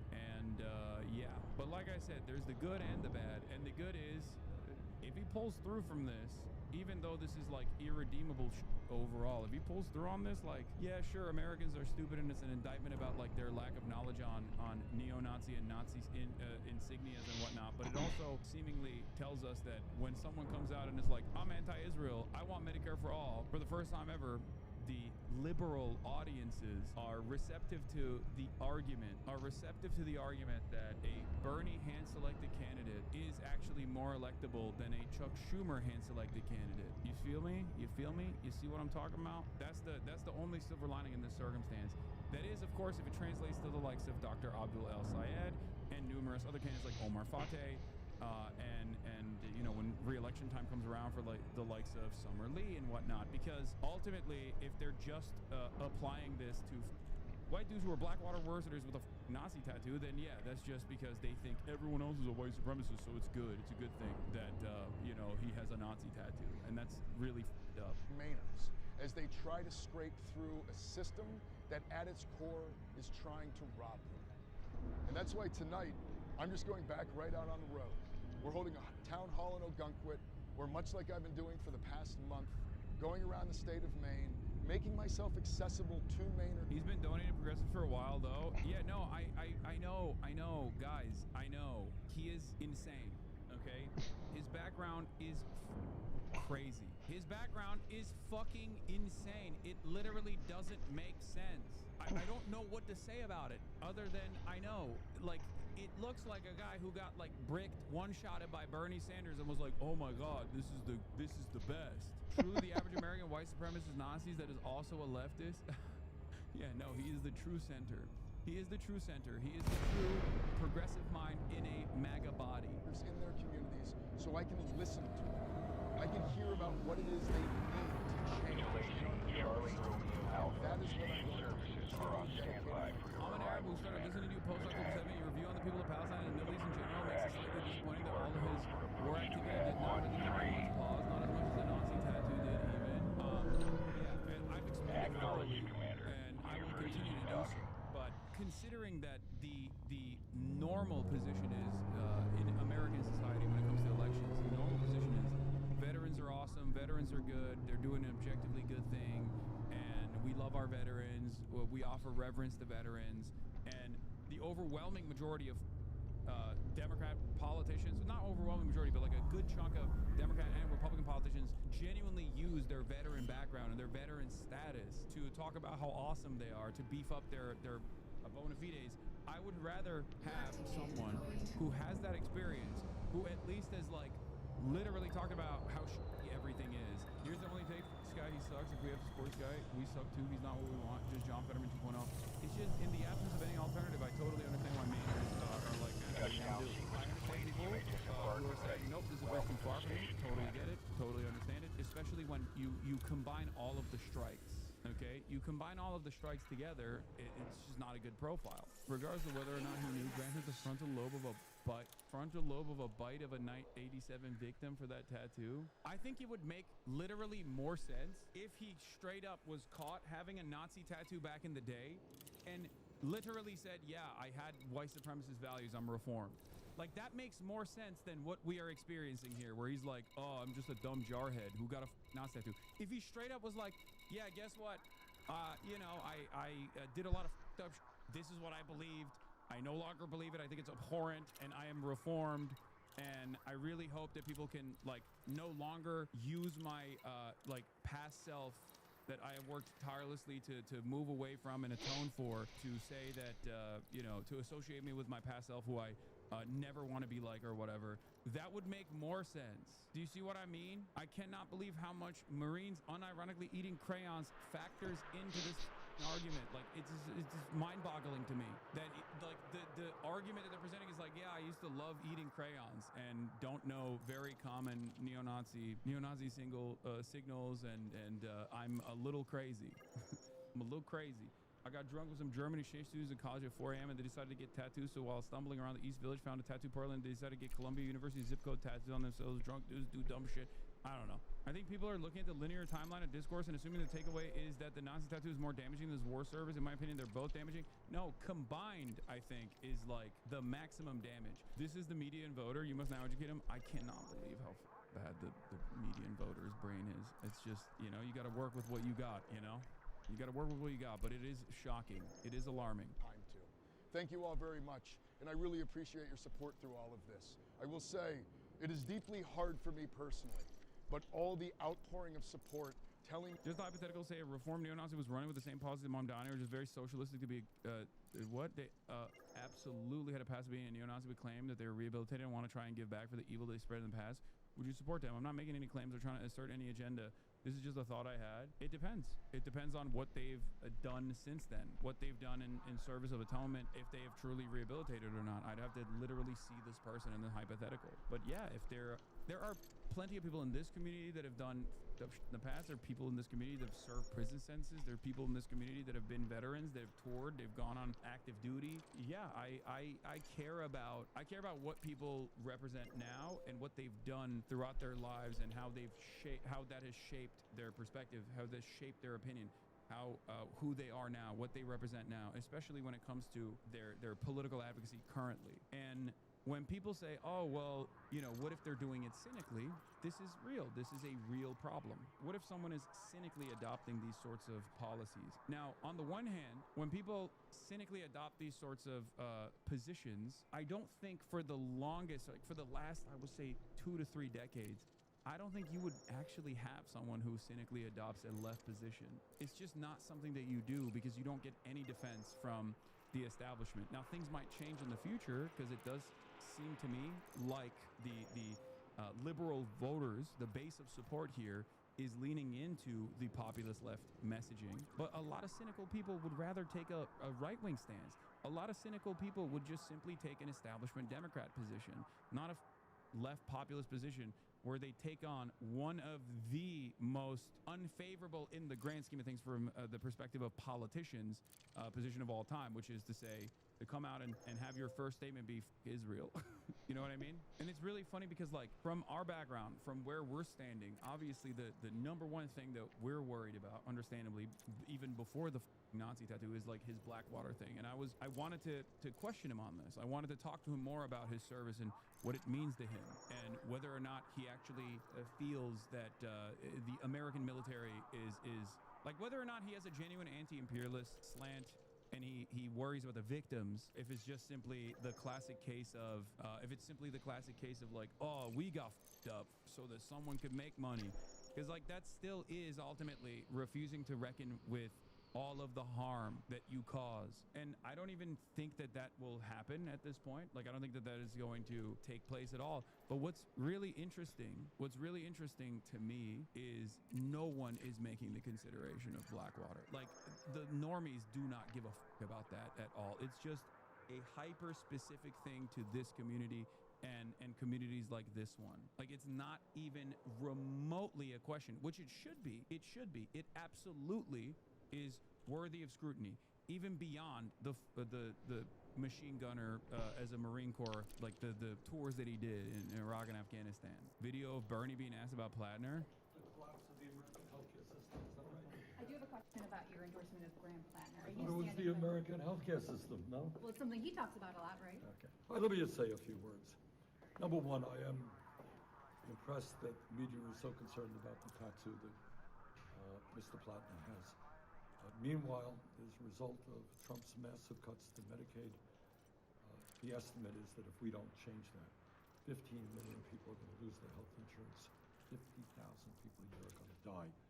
Maybe equivalent to the importance of Mr. Plattner's tattoo. In terms of Mr. Plattner,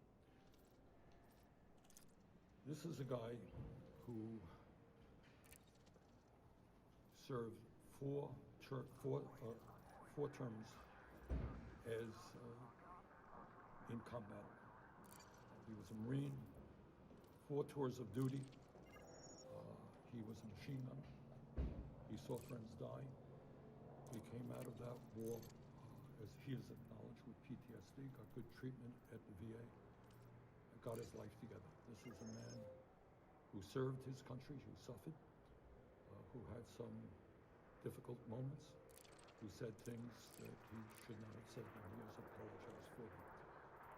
But I think if this country is about anything, it's about understanding that every person, me, you, everybody else, has gotten dark moments in our history, and we go on.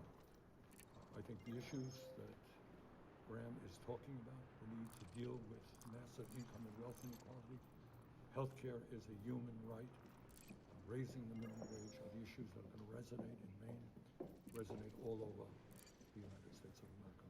So you're standing by your endorsement? Absolutely. Can I ask you about the tattoo? Do you think it's necessary that he gets it removed or covered up? Look.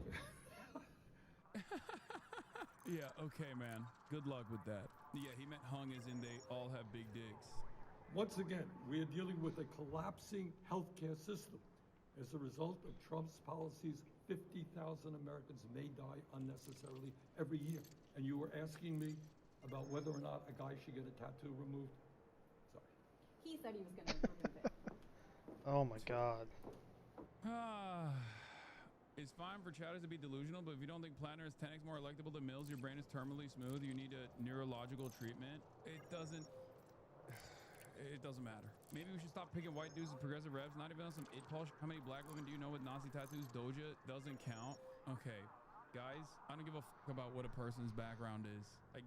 I can't stress this enough. I don't care about what a person's background is. I have, as someone who has covered politics extensively for the past decade professionally, I've seen so many people that exhibit white supremacist values, but don't come from a white background. Okay, it doesn't matter. Like that's silly. I understand that people can change, but he has not earned the benefit of the doubt. He hasn't properly renounced his service. He hasn't condemned Blackwater. He is Nazi Inc. He needs to show us that he's changed. You don't give people a chance like this as their first, second chance. You don't put them in positions of sweeping political power because there's a chance he's changed.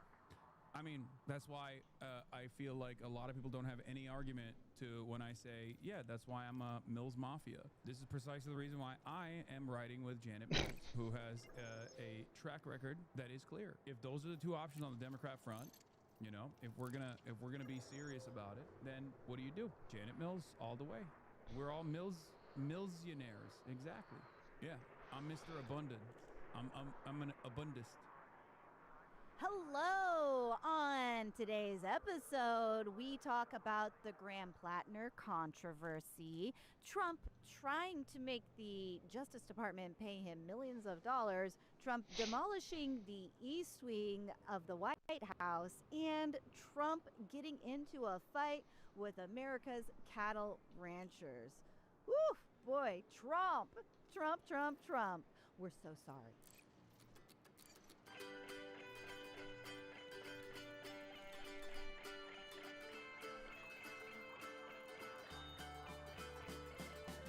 Oh, hello! Welcome back to Even More News, the first and only news podcast. My name's Katie Stoll, if I know ya. Cheerio, Katie. I'm Cody Johnston. I'm trying to balance your energy out. Did it work? That was great. Did I it think work? so. I think that Cody. we're giving our listeners a wide range of emotions to start the episode with. Welcome to the show. Welcome to Katie and Cody's Wait, what is it? Cody and Katie's Shody is Grady? There we go. Katie and Cody's Shody is Grady. Okay. Jonathan's also here. Hi. Even keel all the way through. This is our neutral Jonathan. I feel nothing. Oh, you You gotta feel nothing. Feeling nothing counts as something. I got him. He's considering it. Saturday, October 25th, National Trick or Treat Day. I'm sorry, what? We've got Halloween in 1 week. a second. Yeah, the last Saturday of every October is National Trick or Treat Day. And sometimes it's the 31st. I mean, I guess once out of every seven-ish Sometimes times. I don't know exactly how it works, but yeah, usually just before Halloween, there's National Trick or Treat Day. I don't understand this at all. What do you do on Halloween? I think it's just because, you know, kids and families and stuff, and making sure you can trick or treat on the weekends, right? Yeah, like it's so you can trick or treat on the weekends, even if it's Okay, we're Yeah. talking about like small town, perhaps like the one I live in. All the local shops Where open do you? up. You're not. You're in LA right now, though. So what are you? I'm in talking LA about? right now, but That's true. I live in a tiny mountain town. The little warm blitzer No, behind you. I've never told you that before. Oh yeah, I made all of these. You did. All right, whatever. This one's better though. Ooh. Saturday, October 25th is also Chucky the Notorious Killer Doll Day. I'm going to let Jonathan read this quote, but first I need to say Chucky specifically ruined my life. I don't know, it didn't ruin my life, but I saw that way too young and was so terrified, and there was a big period of my childhood, and honestly, to this day, that is just afraid of small redhead children. No, Oh my that's not. goodness. That's I not mean, what I I'm saying. did not. My I did not nephew mean is to a redhead. trigger you by putting this holiday here or appearing. in Or front of like you. being You're not a small redhead child. being also here. But at heart, I am. Uh-huh. Maybe as children, we would not have gotten along. Okay, to clarify, it's not like a doll thing. You didn't. No, it I wasn't really like, got scared by Chucky, and it's not a one-to-one. But then Is that horror why you hate movies Warmbo and so much? Spookies, it could be a part of it. And then I went on this trajectory, which is separate, but we can trace the line to me today, where afraid of horror, afraid of dolls and spooky, creepy things, and then I started getting into Ouija boards and got really afraid of that. My mom had to break it and burn it, our Ouija board, because I was so scared of it. Oh, you can't do that. Wouldn't that anger them? Wouldn't that well, anger the maybe spirits that's why if you burn it? it could be why to this day I'm haunted. Did you watch it get burned? I don't remember. Yeah, maybe. Well, I'm just saying, if your mom took it and said, "I'm going to burn this," she probably did not. She probably just threw it away. Threw it away, yeah. She probably threw it away. Yeah. Unless, I don't- she showed you, like, watch them be destroyed. Right. That, When you're and then you asking see me- the spirits leave, right? You're asking me if I saw it burning. My memory, I immediately thought of my childhood fireplace, but I don't know that I ever saw it. Anyway, little information about me and Chucky. But the Much, important, perhaps. yeah, no, that's enough. It's exactly the right amount. Yeah. Okay. Anyway. But what's this holiday? Oh, I just really liked this article in the National Day Calendar because of the words, like that clearly have to be there for It's SEO really purposes. incredible, yeah. So here's the Yeah. the third paragraph. Quote, "For those who have stuck around to the third paragraph of this article, and for those who don't know, Chucky is a creepy horror flick staple of the 1980s involving a doll. His full name is Charles Lee Ray, but prefers Chucky for short. After being shot in real life, Chucky enters to soul of a cute doll." And the film and the franchise is called it's Child's Play. It's not called Chucky. Whatever. That's just a me thing. I'm like, it's called Child's Play. But also, listen, folks, you're on word 200 of this shit. You're still reading. Here's what Chucky is if you don't know. You idiots. Yeah, it's weird. Also, like, after that third paragraph, after the fourth one, after the fifth one, and the sixth one, they suggest movie watching treats, and the first one is Child's Play popcorn. It's the only time they use the phrase Child's Play in the entire article. Do they say what that is? I think it's just popcorn. Child's because Play popcorn. This is Child's Play popcorn, and then they suggest Bride It's of Chucky popcorn wedding with cake, razor blades. pumpkin spawn of Chucky seeds. What? I sympathize with the person, because this is not ChatGPT. A person wrote this. And that's the kind of stuff I had to write way back in the late aughts, early 2010s, when it's like, listen, to get indexed in Google, it's got to have 300 words. And then I'd say, but I'm putting together a page about ketchup. How much? You have to write 200 words. Ketchup is a tomato-based condiment. Can't plagiarize Wikipedia, so I have to change up the words a little bit. But that's what it is. It's a tomato-based condiment that frequently for fries and nuggets, you know? So I appreciate what this person is doing, getting paid terribly to do it. Speaking of Halloween, here's some spooky news.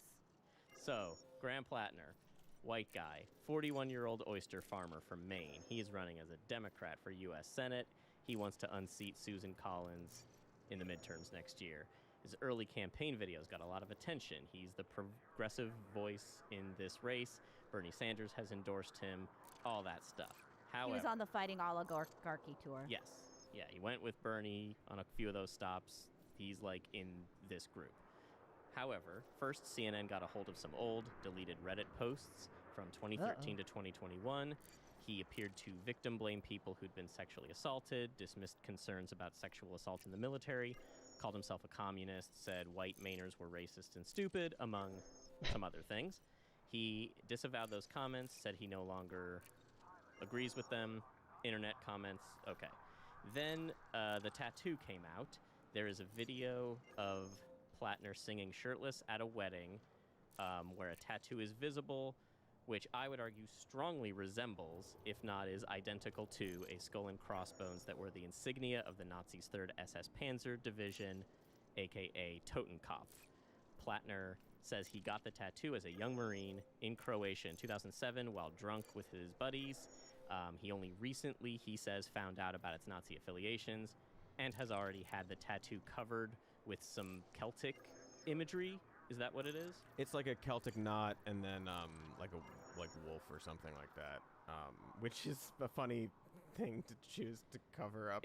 It looks to me like a Game of Thrones crest or something like that. Yeah, it's just a Celtic knot. It's just with it's extra funny to me just because well, if you want to like cover up your Nazi tattoo, like make it even more neutral probably, but it's not fully covered up. You can kind of see like the end of the bones. It seems very haphazard. But well, I don't know much about tattoo covering and how that works in general. I don't know how much it's possible to completely erase it. At first glance, I did not see the Totenkopf in there again. So anyway, the left is very divided over this. Stick with him. He's not a Nazi. He's never said any Nazi stuff. Support him, or come on, it's a Nazi tattoo. He's got to go. There are other candidates in this race, and the most notable one is current Maine Governor Janet Mills, 77, much more moderate, criticized Portland, Maine for divesting from Israel and things of this nature. She would be the oldest freshman senator ever. There's a lot of opinions on this. There's a lot of valid opinions on this, by the way, and it's hard to know. It's hard. I could see arguments on both sides. I have a feeling I know where you guys land, and I think that I'm kind of in the middle on this. There are a wide range of reactions, as you stated. Some people are saying we need to not subject our side to purity tests the way we have. There's a real conversation about welcoming people in, reaching different demographics of people, having more working class politicians, people that represent those demographics. And then there is just the reality of we sit here and spend a lot of time talking about authoritarianism, about blatant Nazism within the Conservative Party, and it feels very frustrating to have a candidate who is progressive and is needed in this region, who also literally has a Nazi tattoo on his chest. Not anymore. I listened to his interview with Tommy Vietor this week, and it was interesting. I had many different thoughts to hear his side of it. He has laid out how he's, coming back from his time in service, how he was suffering from severe PTSD, how he didn't have access to care, eventually got it, but this was a really dark time in his life when he was posting a bunch, there's that explanation for the intense posts that he has online, but the tattoo, he has claimed he didn't know what it was. And if you look at all of his posts, out of all of his online posts, nothing was Nazi-ish, and I think that that's true. But it's complicated. I think it's a tough position for some people to be in and less tough for others, and it's less complicated for others, which I understand too. We here have talked about the ability and importance of allowing growth for people, evolution. We get messages a lot of like, I was in the right-wing pipeline and I saw this video and now I'm out, and that sort of thing. And I think we want to encourage that kind of growth and ability to renounce your, like, these past views. And, you know, there's some rough posts. I don't know why I'm doing this. But So also, boring. there's this element I see of people sort of taking other candidates that, like, have been claimed to be like, oh, you're purity testing this person, but not this person.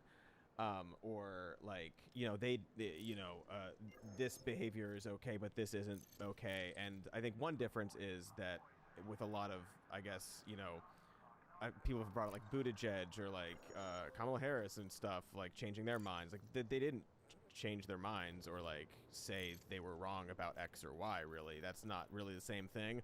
I've heard Plattner talk about this, and he does seem to be growing in this way, but it is a pretty... I remain skeptical about how much he knew about this tattoo, because it was on him for about 18 years, and that's a long time to not know, especially if you're running for Senate of, like, America. It's a little unbelievable, and I also find it hard to square some of the things, and some of it's like politician talk, but I understand Jonathan saying it resembles this Nazi symbol because we only have this sort of grainy video, but when he says it resembles this, then I'm like, but it is that. And I find it a little hard to square the fact that he apparently knew about it for just at least like the past couple of weeks. For the past few weeks, he's been hearing about it, and he knew about it, and has said like, oh, I plan on getting it removed. And then when this story dropped, he's like, I couldn't stand another minute of it being on me, so I had to cover it up. Like, but you knew about it for a few weeks at least. So it's just that and kind according of... to one anonymous source, potentially as early According as to the anonymous 2012, source, potentially. according to an So anonymous source. I would say the truth is probably somewhere in the middle of possibilities. By all accounts, you know, you talk to other service members, and that is certainly a believable thing to happen, is to be, you know, drinking with, you know, your buddies, a lot of, and getting an aggressive tattoo on your chest. It's a very military thing to do, skull, crossbones, whatever. I could see a world where he picked something. It's not like it says Nazi on it, but we know what the imaging symbolizes. But yeah, over the course of 18 years, you've probably realized what it was. That doesn't mean that was his intention to get that in the first place. It potentially. Yeah, no, I mean, I find it generally believable that, like, yeah, you got a drunken tattoo and you're in the military. Then there's also the conversation about, like, okay, but when you're in the military doing these things, there is that culture. How much of that culture are you a part of? We know that there are a lot of unsavory opinions and people who are in the military. I've seen some of his posts also talking about his military time that are a little like, don't love how much you loved it.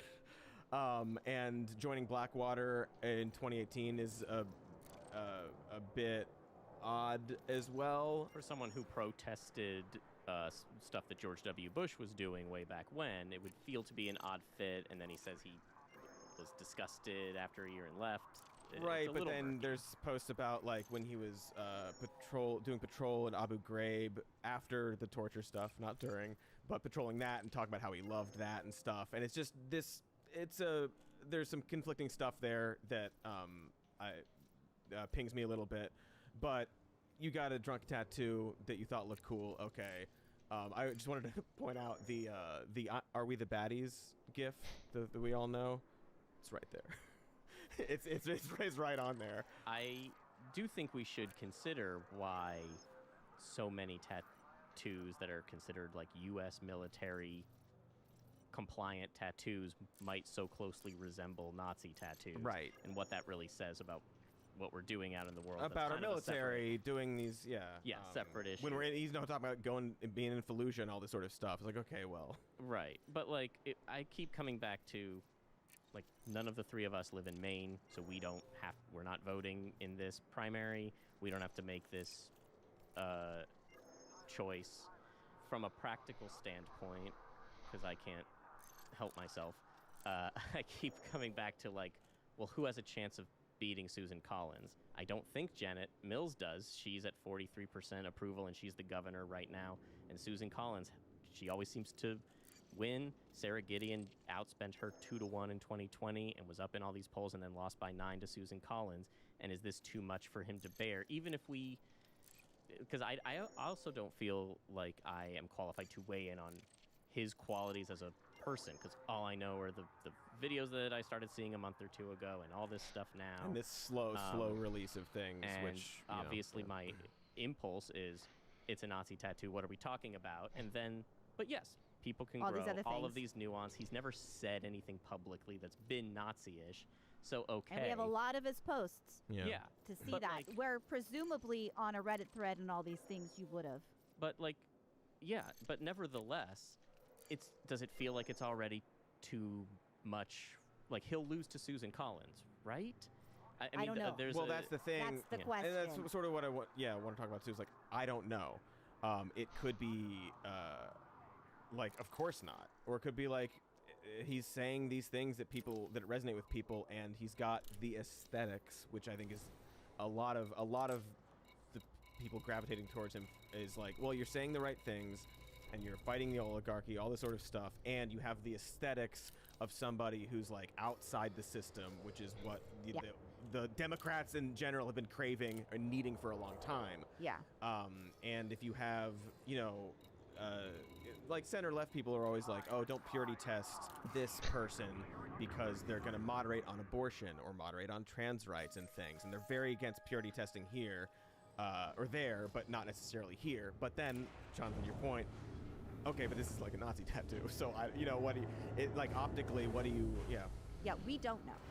We don't know. We're not from there. He's polling really well.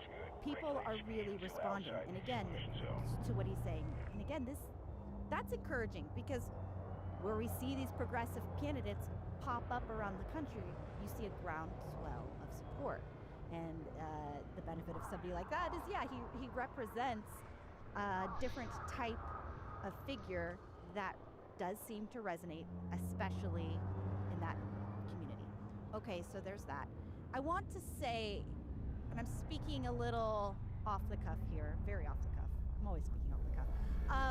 Some of your, I understand your reservations, Cody, about some of these posts. Again, he has said that this was a period of time where he was having a lot of, he was suffering, post-service, and, shit posting, essentially, posting a lot of stuff, saying, he would say now, Drunk posting. he does say now, that don't read too much into any of it, because he was, just really online and in those forums.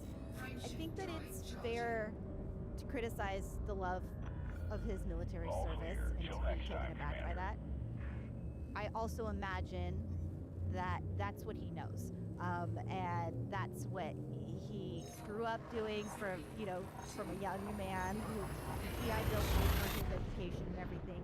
He's a military person, and when you come back, from what I understand, when you come back from service, it's really difficult to find your place in society, and that's your camaraderie. There's a lot that I can't relate to, but I can try to imagine and empathize with. Maybe it's crazy that he loves his military service, whatever, but I mean, but it's its own thing that I can't relate to, so I can't really judge that hard, I guess, because I don't know what his experience was. Same thing with Blackwater. Hate that, but you come back and we hear this story over and over again, where people don't know what they're supposed to do in society when you have been trained for one thing. And I want to bring it back to, I want more people that have served in our military to be able to say, I'm trying to protect the country that I grew up knowing, and this country does not resemble that. enough is enough. I think that that's an important part of our movement, and we have to have the conversation.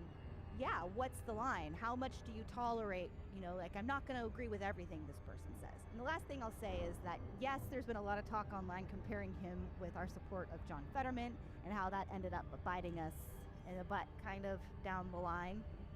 And I think that that's a fair... Better than Oz. Right. I have no idea. But right, But better that was than Oz. primary. That was a primary situation too, right? So. But in this situation, you're like, and it's important to note that. It didn't really work out the way we all wanted it to. But still, you're broadening your reach of types of people that are in our coalition. And sooner or later, we've got to bring more people in. Anyway, but again, I don't live in Maine, and I would have a tough time making this choice as well. I just wanted to add some counterpoints to this conversation. I understand. Yeah, I think I'm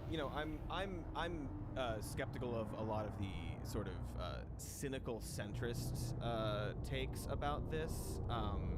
Even people like, well, you know, like, what if there's going to be like a Republican with a Nazi tattoo at some point, and then what are you going to do? Well, then I'll say that they're trying to run in the American Nazi Party, so it lines up a bit more, and it, like, there is more room for doubt, I guess, in this situation. But I am also remaining skeptical of this guy who just showed up a couple months ago. We got 9 months of a primary. I don't know. And I think the Fetterman element ruined it for everyone. It's unclear because he doesn't seem to have some of the red flags, although we didn't see them at the time. But also, you know, didn't he want to see them at the time too, a little bit. You know? Working class vibe that he pushes forward, but apparently he grew up pretty well off. His grandfather has a Wikipedia page for being a famous architect and designer. Made that chair, right? Yeah, the Plattner chair. Let's show the Plattner chair. There you see it. We all know these chairs. So, like, I'm not saying. Doesn't look like a working class chair. He is an oyster farmer now. That's not like made up. But I think it speaks to, regardless of what happens with him, I don't know how the people of Maine will actually react to this, and who knows. But I think it does speak to, and his current popularity from the poll that was kind of during this, as it came out, and who knows what else would come out, it does speak to what the Democratic Party needs, which is the most bummer of a thing about this, where it's like, yeah, you have a aesthetically working class person who can speak like a human being to people and has very, these progressive left-wing positions is something that we do need to have and that is effective. Just check the tattoos first, folks. Check the tattoos first. I don't love the idea of like, well, I was just young and dumb and I didn't know for 18 years. That shows a little bit of a lack of care. So. Well, that's sort of what I was even saying, like the covering up. It's like, well, wait, so you knew for a few weeks and you wanted to get it removed, but you realized it would take a long time. And then when this news dropped, you like frantically went like, Celtic knot with the dog, and it kind of covers it up mostly. You want to be a senator, take a little time. I don't know. Well, because also I just want to note, like, we're talking about this, and there is this aesthetic thing. We've talked about it all. But like, Janet Mills earlier this year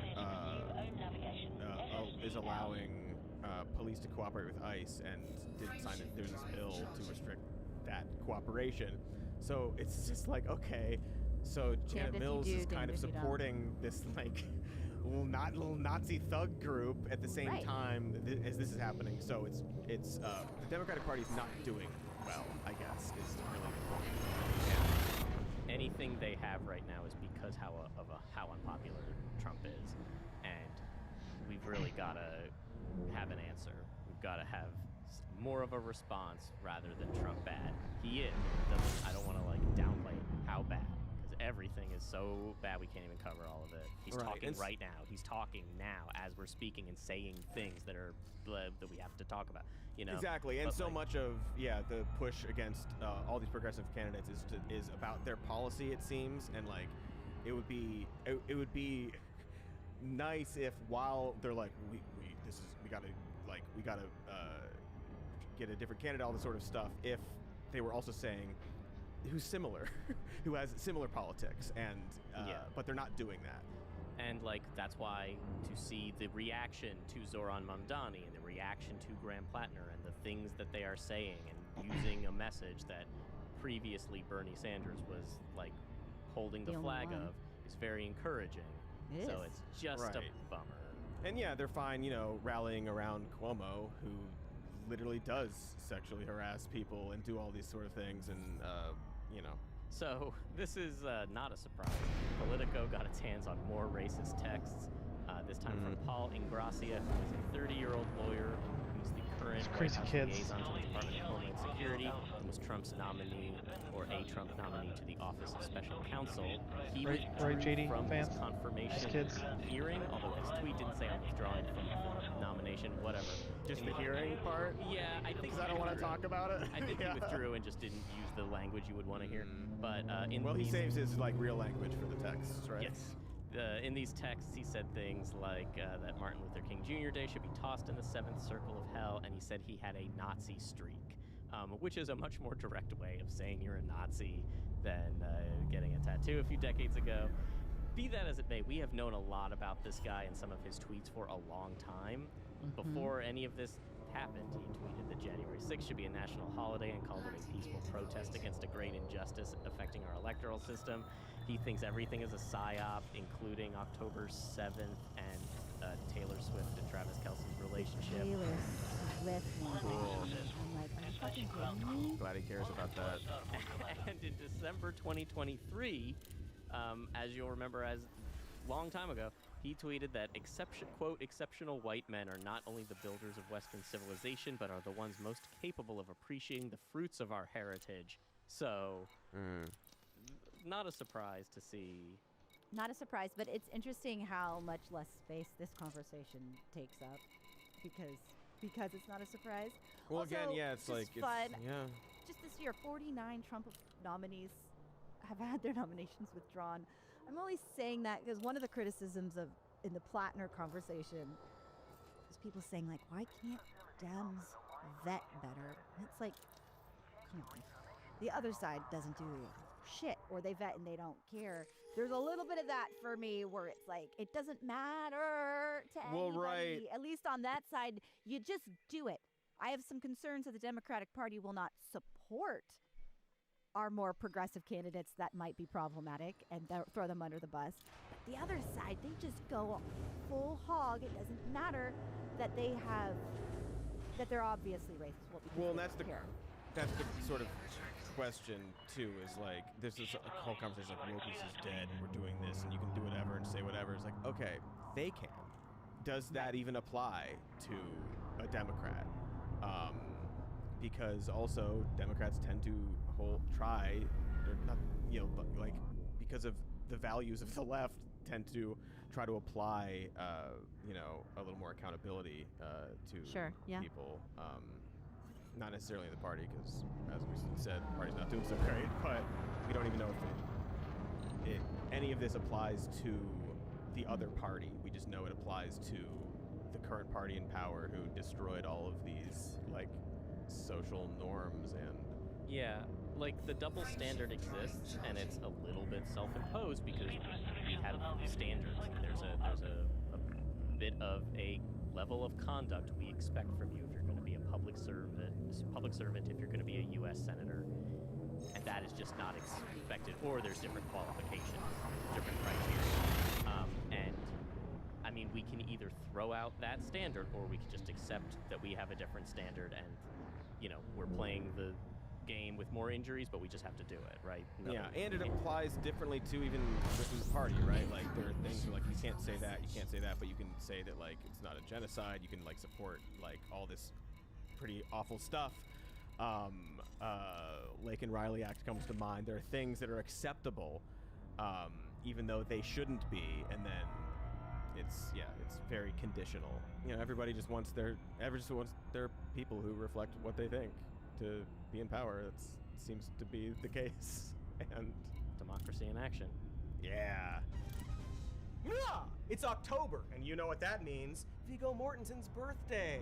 And once you're done celebrating that, Pluto TV has all the scares, all for free, with ghoulish horror movies, some of which are Viggo related, like Paranormal Activity, The Ring, Scream, Viggo the Carpathian Does Dallas, A Perfect Mortar. You know he actually broke 2 toes kicking the orc helmet, the movie. 28 Days Later, not 28 Days, starring Sandra Bullock and Viggo Mortensen.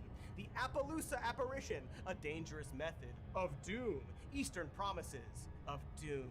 A History of Violence of Doom. Mary Shelley's Frankenstein. Scary Green Book. And From Dusk Till Dawn.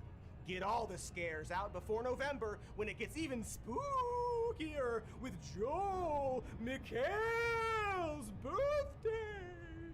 Woo! Pluto TV. Stream now. Pay never? This ad is brought to you by Vive Healthcare, the makers of Apretude, cabotegravir. You never skip your SPF, and you carry hand sanitizer like an accessory. But what are you doing for HIV prevention? One way to help protect yourself from HIV is Apretude, a prescription medicine used to reduce the risk of getting HIV in adults and adolescents weighing at least 77 pounds. You must be HIV negative to receive Apretude and get tested before each injection. If you think you were exposed to HIV or have flu-like symptoms, tell your doctor right away. More HIV testing may be needed. Apretude does not prevent other sexually transmitted infections. Practice safer sex to reduce your risk. Get Apretude as scheduled. Missing doses increases your HIV risk. Don't take Apretude if allergic to it or taking certain medicines that may interact. Tell your doctor about your medical conditions, liver problems, and mental health. Serious side effects include allergic reactions or rash, liver problems, and depression. If these occur, get medical help right away. The most common side effect is injection site reaction. Bring your A game and talk to your doctor. Learn more at apretude.com or call 1-888-240-0340.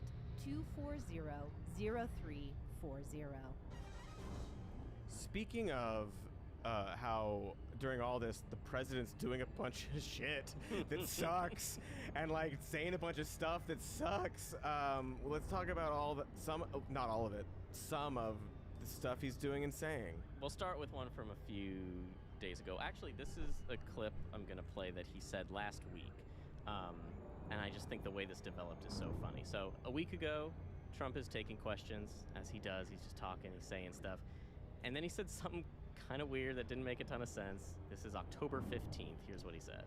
They raided my house in Florida. It was an illegal raid. I have a lawsuit that was doing very well, and when I became president, I said, I'm sort of suing myself. I don't know, how do you settle the lawsuit? I'll say, give me X dollars, right? And I don't know what to do with the lawsuit. It's a great lawsuit, and now I won. It sort of looks bad. I'm suing myself, right? So I don't know, but no, that was you're a lawsuit suing that was the American very taxpayer. Strong, very powerful. They raided illegally my house in Florida, Mar-a-Lago. Very strong, very powerful lawsuit. Is that true? Said so much other stuff there that like no one really thought twice about that. The New York Times was like, what's he talking about there? And so they found out through quote unquote people familiar with the matter, as they tend to do. Trump is demanding that the Justice Department pay him $230 million as restitution for the federal investigations into all those crimes he did for so many years. Which he seems to be even acknowledging a bit sheepishly is like, it looks kind of bad, I'm suing myself. Well, no, you're not suing yourself, you're suing all of us, really. So, you know, this would be the most blatant corruption in American history. It's pretty wild.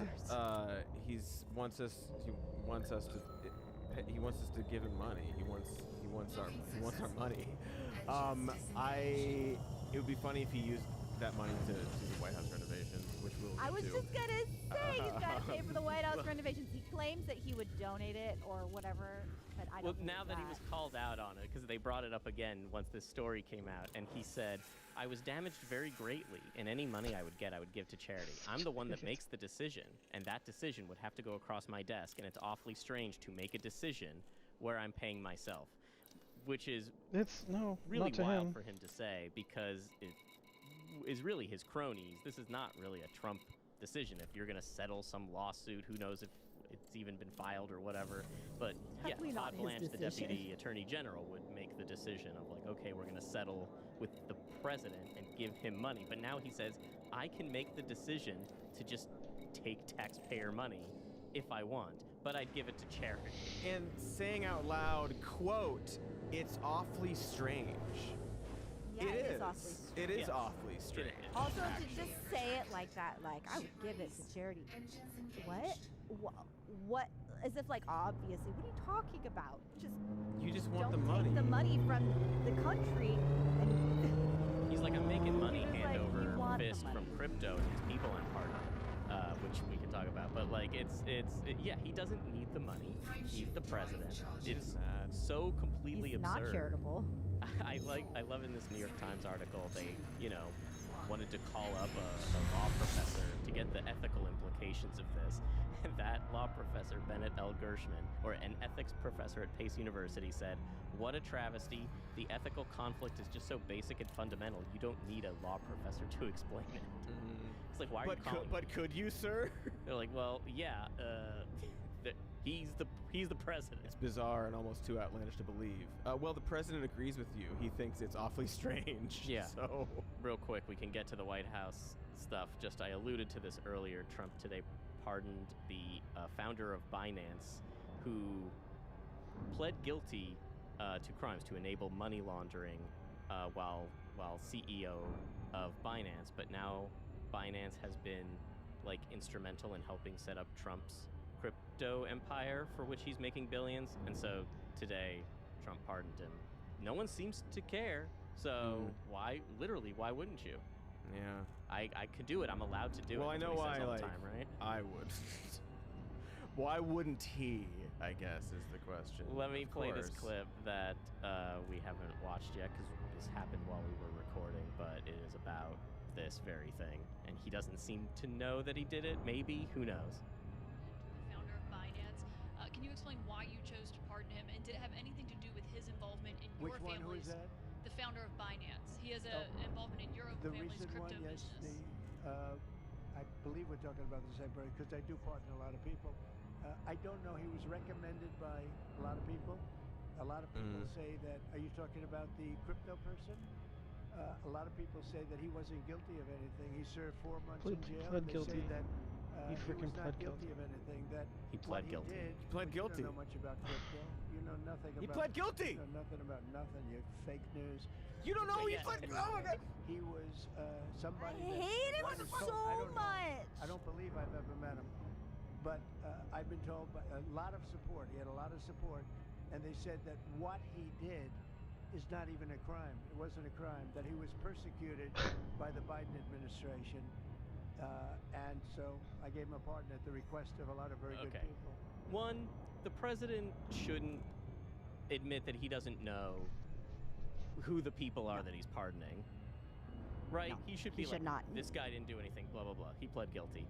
Also, he's clearly flailing here and doesn't know what to say, and you can tell that because he's like, Caitlin Collins, you piece of shit. You suck at this. You're fake news, right? He You just don't like know, you goes don't know all in on dick that. about shit. The case against Binance accused the company of failing to report over 100,000 suspicious transactions. I'm quoting The Guardian here. Suspicious transactions to law enforcement, including those involving U.S. designated terrorist groups such as Al-Qaeda and Hamas. They were laundering Al-Qaeda crypto knowingly. So, I guess, are we allowed to now call Trump a terrorist supporting, like, criminal? I don't know. It's interesting how he could dance through all these situations. It's interesting. We talk about it all the time, the hypocrisy. Yeah, he's a dancer. But He's a professional.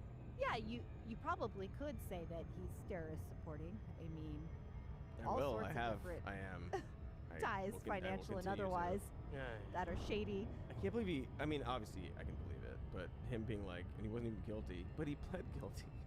What do you Pled mean? guilty. What do you mean? What do you mean? How did he What get do you mean? convicted?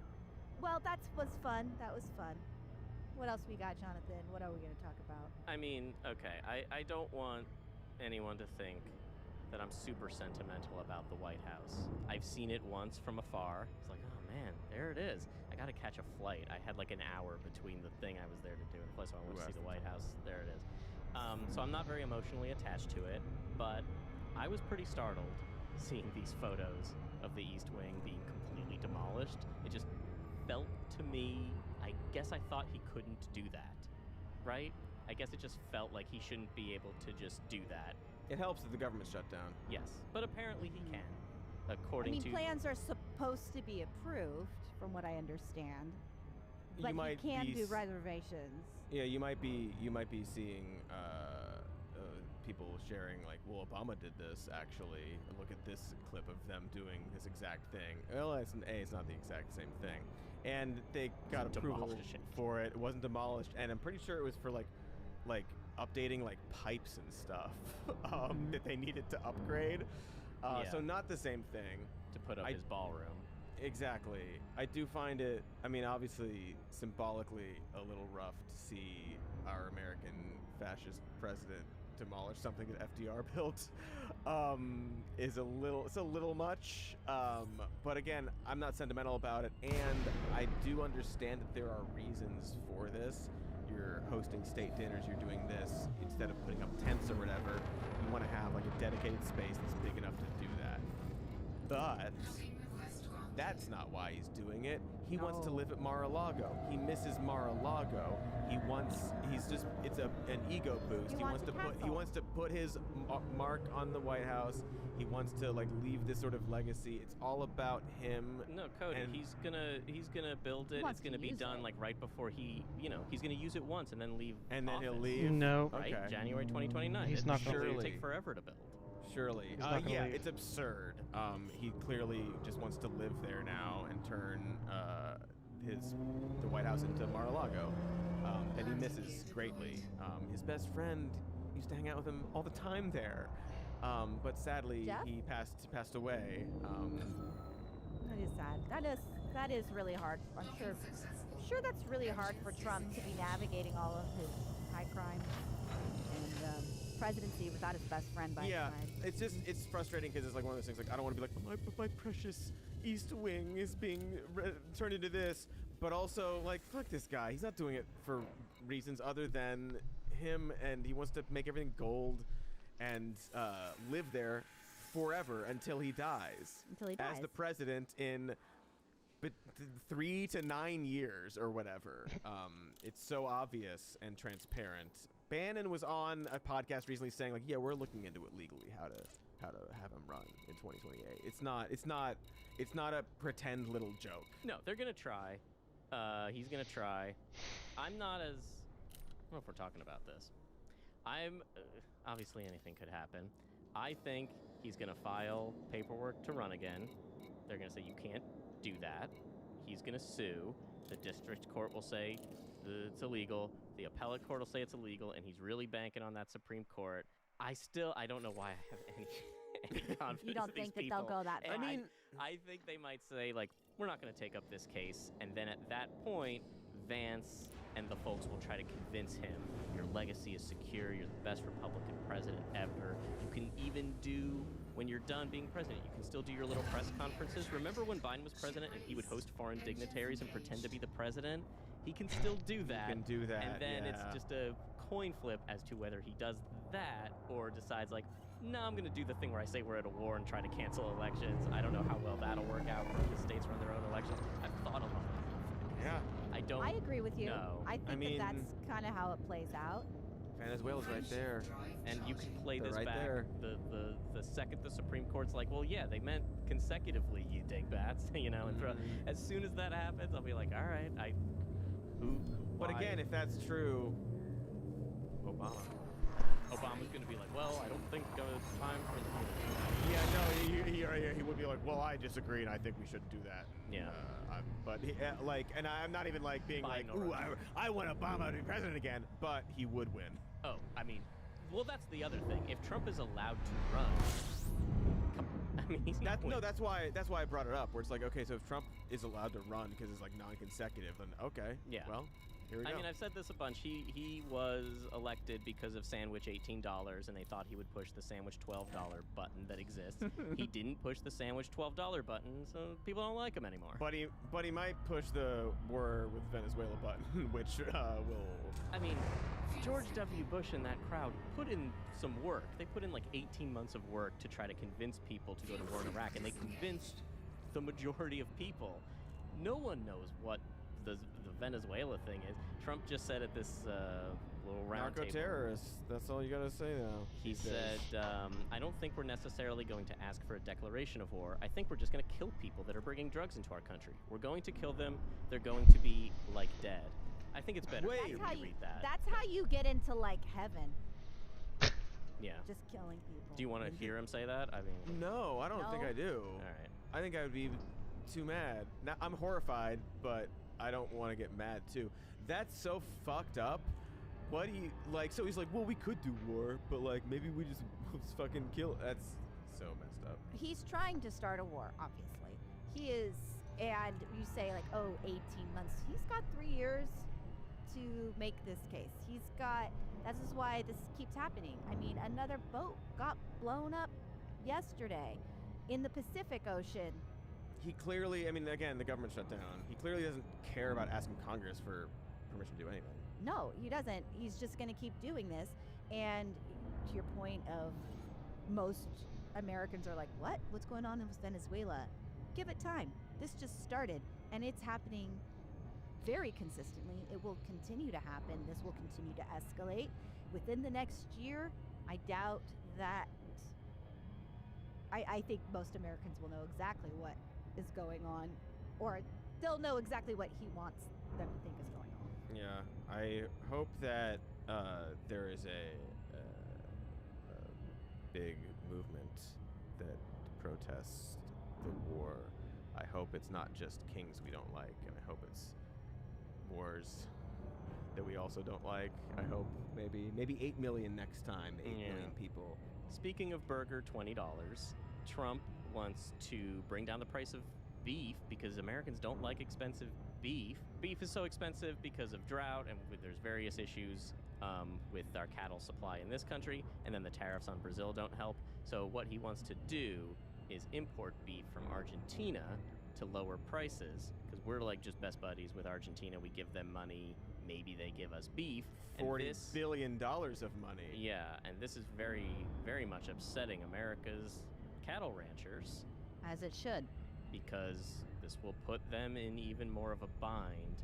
You know, the U.S. Cattlemen's Association, the National Cattlemen's Beef Association, as you would expect, very upset about this. I've got a lot more to learn about this situation, but just the bit that I do, it's so much more complicated and fucked up than I ever knew. It's one of those things where I go about my life, we all go about our lives and never think about where our food comes from. But our cattle ranchers and farmers are really fucking struggling, and he is making it so much worse.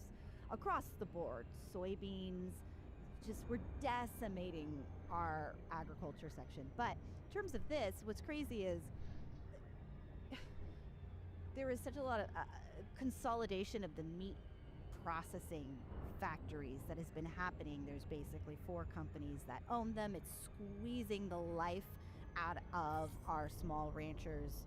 Interestingly, 2 of the 4 big meat processing facilities are owned by Brazilian companies. And just in general, our American farmers are getting so fucked over. And then to say this, okay, so he's trying to bring down the cost of beef for the average American. No way do I have another viewer. Okay. That's what I thought. But I knew it. Meanwhile, our cattle ranchers, between tariffs and all of this stuff, their profits are just tanking. Like, I don't have the number in front snap. of me, but It's they are meownitis. closing left and right. Jumping in going here, out of business. lurking away. This is a big deal problem, and it seems to fly in the face of everything that he's talking about. The first with viewer other implementing than all these myself I've had all tariffs in night. terms of bringing business back to That's America. hilarious. And these are people that voted for him. It's a big deal. It's a very big deal, and I do think that these are the kinds of things that start to matter over time. They're like, why aren't people paying attention to him? No, he's not following through on any promises, and he's going out of his way to fuck them. And it's not going over well.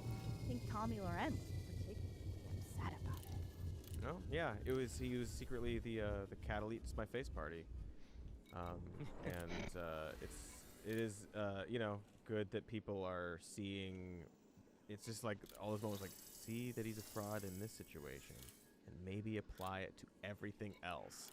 But some of the horrible stuff he's doing, they like. Is the problem, right? Like, so like, okay, Tommy Loren is upset about this one thing, but she loves what ICE is doing. She loves the bombing the quote unquote narco terrorists. You know what we should do? We should ban lab grown meat. Also, at the same time. So no meat for anybody. What Colin Woodall, the CEO of the National Cattlemen's Beef Association, also pointed out is that Argentina has a history of foot and mouth disease, which, if brought to the U.S., he says could decimate our domestic livestock production, which sounds again, sounds like something not you'd an want to expert do. in any of that doesn't sound great. And then after the cattle ranchers and their cattle ranch associations expressed their discontent, Trump reprimanded them. In Truth Social, he wrote, "The cattle ranchers, who I love, don't understand that the only reason they are doing so well for the first time in decades is because I put tariffs on cattle coming into the United States, So including basically- a 50% tariff on Brazil. If it weren't for me, they would Fuck be you, doing cattle just as they've done ranchers. for the past 20 years. Terrible. I don't have It to would be buy- nice I don't if they have would to buy understand American that, cattle. But they also have to get their prices down because the consumer is a I'm very big awesome, factor so in you my should love thinking everything I also. do. And then 5 minutes later, he So said, go fuck he yourselves. posted, in addition to everything else, tariffs on other countries saved our cattle ranchers, which he had just said in Yeah, his he did prior say that. post. Also, So I not did. only are they stupid and don't know what they're talking about, but they should just lower their prices, right? You're just trying to fuck over your cattle ranchers. You're trying to give a semblance to the average voter that beef prices are down without understanding the long-term effects on, or understanding and not caring on your own You know, country. the reason our cattle supply is so low is because of drought, it's partially because of climate change, and climate change isn't stopping, and a lot of our meat comes from Brazil, regardless of when the tariffs are on or off. And so this is as cheap as beef is going to be going forward. Like, the climate change is not going to make the cattle easier to live on land or to feed because the cost of feed goes way up. Like, this is, this is kind of why we shouldn't ban lab-grown meat. It seems like that would be amazing. I'm not saying in 10 years we're all going to be forced to be vegans, although that would solve some of the problem, but whatever. I like a burger, so we're not going to do that. But it's not good. It's not great. Yeah, maybe we think ahead a little bit, and for once, and All right, folks, we've done it. Have you guys liked? Have you guys subscribed? Please. Yeah. A little comment for algorithm situations. I'm doing it now. The biggest kind of question facing America is basically, I want you to solve racism. Yeah. You have straddled this line between comedy and journalism, social commentary. Since the Civil War, the country hasn't been this divided. Anything that seemed sacred 50 years ago is just being demolished right now. People are at each other's throats. From your perspective, what's our way out? I think that And also solve racism. we'll have to come back to racism. Hey there, it's me, Rainn Wilson, and I want to dig into the human experience. I want to have conversations about a spiritual revolution. Let's get deep with our favorite thinkers, friends, and entertainers about life, meaning, and idiocy. Welcome to the Soul Boom Podcast.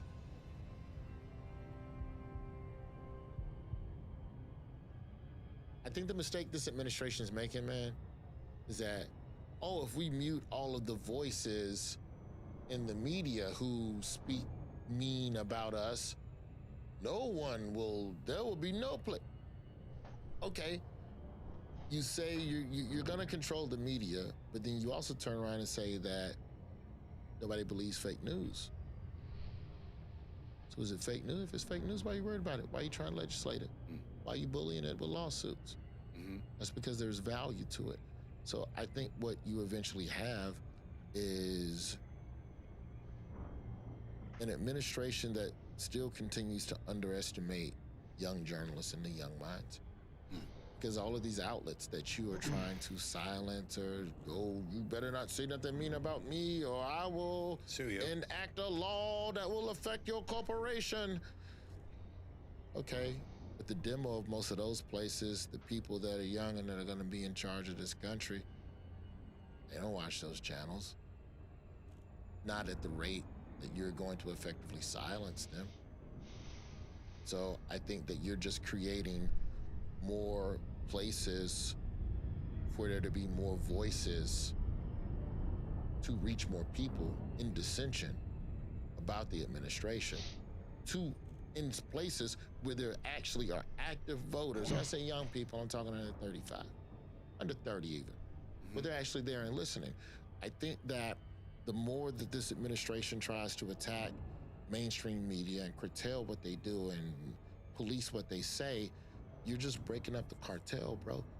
And when you break up a cartel, you get 10 factions now that are all fighting, and it's more chaotic than when you had one Escobar or whoever in power, right? So it's like if you take Don Lemon, right?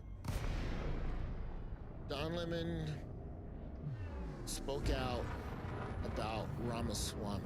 He fronted him in that morning show that they were doing.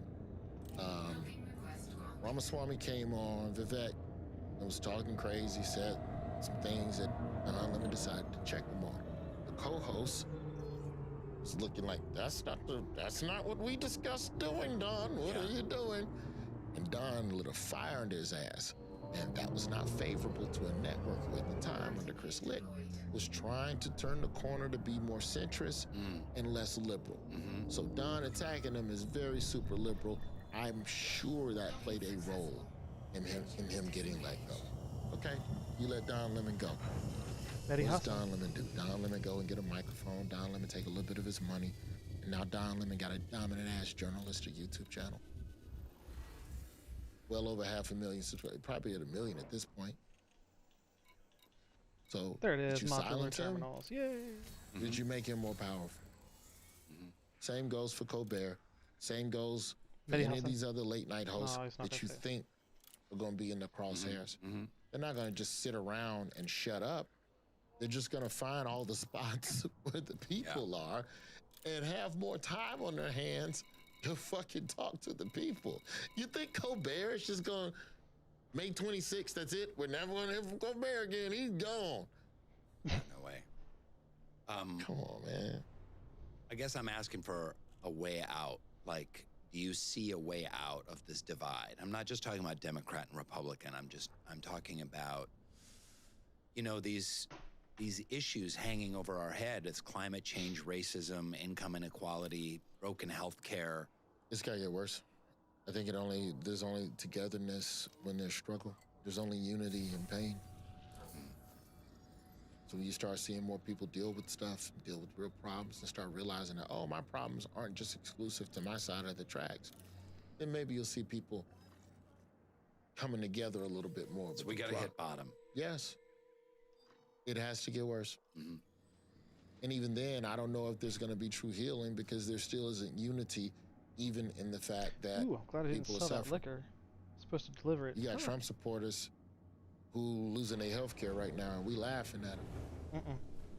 That's what you voted for. That's what you get. Oh, your daddy got deported? Well, you voted for the man.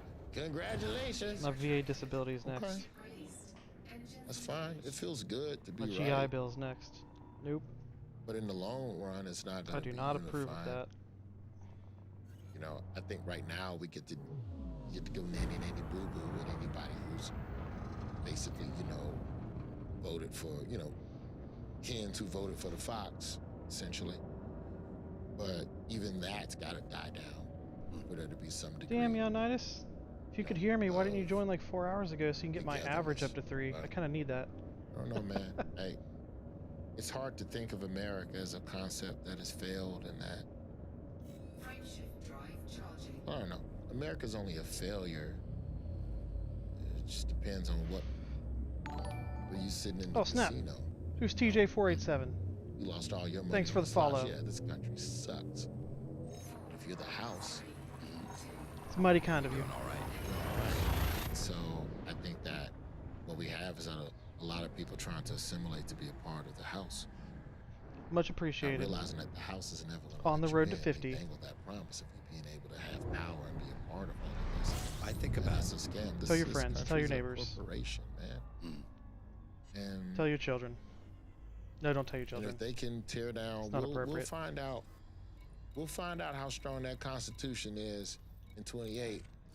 That boy try to run for a 3rd term. We're going to see who the patriots are. We're going to see who really believe in that sheet of paper. We'll find out the truth then.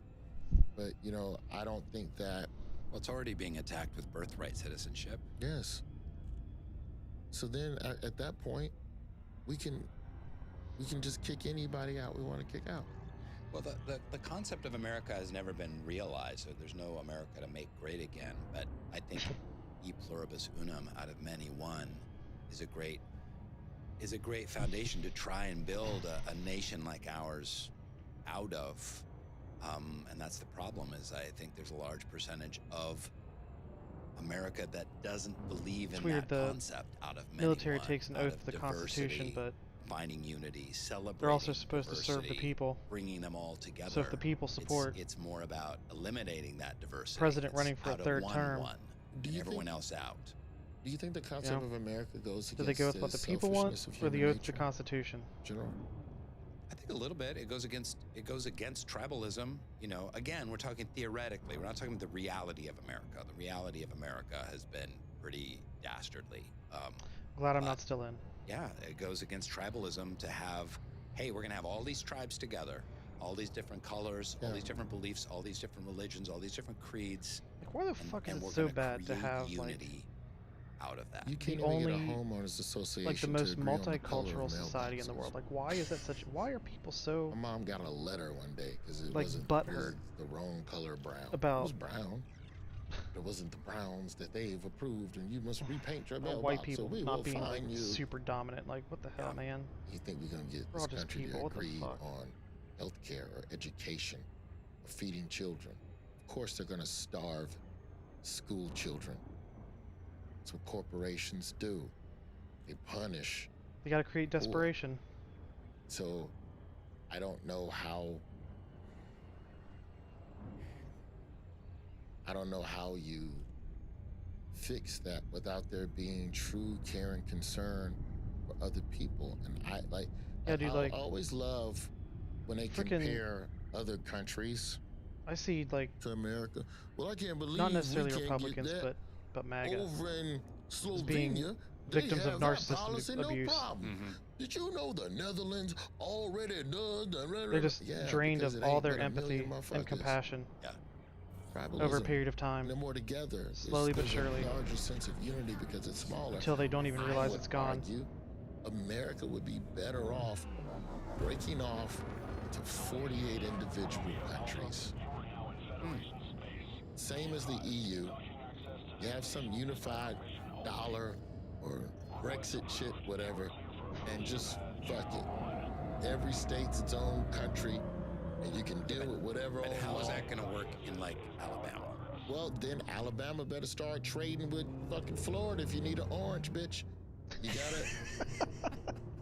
Now you gotta be nice. Now you gotta play along. Now you can really start exploiting, because the idea of federal and you don't want the government in your business. You got it, big dog. Do it yourself. That might then force residents of those particular states to vote. Get along. because we're all here in Alabama together. Same way they're all over in Slovenia together. Like that'll never happen. But they're gonna need all of California's almonds. So just there's gonna be no almond milk. I just think after a certain size, the country has to become corrupt. I haven't done this, I haven't done like a Rand McNally analysis of square mileage to corrupt level of corruptivity. But, of course you have like dictatorships that are rooted in religion in the Middle East. That's one thing, but I'm talking like huge like China, huge like Russia. Like once you're just that big, it's just somebody ain't gonna do right. What state would you move to if they all became 48 countries? I would stay in Which California. country? You'd be in the country of I'd California. stay in California. We got the Central Valley. We can. California can feed California. Every state's got something they're not good at though. That they're gonna need. I don't know Californians. California's good at everything. Okay. Except building trains. We still can't get a train built from LA to San Francisco. You know the funniest Reddit thread I read one time was, why can't California put sprinklers in the woods? And it was like 1,000 comments of just breaking down how fires move through the canopy and sometimes through the floor, and you would need a sprinkler that goes to the highest tree. You know that one task you keep avoiding? For me, it was months after my house caught on fire. I had to sniff test every single shirt, every item of clothing, every flannel got the test. Smells okay or ruined forever.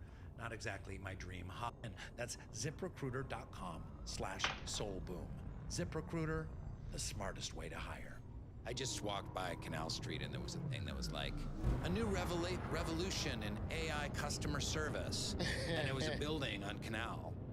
And I was What like, the hell? that How am I down to company 2 viewers? right there is about to put like 200,000 people out of work. I've got me, I'm Odd, Yeah, and think about it. Meownitis. All That should the be customer 3. service representatives What the hell? on airlines and feel like I'm being travel cheated. places and shoelace returns Ice cream and representative to no end. You know the thing companies have done now? They hide their phone number on their website. It's like 6-7 clicks to get to the number to even call it. Oh, here's a help assistant. I hate that shit. Click the help desk, and then a window opens up, and then there's some automated turd trying to talk to you. Yeah, not a fan of it. You know what invention?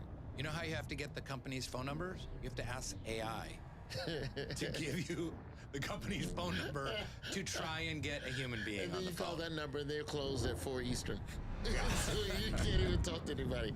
You know what invention? I was watching Star Trek with my son. Which one? J.J. Abrams era. Oh, the movies? Yeah, the Chris Pines and all of that. Well, here's why. I don't do a lot of TV with my son because the storytelling isn't always as in-depth, and the character development in television is over the course of multiple episodes. Yeah.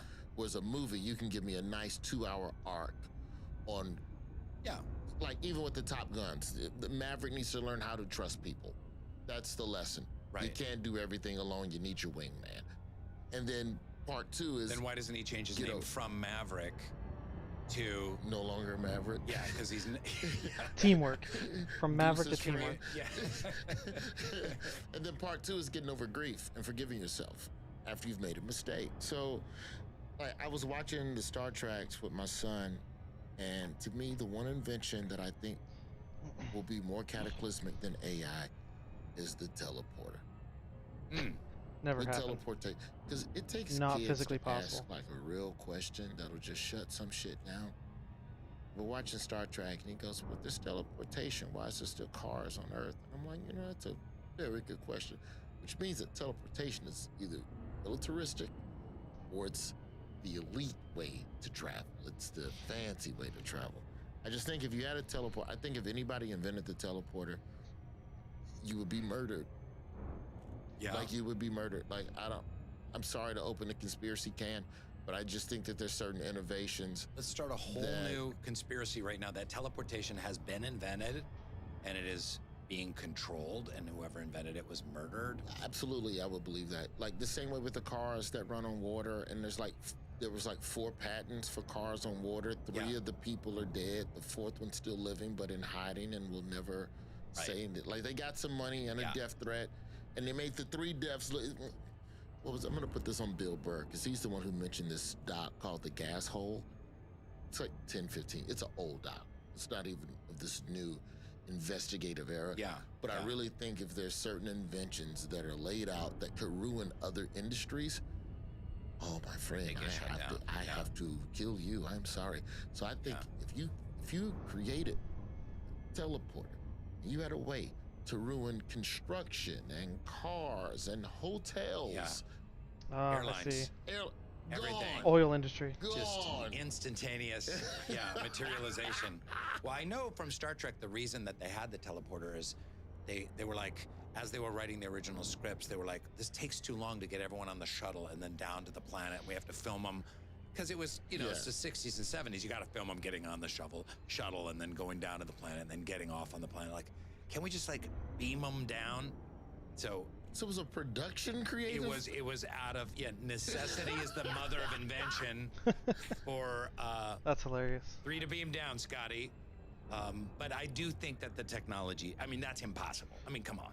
You know where I messed up? I showed my son the J.J. Abrams era Star Trek with Chris Pine in them, and then I tried to go back and show him the original Wrath of Khan before we watched Benedict Cumberbatch's version, and I just think the visual, just the look of it, just he couldn't do it. He's 9. It threw him off. That's where you got to start your kids on the original series. I mean, you've just got to go back to like 1969, you know. And I don't know if I'll do the full TV the monsters series. and the rubber suits. I'll find some of that. I went back and tried to watch, pre-watch 2001: Space Odyssey. I think it's a little too over his head. Oh for yeah, 9 years old. That's way too trippy. Yeah, but then you it gotta was wait like till like 15. Then it was like the Black Hole. I think that was the Disney one. Right. From back in the day. I was like, maybe that. Maybe Lost in Space. But even that, the tech of that is still a little too wonky. It's like, I'm sorry, man. I've let you see too much present day CGI. Right. To appreciate the creativity of what the 1960s and 70s were for sci-fi. Yeah, you got to start them old school, and then that way, when you bring them up to speed to like Interstellar or something like that, which we just watched. Okay. Which I probably shouldn't have, because again, too good. It's too good. It's too good. You can't go back. Once you've had Interstellar, you can't go back to 70s sci-fi. You know. Yeah, but no, I just think that AI is for sure going to shake up a lot of stuff, but I don't think. I do think that there's a part of this AI conversation where how much of this fear is being driven 25? by the developers who profit from getting companies to invest in it and invest in the software, even though it isn't quite where it needs to be yet. Like, what if AI just ends up being what 3D televisions were 15 years ago? Right. Remember when Yeah, that was the shit? Everybody, you can watch football. It's just like they right in front of you. Put on these bulky glasses, motherfucker, and get a curved. Okay, how many I'll men get do you more. think still have 3D televisions that just? But even recently, like 2 or 3 years ago, like the metaverse, remember that? Like we're the Oculus and we're gonna wear these goggles and we're gonna build. I don't wanna pay. You're gonna build a civilization online and buy real estate. I almost paid somebody to build me a comedy club at the metaverse during COVID because just we're all home. Yeah. Man, I'm telling you, man, they had architects who could like build shit for you. Yeah. And you give me $2,000 and I'll build you a place in the metaverse, and people will come in. Well, how do you monetize it? Well, you just make it lively, and then people give you tips, and you put up a little QR code. Nope. I was like, this feels weird. Yeah. It was unnatural. like when people, if you could not, no one could explain it to me in a simplified way, and that's when I go, that's the scam, or that's where this isn't gonna complete. It's like the way nobody could completely explain NFTs to me. Right. And because of that, I could And now they're kinda never gone. Not kinda, they are gone. Totally gone. Like, I There's don't know people who the put millions stat. of dollars in NFTs. I don't know the stat. Trump made It's some money off like that. Most of them have lost like 90% of their value. Yeah.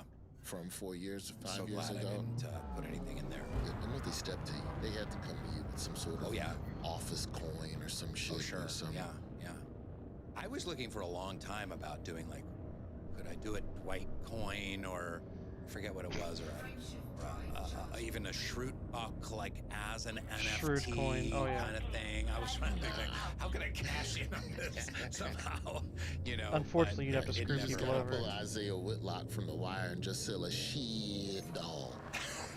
He has like one of those, a bobblehead. He has a, and you press it and it goes shit. But he never says Clay Davis, because I guess legally HBO would be like, what the fuck are you doing? Right. But it's the Whitlock doll that says shit, so maybe you do that, and then you skirt around. Like, it's got to be something tangible. I have to be very careful with that because Dwight, Schrute, and all things related are owned by NBC Universal. And if I want to do if I want to capitalize on that in any way, shape, or form, like I was thinking about doing a sketch about climate change using the Recyclops character that Dwight played in one of the episodes. And I know they own it. It's like, if I made it, are they going to sue me? What are they going to do? Yes, like, yes, if they I have made to. a climate change video? They'll probably go, hey, next time, don't do that. It's better to ask forgiveness than permission. Yeah, man, that's why you need to come off Comedy Central like me, but they don't give a shit. Daily Show's like, man, do what you want, man. Take a character from this show and go do it on your YouTube without tripping. Like, they were fine with that? Yeah, they've never had issue. Yeah. I had a character, when we would create fictional commercials to bolster like a bigger political statement we were trying to make, like there was a story that Trevor did about the police, the ratio at which police pull people over, and we have this character named Leo Devlin, and Leo Devlin, we came up with a commercial for black people for an indestructible tail light, so the police can never pull black people over again. And so it's just classic local commercial guy who doesn't have the budget for effects, and I'm Leo Devlin, get the never break tail light. Yeah. That character I've done on stage and prank, like at no point have I gotten a call from Paramount going, hey, Nah. It's like, I found out something about you that I wouldn't have thought I had in common with you, but it made me feel normal. Like when you know you're sitting with a cat that's like, okay, this motherfucker's normal. Yeah. I found out that you, during your office days, would read the British, not reviews, but just general British fans of the product to see what they felt about the American product. Yeah. I've done the same thing with Have I Got News for You. Right. Because our CNN show is a 30-year British, staple. Phenomenon, yeah. And I can't help it, man. Yeah. I can't help it. I know I'm not They're supposed to scathing, read though. it. Those Brits, they do Can't not help it. like stuff being copied. Even when they compliment it, they go, I expected it to be rubbish, but it's acceptable. Which is a standing ovation. It's tolerable. Yeah. No, the British vilified the American office, and it just didn't make any sense to me that, like, we did 13 episodes of this amazing show that was a British creation. Now Americans are going to try and make it. Like, those 13 episodes aren't going anywhere. You can watch them over and over and over again. Yeah. What does it matter if, like, the Brazilians make it and the Bangladeshis make it and the Mongolians make it, and everyone can just take a great idea and run with it? And guess what? You don't have to watch any of them. You can go back and watch those 13 British episodes over and over again. The problem is that when someone remakes a show that you love, it's like watching somebody bang your girl. It's like, damn, they're not doing it right. So she likes it. No, why are you putting your tongue?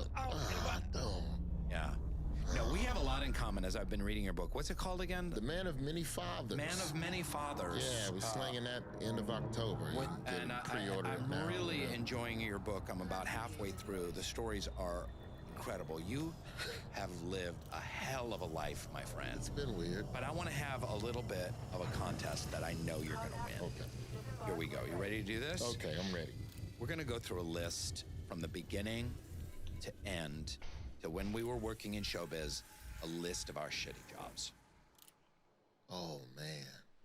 Because you listed off so many crap shit jobs I was working that you suffered through. What's your early, because you started raking leaves, mowing lawns and sweeping parking lots when you were 14. Yeah. I walked around the neighborhood with Lee. We didn't have a lawnmower.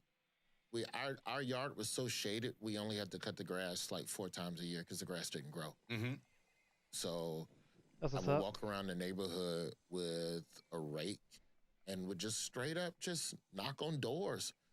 And that's how I made my, and all I wanted was Nintendo tapes. Like I didn't want like jewelry or sneakers like everybody had a herringbone chain in the 90s. This is like 92, 91. Okay. And I didn't want any of that, man. I just wanted Super Mario. I wanted Bases Loaded. I wanted RC Pro-Am. I wanted Tecmo Super Bowl. And I got to, I get to 15, my first job with a pay stub was Baskin Robbins. Okay.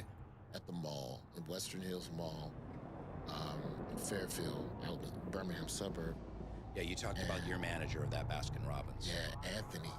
Anthony, I can say his full name, Anthony Crum. That was a good dude. Okay. That was a good dude. I like to run it through my mass media law slander libel filter before the name comes up. Yeah, Ant was good, man. Like, and he was like one of those people who was like, I don't know if you've ever been like a teenager and you've had a manager, in hindsight, oh, yo, you were way too young to be the manager of this store. Yeah, they're like 20, and they're your manager. 20. But you're like 15, and you're like, wow, they're so He's old. a god. He's got a car. All the girls from the mall. All the mall girls are coming over and flirting with him. Hey, Anthony. He's giving them extra scoops of ice cream and shit. Like, that was who you aspired to be. So, I don't know, probably the closest thing I had to. I have other siblings who I didn't grow up with, but, like, the idea of, like, a big brother who's, like, talking to you about how to flirt with a girl. Man, that girl was flirting with you, man. And you missed it, man. I'm like, I don't know. She ordered a hot fudge sundae, but it's the way she leaned, man. She put the titties on the sneeze guard. You got to, when a girl put the titties on the sneeze guard, she flirting. Is that a thing? Titties on the sneeze guard? I worked, man. It's just, for me, it was, I don't know, a lot of my employment was, like, you could say it was a necessity. What I discovered in writing the book is that a lot of it was rooted in not wanting to be a burden to my mom. Yeah. And, like, realizing over the years that, you know, you're never a burden to your parents, but the thought is, I know you stress about money. I've seen you down here doing math in the checkbook at 1 o'clock in the morning. So if I don't have to ask you for this thing or whatever, this field trip and spending money, I'm not gonna ask you. So I'm gonna do all my homework on the school bus. So when I get home, I'm gonna watch the Cubs until 5 o'clock. And then when the Cubs game goes off, I'm gonna go and rake leaves all over the neighborhood. I'm gonna lie and tell you that I'm shooting basketball at the park. And I'm gonna come home with, like, you know, 30, 40 bucks, give or take. And you do that twice a week at 13 or 14 years old, that's You say at one point in your book, like, you never even sweated money because you feel like, hey, give me enough time and I'm gonna figure out how to make money out of any situation. Because you were such a budding little capitalist out of Birmingham. I still feel like that. Yeah. Like, even to this day, like, I still feel like that. Like, even in the face of AI or even leaving the Daily Show, I didn't really have a plan after. I was just like, this You'll should figure it stop. out. Yeah. But I'll figure it out. Right. I mean, man, I got sent to summer school in the 9th grade, and there was a fucking Church's Chicken right across from West End High School, and I got sent. So, like, in Birmingham in those days, you didn't go to I didn't go to my zone high school. I was sent to an alternative high school across town. But if you get sent to summer school, you go to the high school in your neighborhood. Sure. So I didn't know anybody at this high school. Okay. So I had no friends. You failed math? Yeah, Algebra 1. Sure. Still hate math to this day. I'm sitting in class, I'm not talking to anybody, and I'm sitting by the window because it's a breeze, and I can smell this goddamn chicken from Church's Chicken for 6 hours a day, just coming and just wafted into. And I look across the parking lot, and there's a dude sweeping the parking lot, and I just go, I bet you he doesn't want to be doing that. He comes out every day after the lunch rush. Every day after in the lunch heat rush. of the summer. And everybody's eating and left chicken bones and cups and just trash all over the place. I go across the street and I go, hey, man, you give me a 3-piece and a honey biscuit, I'll sweep this whole parking lot. He goes, you got a deal? I sweep the whole parking lot, and then I go up the street to the gas station. I go, hey man, Guy Church's Chicken gives me $10 to sweep the parking lot, but I tell you what, you give me $10 worth of candy, write it off as shoplifting, I'll sweep your parking lot too. Because you got a deal. I take that $10 worth of candy, I take it back to school the next day, flip it, now I got $20. Right. And now I have friends, because now I'm the candy guy in summer school. Oh, nice. So do you resell it's- the candy for yeah, even yeah, greater I'm not profit? eating this. Yeah, I'm not you're eating not this. eating 20 the bucks of candy. assumption is that, I mean, it's no overhead other than me sweeping. So the assumption is that I paid 50 cents and you sell it for $1. That was the general flip for candy at that time in Birmingham. It cost me 30 minutes of my time to sweep and clean this parking lot. And now I have essentially $20 worth of candy. Yeah. And I can just take it, all I gotta do is sell it. And so those were the things that I just always figured out a way to do, man.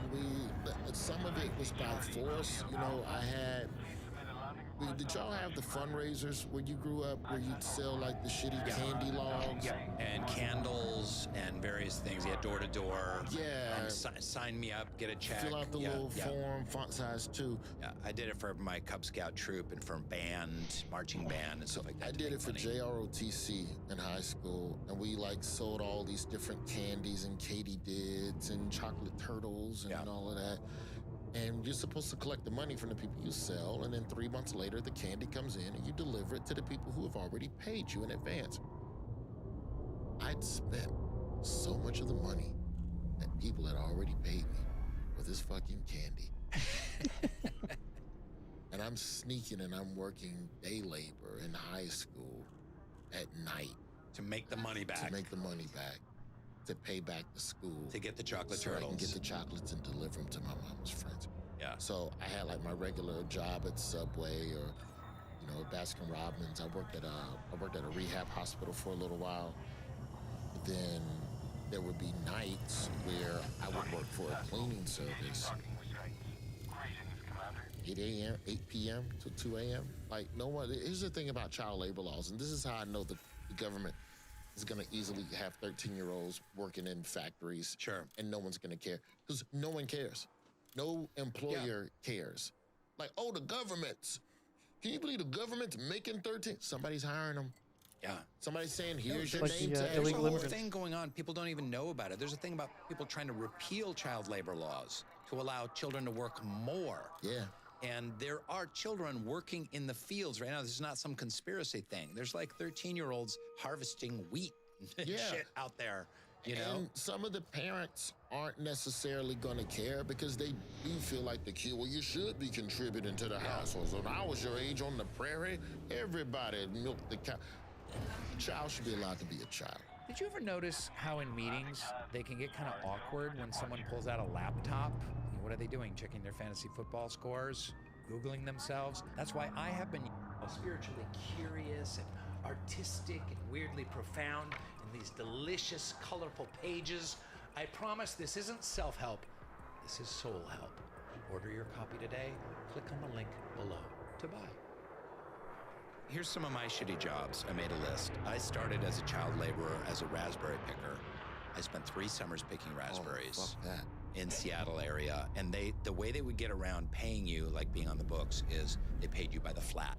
So $1.25 to pick an entire flat raspberry. How long does it take to pick a flat? About half an hour.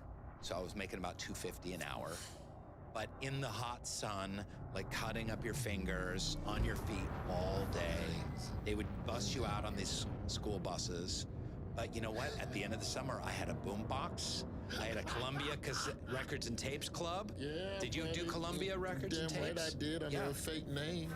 And did you ever pay them back? You never paid them back, fake did you? name, Rainn Wilson. You get 20 CDs for a penny or whatever. Come on, I man. was too goody two shoes. I You did sent it it under to my the crack house 2 doors down. I They don't paid check back that, every man. penny to Columbia. I filled out the form and got the cassettes for $14.95 or whatever. But I did newspaper delivery. You and I spent a lot of time working in restaurants. A lot. I mean, years. I you loved and me. restaurants because we it was food. we share that, right? It was a Staff free meals. meal. Staff meals. And then you stole course. You bring a meal home. Of course. I would bring a pillowcase full of dinner rolls home. I probably stole, over the course of a year and a half, 90 feet worth of Subway sandwiches. Wow. When I worked there. Can you eat at Subway to this day? No. Right? No. You can't Golden go back in Corral, there. I still eat. Golden Baskin Corral? Robbins, I still rock with. Is Golden Corral a buffet? Yeah, it's a buffet restaurant. Okay. Yeah. South in the Midwest. We used to go to one called the Royal Fork in Seattle. I don't think it exists anymore. It's all the same ilk. It's the same thing. It's all the same ilk. Did you have the carrot salad with the mayonnaise and the raisins in it? That is way too white. Oh no, not this place. For even a white Southerner. What the fuck is that? Yeah. I don't know. It was a thing that was only at the Royal Fork. Oh, what are the ingredients in this again? Shredded carrot, mayonnaise, raisins, and there had to have been some, just like dump some sugar in there. Carrot, raisin, mayonnaise. I'm trying to think of anything close to that in the South. I just threw it in my throat a little bit. Mayo-ridden. And I like mayo. There's salads with little marshmallows in it that they would call it a salad. There was raisins and coleslaw. Yeah. And like sunflower seeds. It's just like that. And coleslaw is cabbage and there's carrot shredded in there. Here's the worst one I ever had. I had a job as a traffic counter. So for a research study at the University of Washington, I sat on a freeway overpass counting the number of cars that went down a lane during rush hour for weeks with a clicker and a clipboard and an umbrella. I thought they had the strip they run on the road that when the car runs over the strip, the clicker. They didn't have that technology in 1985, apparently. They didn't have that technology. Yeah, so they had a kid, they were paying $4 an hour to sit on the freeway bridge. It would be pouring rain, and I'd be under my umbrella, clicking and notating, and I should have just made it up. Who's gonna know? But I was very conscientious. I paid back Columbia Records and tapes. Because you're always paranoid of who's watching you do the job. I was always paranoid that they had somebody, because when I worked food service, and you know this, they would have secret shoppers come in, and then a month later, you would get a report of, 3 weeks ago, you didn't offer a hot fudge cake to the two-top who came in at 4 p.m. and they ordered the chicken fried steak. You were explicitly told, do you want dessert? And you didn't offer it. And after a while, you learn who the secret shoppers are. It's like talking to undercover cops. You know. Get your food and go. What are your specials? And then they're waiting for you by memory. Per Shoney, at the time I was at Shoney's, you had to know all of the specials, and you had to know every side item. You had to use descriptive. It's savory, and it is in a remoulade that will just melt in your. You had to say all that goofy shit. Is that the hardest you ever worked? The raspberries, you think? Raspberries, traffic counter. My wife and I had a dog walking service for a while. That was hell, man. I'll never do that again. That was brutal. Did all the dogs like you? What made that bad? Is it the dogs trying to bite you? Coordinating with the owners and what the needs of each dog is, and then you're walking multiple dogs and they get tangled, and some of them fight with each other, and then they're pulling you. They're shitting everywhere. It's a lot harder than that looks. You see a jolly guy in a T-top walking down with 8 dogs, and oh, that looks so much fun. I love dogs. It's the worst. I think pet owners are worse than parents when it comes to the finickiness of how they want you to treat their baby. So I couldn't imagine. My wife is the worst. What the dogs eat, when they eat, how they eat it. She has lists for the dog sitters. Yeah, I don't rock with animals like that. I don't hate animals, but I've just never been a pet owner. To be a dog walker, you need to love dogs. Yeah. You cannot be indifferent. Yeah. No, adore them. Babysitting, you can I don't really give a fuck about kids, but I'll keep you alive. In the 70s, it's a scoop of Purina in the morning, a scoop of Purina at night. That's it. Sorry. That's it. Now the dogs have supplements and cancer meds because they're eating just like us. And it's no wonder they're getting the same ailment, hip dysplasia. But I think the hardest I had was here in New York City for about, I'm not kidding you, 8 years. I was a man with a van. I took my wedding money from my wife. We bought a cargo van, and I moved people. But it was a great job. It was hard as hell, but it was a great job. It was cash off the books, moving futons up 4th floor walk-ups, boxes of books, lamps. It was a good way to pay the bills while you're a starving actor in New York. The only job I really did not enjoy, in terms of boredom versus actual like there's hard physical labor. Okay, I've worked outdoors in southern heat doing construction jobs when I was on the road as a comedian. Like if I'm in the city more than 2 days, I would get a day job. Okay. And just go work. Just daily work, daily pay. There's places like Labor Ready and Labor Finders where you go in at 6 in the morning, sign a name on the list, and you just wait like you're at the DMV. But you can like stuff envelopes, so they'll have you like set up the state fair. It's or usually they'll... outside humping. It's usually some steel-toed boot situation. Okay. But yes, there are air-conditioned jobs. If you have the if you can type X amount of words per minute, or you're proficient in Word and all of that. But I walk in, 6'2", husky-ass black guy. Hey, man, you go into the Quikrete factory and you're stacking pallets of Quikrete for a forklift for 9 hours in an aluminum shed, no fan, $4.25 an hour. Good luck. Like there was that. Yeah. But then on the flip side, I was a telemarketer for. Sounds fucking There was miserable. a competitor to ADT called Protect America. It got bought, I think, by Wells Fargo Home Security later on. But I did telemarketing for about a month for ADT. And then I also did telemarketing for the Alabama State Troopers Benevolent Fund, which was probably That's by gotta far be the most corrupt organization. I can't believe I picked don't up know. this My mission. issue was that with Protect, like when you Protect America, there was literally a sheet that was just every phone number in Jefferson County. Well, and everyone took a piece maybe of a the good printout, screensaver for a and while. you just start calling numbers. Hey, you want a home security system? Free home security system and a consultation. The Alabama State Trooper shit was so cold, it auto-dialed. So the moment you put the headset on, the computer knows you're at the terminal, and it's just calling bitches for you. How you doing? My name is Roy, and every year, the widows of the troopers don't have no money, and we collecting the money, and you want the money, donate, basically, the speech was, donate money for the benevolent fund of troopers who are injured or killed in the line of duty, and based on the amount you donate, we'll give you a little special little thing you can stick on the car so everyone knows you support the police, which code is, the police won't fuck with you. They won't pull you over. And you can get that little thing, you put that on your windshield, ain't nobody gonna fuck with you. Right about How that. much do you want to pay to not get fucked with by the police? And it was the most boring, because you're getting hung up on. Everybody's hanging up on you. Right. This is way before defund the police. Like people love the cops, but they weren't donating, not in Alabama, not for my terminal. And then also you're starving because you can't steal food. Well, I love these stories because a lot of people, getting into show business, they don't understand like how low some of us have had to go to get the money to pay the rent, to eat, even to this might start be our my careers. first And stream the without a thing about single you that is I just loved and got to know in reading your memoir was like no one's been higher than you and no one's been lower than you. I mean, you have there's been lowers. Oh, well, you were in prison. You were in jail in I got arrested. Tallahassee. I got arrested for credit card fraud. Yeah. And you've been hosting the White House, press dinner, and been a star on Comedy Central. That is an art. Selling out comedy shows and specials. And those lows to those highs, like when you look back on it now, how does that feel? Being like in a shed lifting bags of concrete while you're on a comedy tour, and then to the White House Correspondents' Dinner. Like, what's your perspective looking back on that? There wasn't anything that I did career-wise that didn't feel, it was hard, but it never felt ridiculous. Just felt like this is the right thing to do. I have enough discipline.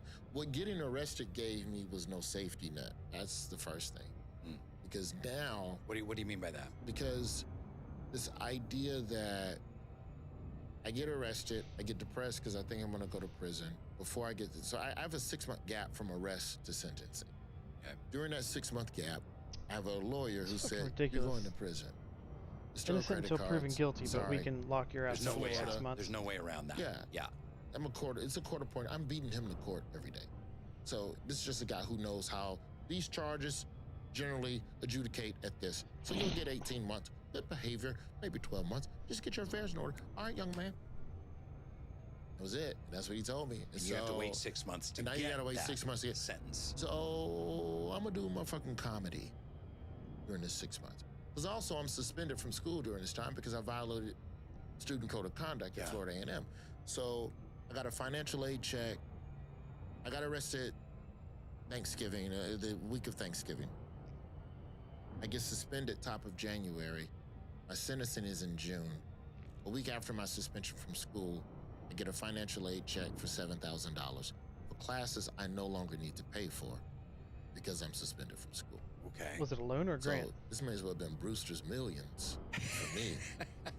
I'm 19 with $7,000 in my fucking pocket, and all I do is work 20 hours a week at Shoney's, and I play Madden. That's. I have no friends anymore.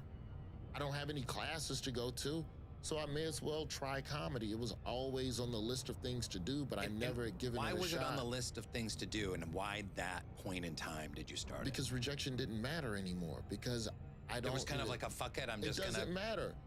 I got some money. I'm gonna go to jail anyway. Here goes. Whereas if you'd have taken it a year before, well, if I do comedy and somebody find out and I'm not funny and I get booed, and what if my mama find out and she want me to get a degree and I can't do it? Man, let me just focus on journalism, and then when I graduate, man, I really do want to. No, journalism. Remember, you're gonna be the next Stuart Scott. So you find out you're going to prison. It's like, oh, well, all bets are off. None of this shit matters. I'm going to prison. I'm going to die. So let's start checking shit off the list, shall we? And so I don't have a car at that time. I'm riding the bus. I'm sleeping in the bus station and then taking public transit to the comedy clubs all over the South, because in those days, open mic was generally once a month in most cities, with the exception of Atlanta and Tampa. Everywhere else, you're only getting on stage once a month as a new jack. So if you want to get on stage every week in the South, you had to bounce around. So you were going Greyhound. Yeah, I was going Greyhound for the first year. Leave the comedy to us. I saw a lot of shit on the Greyhound. Man, people, like, that's why I really learned, like, some men are perverts type shit. Like, just that's gross. Just wake up to just some dude 3 rows back, just jacking off. Yeah. No porn, no nothing, no magazine. You don't need it. Straight off memory bank. Yeah. Just you and the bus, the open road. I'm like, yo, man, dick in your hand. Shit is wild. Yeah. So I have a friend who rode a Greyhound across Tennessee dressed like a giant bunny. He thought it would be really funny, but he said it was one of the worst mistakes of his life. But it's like none of that seemed terrible. It was just, oh, this is what I got to do. Oh, at that time also I wore suits, because that's what most successful black comics wore on stage, were suits. So also I was 19, I looked 16. I needed to look of stature to the adults in the room so that they would maybe consider laughing at me. Do you remember any of your earliest jokes? It was all buyback material and something from that first year. I had roommates who would eat my food. This is true. You label your food, your roommate. Don't y'all hate when your roommate? This is me to room like 40-year-old divorcees who've never had. Ain't had a roommate. Yeah. Don't y'all hate when your roommate eats your food? I got a roommate that eats some of the food, but not all of it. If you're gonna eat my shit, just eat all of it. Don't nibble on it. I had a 7-Up. This motherfucker drank 6 of them. Hey man, that shit worked in '98. It was good. No, it didn't. Come on, no, I would have laughed. I would have laughed, but it's in the delivery. It's a good delivery. I'm riding a Greyhound 8 hours to say shit like that. Yeah. Oh, book buyback. Talking about they don't want to buy back my math book because a new edition came out. Some new math came out? 1 + 1 is still 2, bitch. What new math? It's proper rants. I got stuff that. Yeah. And you didn't get paid for these open mics? No, hell no. But I had 7 G's. I ain't need the money. I don't need your money. I need the opportunity. I bought an iron, and I would iron my suit in the bus station on the diaper changer because I didn't have a hotel room. But it just made sense. This is what you do. This is just what needs to be done to get over there, to get to the goal. And I just look at every step of my journey. It's just, oh, that's what I had to do. Okay, I can't afford my rent. or oh shit, this gig canceled on the gigs would cancel on the you'd be on the freeway driving to the gig, and they call and cancel the gig. You don't have that gig was the gas money home. Yeah. So what you gonna do? Call somebody else for another Western Union? No. You get out your Rand McNally Atlas book, find the next nearest city that you have the gas to get to. You find the day labor place, and you fucking go in and you ask for a job, and you work that day. And then you take your check to the check cashing place that everybody else goes to. Yeah. And you pay your 5% fee or whatever just fucking they would bend you over. You cash your check. Yeah. And you get gas and go home. And if Right. you're sleepy, go pass out at the Flying J. Sleep passenger side. That was a luxury, man. My mom found out I was doing comedy after that first year. And I got back in school. I was back being, my grades got immaculate once I had focus. So my mom put down on a car. I had to keep the payments on it, but she didn't want me sleeping at the bus station. One of her students, that's how my mom found out. One of her students saw me sleeping in Birmingham at the bus station. So this idea of having a car now, oh, bitch, you just opened up the whole Eastern Seaboard. You know how much further I can get in my car? Sure. And I would sleep in the car because I still didn't want to pay for a hotel. I didn't want to pay for motels, man. And that was a luxury to just sleep in just sleep passenger side of my Focus, or I'd drop the back seat and lay out in an angle with my feet into the trunk. Now, it's good living, man. What are you grateful for about those experiences? I'm most grateful for, I believe, and I feel like you could agree with this, the opportunity is part of it. But I believe that 85% of making it in anything is emotional perseverance. And the idea of powering through, I call it the cry in the car moment. I think anybody that's chasing something that's not traditional, the traditional path or art to get to it, you're gonna have moments where you're gonna second guess and question whether or not this is what you should actually be doing. And I think getting through those moments is important. And those moments never stop. That's the crazy thing.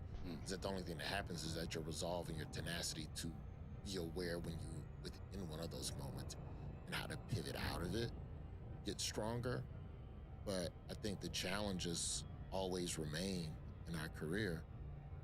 And then I think the other 15% is talent and luck and opportunity and all of that. But being able to get through closed doors and dark moments within yourself, I learned that that was the most important skill that I possess.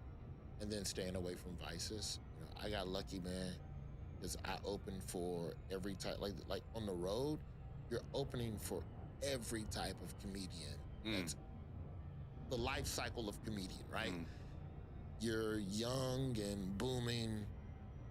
You know, you're like a Eddie Murphy, Kevin Hart, Dane Cook. Sure. Matt Rife, like anybody you want to pick that goes from here to here really fast. And then you have people that have a nice slow burn throughout their career, where they're well known and they've done a lot, and they're still like that's like a John Witherspoon, a Tommy Davidson, a David Allen Greer, you know, those types where always on the scene, always working, always quality performances. And then there's people on this side of it where there's alcoholism in there, there's a vice in there, there's a shitty attitude somewhere in there. And I'm just the new 20-year-old fresh from the bus station, and I'm opening for everybody under that arc. Yeah. That sunrise to sunset of your career. Yeah, you see it all. So I've seen a lot of sunsets. Yeah. And open for those people. So you start knowing where the vices are and where the potholes are, so you can learn a little bit of how to avoid them a little bit more. I think that's one advantage road comics have, if they're in it long enough, over a city comic, because I think city comics don't discover that until much later in their career, because most of your freshman year or whatever, you're just with the same people. You're just doing open mic with all the same people at the same level as you, and y'all are all chasing stage time and rising together. Whereas I'm sharing a condo with a motherfucker going through a divorce, and he's in the living room crying at 1 PM. Oof. We got to do a show tonight. Yeah. It's like, oh, okay, note to self, choose the right woman. Like, don't, and then, don't like that. And then he's drinking the contents of the minibar. And oh, bro, there was a guitar act. Nobody famous, because I don't want, because I've learned you don't name names. Motherfuckers guess in the comments. Okay. There was a guitar act I opened for in Tallahassee one time. And he left his guitar on stage. And it's one of those gigs where you're staying in the hotel where you're performing. Mm-hmm. I go up to his room, knock on the door to give him his guitar back, open the door. He's butt naked. There's 3 women behind him butt naked. And there's every drug you can name on the table. And he invited me in the room. And I'm like, I don't think I either do that. That's where being on probation really saved me too, man. You're on probation for 5 years. Yeah, but they cut me after 3. The sentence was 5 because I never got jail time for anything of what happened with the credit card stuff. But those first 3 years of being on probation and having to actively every month check in with the person and have a conversation about my progress, because if it's lacking, you're going back to jail. So the grades need to be straight. You need to be gainfully employed. This comedy shit is cute, but that's not gainful employment in the eyes of the state of Florida, because I wasn't making any money off of it. So you're also drug tested on a regular basis. So I couldn't smoke weed. I couldn't drink and act a fool. I'm definitely not snorting cocaine. So by the time I got off of probation, I had so many holistic habits. Like, I just go home. Like, to this day, I go home. Like, unless it's somebody I'm really cool with and tight with, I'll go drink with some friends. Yeah. But I'm not taking the butt naked guitar invitation. So thank you to the state of Florida Prison Corrections if you want to get your life together, get on probation in the state of Florida. Yeah. Leon County, I know what it's in your Appleyard Drive. Well, let's go back to this crying in the car moments. I want to hear about some of yours, and also about, I asked our mutual friend Hassan Minaj about what to talk to you about, and he brought up some really dark stuff. He talked about the road comics and the amount of folks taking their own lives.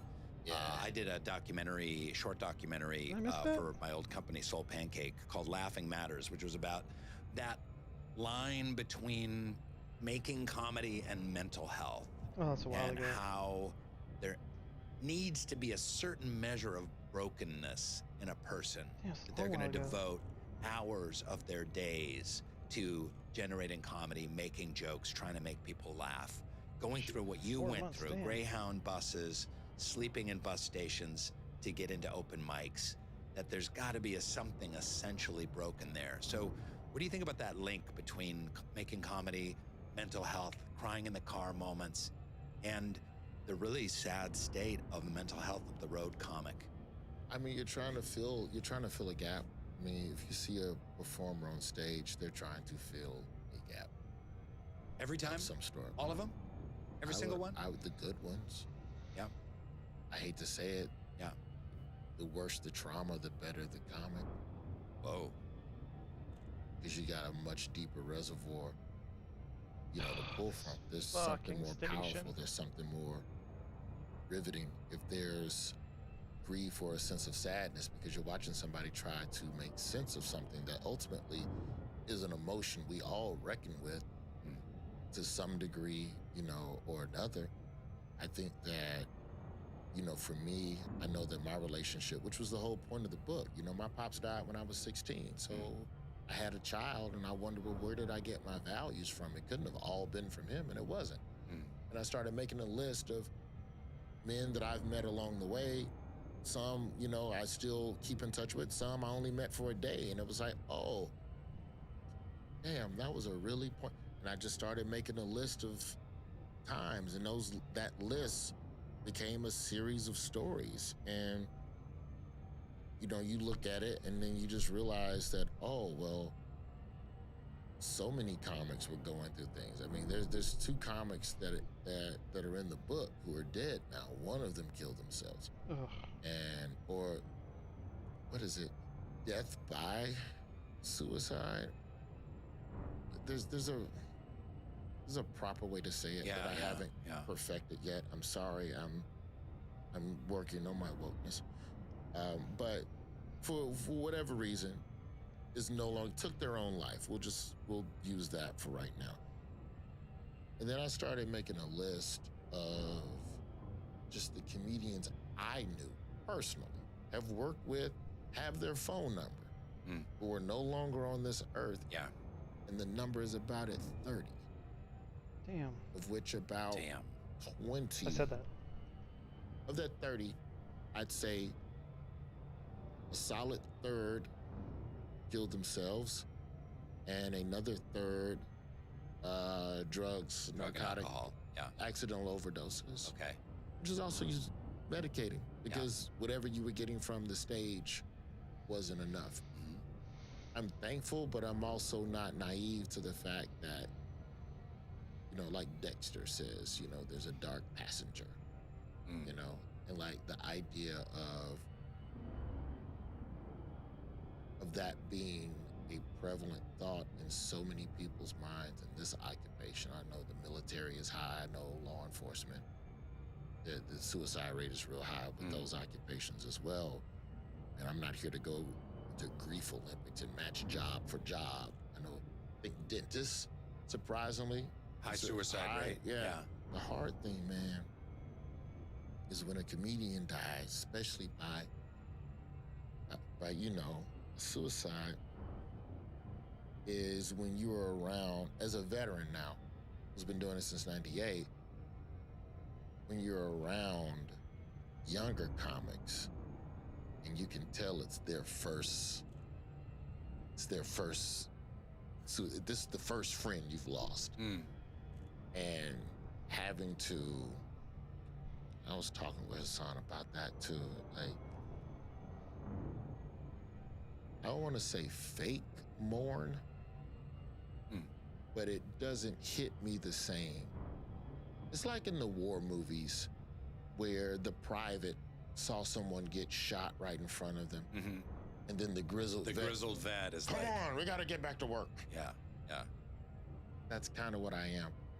And I, you know, in a young comic a couple years ago, he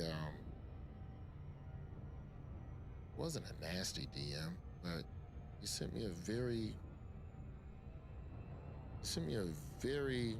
it's exactly the type of message a 22-year-old would send a 46-year-old, and that you're cold and callous and I can't believe this is how you think about this person now that they're, I'm like, no, it's not that. It's just, if I'm not espousing enough emotion and sadness and regret over this thing, it's because my reservoir's dry.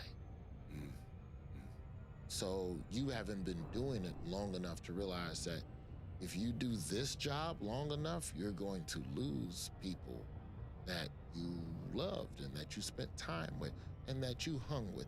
And that doesn't count just the regular old traffic crash and traffic crash and a heart attack. I'm not talking about suicide, just regular comedian, oh, he's a big dude and ate too much fucking pork chops and had a heart attack. It was a tough conversation to have with this comic because I'm trying to get him to explain that I'm not like this because I don't care. It's because I know that this is going to happen again and I have to protect myself because I still have a job to do, because I still have a child to feed. And if I sat in a devastated state for whatever length of time you think is acceptable for me to show sadness, that would be a month and a half of my year. Yeah. If I'm at 30 now and I've been doing comedy 28, that's 1 or 2 a year. Like that's.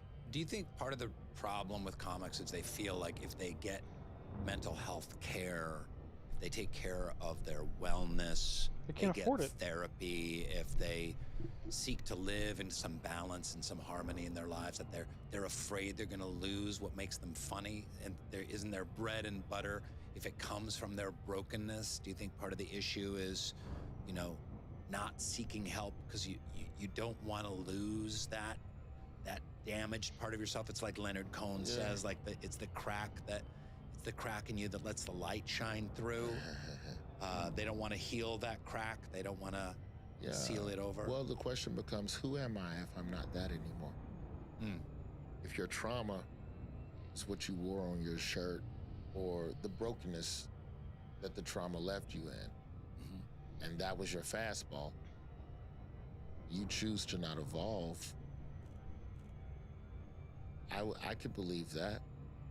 You know, I could believe that. I think that I wish more comedians would realize that you can evolve and still be the same version of yourself and still be funny.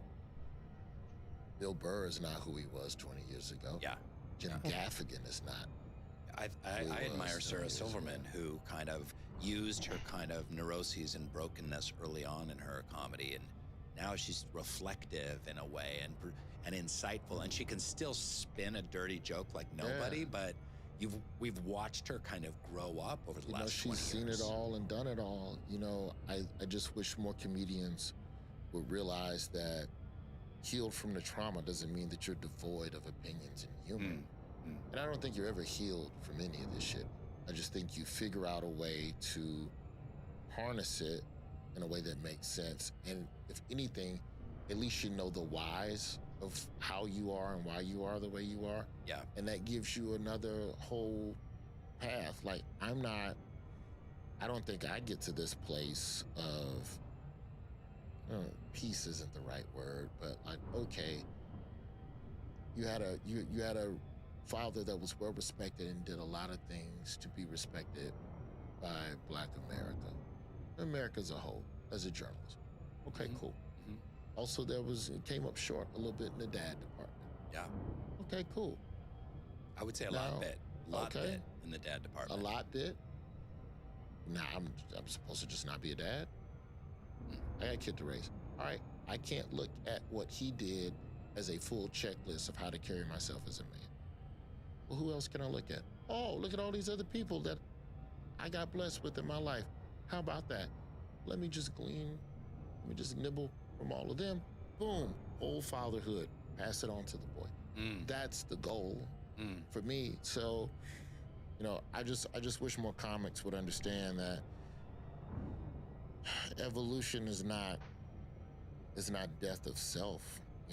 I would even argue Chris Rock on Tambourine was probably a transition into something a little more introspective, especially the back half of this. But like, you can see a clear delineation at the 30-minute mark where he starts talking about his divorce and porn and addiction and all of that stuff. I'm like, oh, he's tired of yelling about politics and the president and all of that. He's found something more interesting.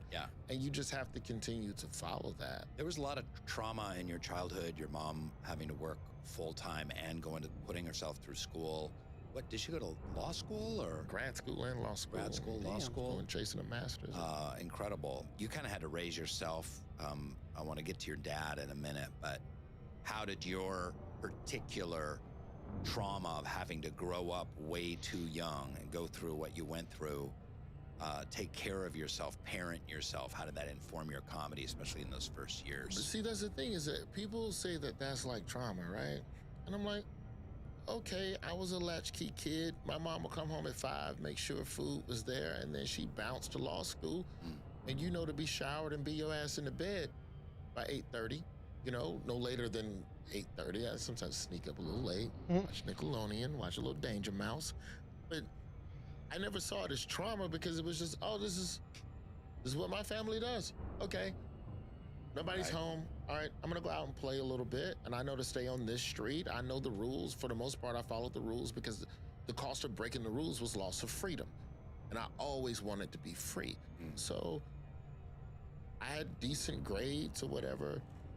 We moved to Birmingham. My parents reconciled 4th grade. We moved to Birmingham from Memphis. My mother and I were in Memphis at the time.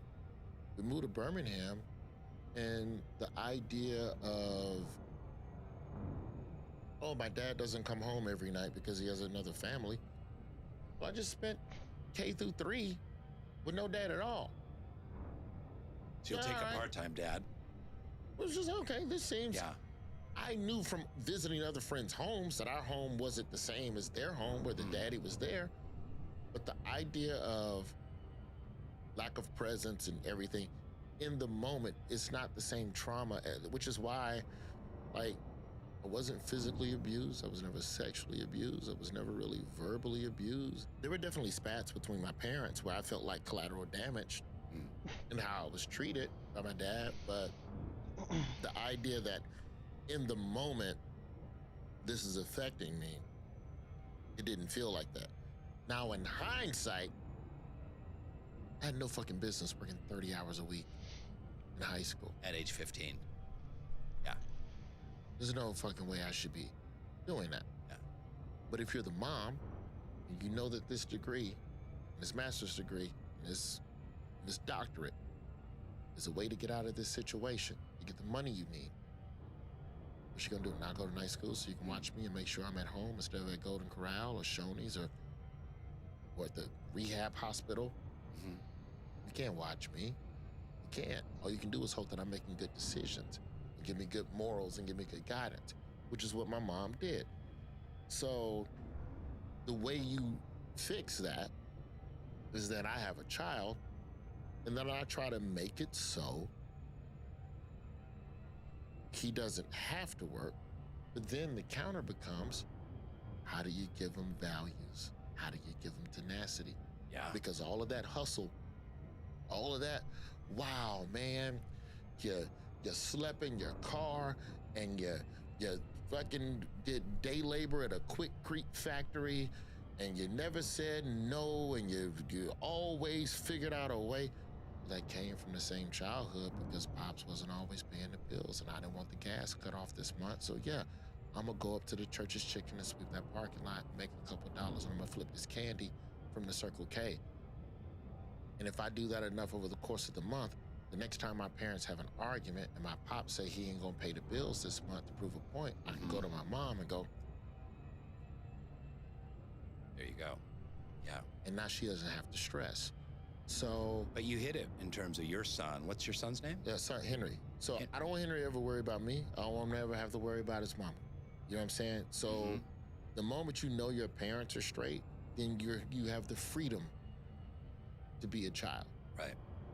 I'm a boy. It's natural to care about my mom. Do you worry? Because Because I worry about this with my kid. Like, we both had to hustle in different ways. You had a much rougher row to hoe, but we both had to struggle, work a ton of jobs, and live kind of month to month, paycheck to paycheck. And it gave us a certain tenacity, I think. Do you worry about Henry lacking that same fortitude and tenacity born out of the necessity of... Yeah, my homeboy Tommy Johnigan, he said That's something. not a real name. Oh yeah, Tommy Johnigan, great comic. Tommy Johnigan? Yeah, That's Tommy not- Johnigan. that's not- Oh, to that's not a Google, he's person. great. That sounds like an animated character. No, man, we toured. We was on Last Comic Standing together. Okay. Both in the top 5. You get to know a man on an 80 city tour bus ride. And he said something one day on the tour bus. He said, we'll never be able to teach our kids poverty. And he's right about that. And we didn't have kids at the time, but now I'm older, I think back to that conversation 15 years ago, and he's right. And so I believe there's still ways to teach that hard work and that value, but sometimes I wonder, am I better off because I work? Because it gave me the hustle and the lock-in mode that I needed to get to where I am today. Or would I have been better off just being able to just go to another UAB baseball camp? Go to Camp Birmingham and play a little bit. Go to the boys club and goof off a little bit. I was always locked in on work, man. Since I was 13. And I remember when I got the Baskin Robbins job, the first day my mom took and dropped me off, my mom said, are you sure you want to do this job? Because from this day on, you will never stop working. She said, today is your last day of freedom. She said, today's your last day of freedom from something that will never leave your consciousness. Of course, you're 15. Let me out the car, bitch. I'm going in to scoop the ice cream. And Free ice cream. They putting titties on the sneeze guard, Joyce. And then you look up at 46 years old and you're like, shit. I never stopped. Never stopped. So, I feel like for as long as your children have something that they're locked in on and focused on, I don't think that there's any mountain that's too large for them to attempt to climb. And I just trust that with my son. Nice. Because for me, comedy it always felt worth it. So none of the mountains felt like mountains.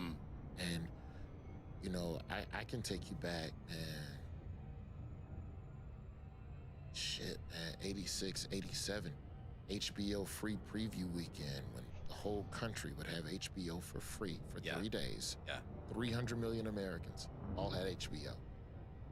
And they would show Comic Relief or Carlin or whatever Sinbad was doing at that time. Eddie Murphy Raw, maybe? Oh, every now and then. Yeah. Every now and then.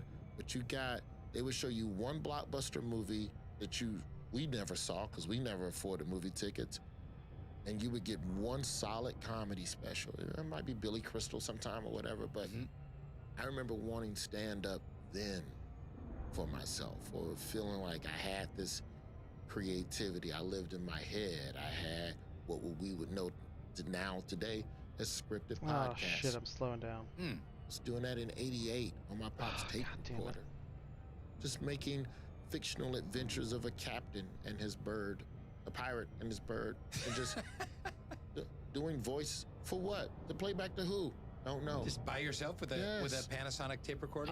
I grew up an only child. I'm the ninth of 11, but I grew up an only child in that house. So oh shit, Brick, I stayed Bat, talking to Rat all of my Catcher. toys and G.I. Joe, bro. Name's I had awesome. Fucking 10 Marvel Phase 5 level storylines of G.I. Joes versus Transformers. There were hostages. People got lost in the barbecue. I would burn up people. Like, characters died in my story. We're killing off Roadblock, which Lady Marvel is doing these days. Yeah. Give me a tour of Black America in the 80s. I mean, kids played outside a lot more, number one. They're not all on screens and tablets and just being indoors. God bless you if you're a kidnapper now. I don't know how you're gonna get in the house. Like, it's rough for kidnappers right now. Terrible screen time. It gutted the industry. You're talking about AI. There was so many people. So my grandmother, my mom was from Clarksville, Mississippi, and my grandmother's street. Anybody could city view it, but my grandmother lived on a street in Clarksville called Andrew Street. In Andrew Street, there are no intersecting streets. It is one long street, about 20 houses long. Oh wow, that cut off 3 Proper minutes. large yards too. So it's just one long, like, triple football field, just a street. And there's a church at one end, and there's a water tower at the other end, and like a corner store. So anywhere you wanted to go on that street, there was an eye on you. Somebody was in the yard, somebody was in the front door, and even if you went in the backyards on either side of those houses, there was somebody there just watching, not to just be a nag, but just go, hey, what y'all doing over there? Hey, what's going on? Or if there was something weird happening, like if somebody, like it'd be some kids from across town come over trying to fight somebody from our street, adults would be out in a matter of 20 seconds. There was no go get a phone. You could just literally shout and somebody would come outside. I remember my father used to take me to the barber shop, man. We used to go to Pete Stone Style Shop in the heart of the Civil Rights District in Birmingham. And that barber shop was very communal for black men like over 50 or 60. And that's where they, like, all the powerful I saw the movie Barbershop. people. Come on. A little more steam. I know all about it. Oh, yeah. So, yeah, you're up on it. Yeah, we had the one white guy with the black fade. So that became a central place for almost mentorship in a way. Because you're sitting there as a kid, you're waiting 2 hours to get a haircut. And you're just listening to grown men talk about life and relationships and civics and who to vote. If it was an election year, they'd be in there getting heated about mayoral elections and city council and state reps. So you knew everything that was going on, you know, in the neighborhood. There was a level of care and concern and give a damn. One of my first memories when we first moved to Birmingham, there was a house 2 doors up, and the lady made me and my friends ice cream, homemade ice cream. Just, we don't know this lady. It's good shit. And she's just making it, and we're just sitting there, okay, you make us ice cream. All right, And you trust her because she's in the hood. She's in the hood. Yeah. And that part of it, you know, Last I person think to make me church also homemade ice played cream a was big frickin' my part in there grandmother being about a sense of trust. 30 years ago. Because you knew so many people, actions were rooted in spirituality. I don't know how much I mean, hell, man, I haven't been to church regularly in 15 years. I pop in from time to time if I'm home, but I think the loss of religion to a degree also created a lack of sense of community and a degradation of the sense of community within Black neighborhoods, because the idea of even thinking and considering other people isn't at the forefront of your mind if you're not going to church as much. It's not there to be constantly acted upon and reminded and be a good neighbor. That's a good point. That's a good point. So that's kind of the point of the sermon, is every week, hopefully, theoretically, kind of like, don't just think about yourself. Think about your neighbor. Think about those in need. Think about God. Surrender to something greater than yourself. I sometimes wonder, you know, how much poverty played a role in there being more of a communal sense within the Black community, in that there were more of us going through the same shared experience. So the tendency to lean on one another was a little bit more prevalent, a little bit more prominent. You know, you add drug use and you add, you know, the assimilation of a lot of Blacks out of that into the middle class and the upper middle class, then maybe that's part of where some of the fracturing happened. You know, I haven't really done a super deep dive and analysis on it, but, you know, my grandmother's street is not what it once was. Like, there were days where we would be out, man. I mean, of course you could grab a kid if they're by themselves, but I don't think I was ever outside and it was less than 10 of us. 7 or 8. Yeah. If it's Easter, because so-and-so's church didn't let out yet. It was packs of kids. Bro, it was always 15 deep. Yeah. We're playing 909 baseball in the 80s, just outside, just up and down the street, skateboarding. I don't know if I should say this with reverence, playing in flood water, just country shit. Yeah. The Mississippi Delta would flood every now and then. Yeah. And you'd be outside waist deep, tackle football, flood water. Why not? But you wouldn't see a grown up till like 2:30 or 3:30, where you could hear so-and-so's mom 10 doors down. Kwame! Kwame, your mama just called you, Kwame. Didn't even have to turn around. You knew who it was. You knew which house. Yeah. So that was a very beautiful time, you know, and it was very familial. You know, people joke about it now. You know, a lot of Black comics joke about it now, but it's true. But, you know, you'll come up to some youngins that's, you know, late teens, early 20s, and your first instinct isn't to, hey, young blood, that's a nice shirt. Make sure you treat women with respect and be a good. Yeah. The first thought might be, are they about to rob me? Because they're young and wild. So I think even that hesitation and even trying to be kind, it just contributes to the degradation. Because I think a lot of people don't show love because they were never shown love. So as best you can, if you can be love or move in love, you should do that. Yeah. I try to. I mean, my thing with young kids, Oh shit, especially 4 young Black viewers kids, and I breaking don't do records this just today, for goddamn. a fake-ass icebreaker, but I legitimately want to know what music they're listening to. I don't so believe out it. of I'm not touch seeing it. with- Yeah. But even Fake that's news.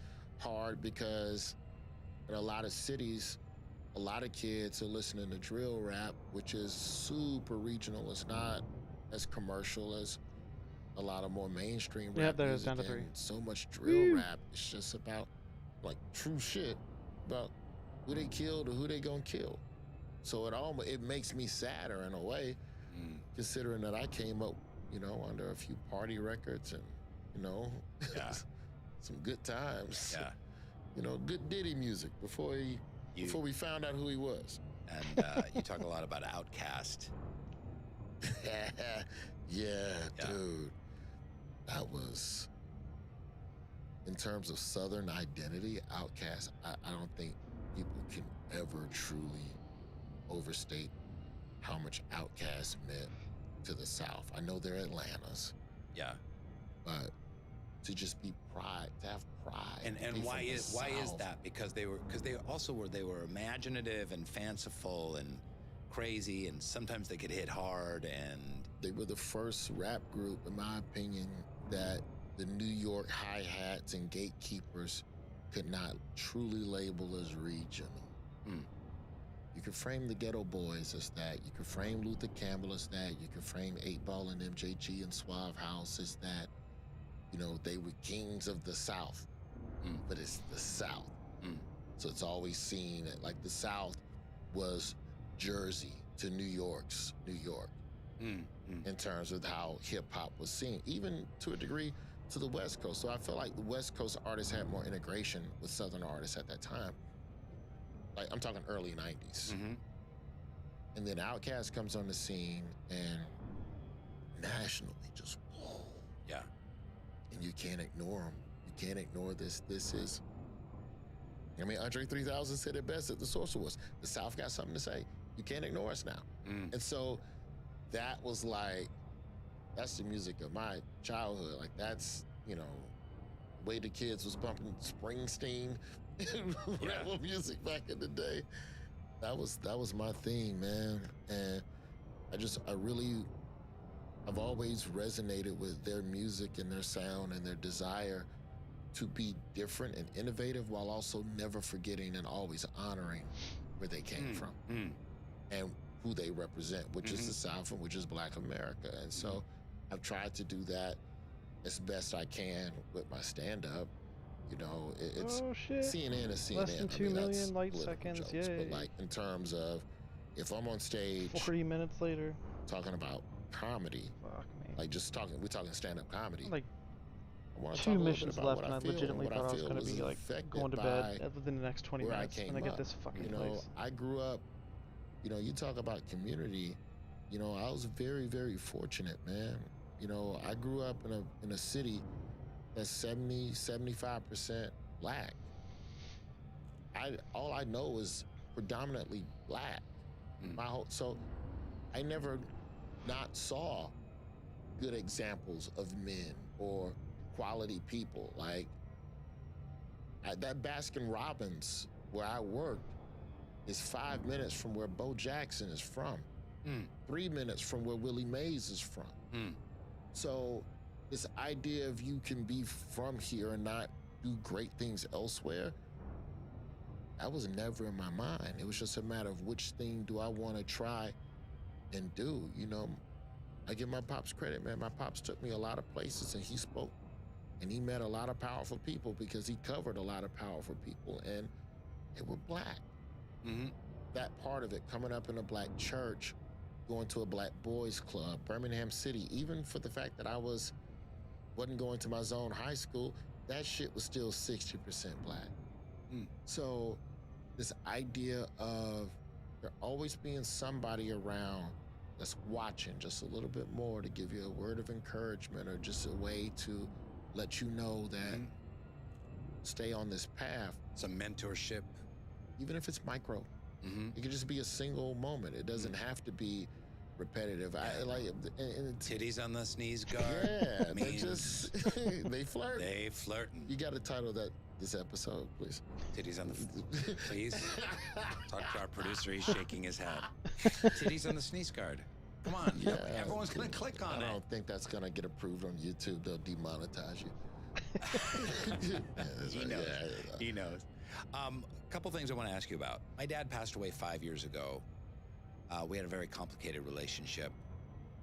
People listening know, you know, my birth mother kind of took off when I was about 2. I stayed with my dad. He got remarried. They were not in a good or happy marriage. But so my dad was the central figure in my life. Yeah. I spent most of my 20s and 30s angry at my dad for his failings and what he didn't do. Yep. And, you know, I regret that a little bit, but I know part what of it that is feels like. natural. That's kind of what you do in your youth. And it was always hard. For decades, it took me in a lot of therapy to kind of figure out how to rectify his failings, how he was not there for me with his strengths and ways that he was there for me. There were ways that he was incredibly present in my life, and I wouldn't be who I am without him. He always wanted me to go in the arts. He encouraged me. He never said, like, you need to get a real job. He really, like, wanted me to go to New York. If you want to be an actor, do it. You know, give your whole life to it. that's pretty special, you know. And there's a lot of ways emotionally he couldn't be there for me because of his own childhood trauma, which was really severe. Yes. He was not capable. He did not have the wiring to hug his son and to mentor his son and to intuitively, you know, have deep compassion for what his son was never going given the through. tools he needed to pass to you. He didn't have those tools, and you know, Shit, this is unfortunately, he home. didn't develop those tools. There weren't many ways to develop those tools in the years without therapy or self-help books or, you know, the kind of information and resources that we have today. But it's been a long battle of like, there's so much I love about him, and there's so much still that I have pain and kind of unrectified inside of myself. And your dad, your history with your dad, your story with your dad is incredibly complicated. He's a complicated human being, man. He is incredibly successful journalist, radio personality and journalist. Selfless in that career. Yeah, and did so much for the black community and social justice, and yet he had 2 families. And a lot of families. I mean, just 2 near the end. And this was like really the first. Oh, damn. This was the second shoe that dropped. So first shoe is my son is born. My pops died when I was 16. All right. My daddy was old. He had prostate cancer. Would have been nice if he was home a little bit more, but I fared okay. Me and my mom fared okay. I made money. We didn't miss any bills. They argued a little bit, but once I figured out that money solves most of those problems and I focused on that, oh, okay, cool. Oh, shit. 1.5 million. Yeah. You have a child and you start thinking about everything you want to do with your child, and you start thinking about, well, when did I do that with my dad?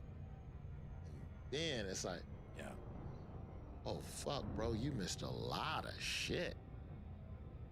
Damn. You start like really recounting all of that, you become angry. So, you know, yeah, you're gonna be angry, but what you gonna do about it? He been dead 20 years, what you gonna do? You gonna go to the grave and cuss him out? Well, you can grieve it. Well, what does that do? I think it helps heal it. I think if you give some time and some attention, some compassion for yourself, or what you went through, what you didn't have. You know, I'm not saying dwell on it, but take the time to, you know, appreciate what you went through. You know, give yourself some love and compassion, and maybe that increases the love and compassion you can share with your son. Yeah, I've always looked at to some degree. I'm just I'm speaking as someone who's gone to therapy for some years. I stopped going about a year and a half ago. I didn't go by Junior until my dad died. And it was the only thing I knew that I could do that would just kind of get back at him a little bit. Just a little thought behind it. Every year in high school, that yearbook picture, it just said Roy Wood. Why did they put the Junior on your name? Motherfucker, you are Junior. Oh, I gotcha. I'm like, I don't want people to know the affiliate, even though everybody, the whole city knew whose son I was. Yeah.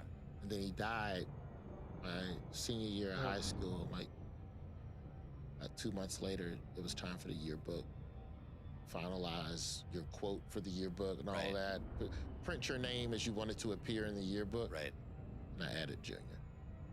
Oh, that's good. That's nice. But it's just, it's frustrating because, you know, our parents, man, you get old, you know, you get in your 30s and 40s and you think you know everything there is to know about life, so you sit and you second guess them. And then you take everything that you've learned from them and dissect it down to the millimeter and decide what pieces of them to give to the child, and think that you can discard everything bad about them without calculating you're their child too. And some of the bad of them might be with you. So it's not just about how you choose to raise your child, it's also how you choose to treat yourself and carry yourself. That's as important. Because if it's about, like, if we're talking relationships and love, okay, if my pops never treated women with respect because he wasn't around a man that showed him that that's how women should be treated. Mm-hmm. But that's probably on me. I probably should get in a relationship. Sooner or later, he's gonna need to see that. Co-parenting is good, and it's a great co-parenting dynamic. It ain't the same. Not the same, yeah. Yeah. Because otherwise, I'm just telling, but I'm not showing. Right. And that could work. That might be enough. Might be enough. But just in case, you probably should. Because that's also about showing the worth of accepting and allowing another person into your space and trying to pour into each other. Like, I think that's all good things. I don't think any of that's a bad thing. But, you know, if I don't, okay, I don't have 11 kids like my dad. That doesn't mean that I can't It's not too late. necessarily. Well, yeah. Okay. Get busy. Please don't jinx Come me. on, Roy. Don't do that. Don't Let your seed fly. fucking play. No, I'm not Nick Cannon. If I had Wildin' You'd Out have your own reality syndication- show. If I had Wildin' Out syndication money, I'd be fucking like Nick Cannon too. But I don't. I'm on CNN, and they only gave us 10 episodes. It's a terrific book. It's an amazing story. Really, your journey is something I else. never thought about that. I'm just sleeping in a bus station to the White House correspondence. cracking on Joe Biden to his face. Yeah, that would be bad. That's lovely. That took a dark turn at the end. It really I'm did. sorry. Thanks for coming on Soul Boom, I man. appreciate it, man. And Yeah, thank you breaking for like, news. The Justice giving a Department shit and will preparing. monitor elections in California. Like, Oh, that even was from reading 8 the o'clock. book and like asking questions. It's the golden rule. I like it when people read my book and prepare, so I do the same thing. Respect. The Soul Boom Podcast. Subscribe now on YouTube, Spotify, Apple Podcasts, and wherever else you get your stupid podcasts. Please make it loud for Josh Johnson!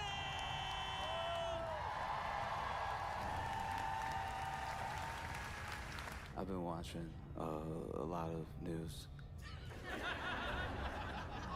Which usually, it's not great. Every once in a while, something will happen that you're like, fuck is this that's next? okay. I'll let that slide. It'll be bad news, but it's bad news that you can like live with, you know?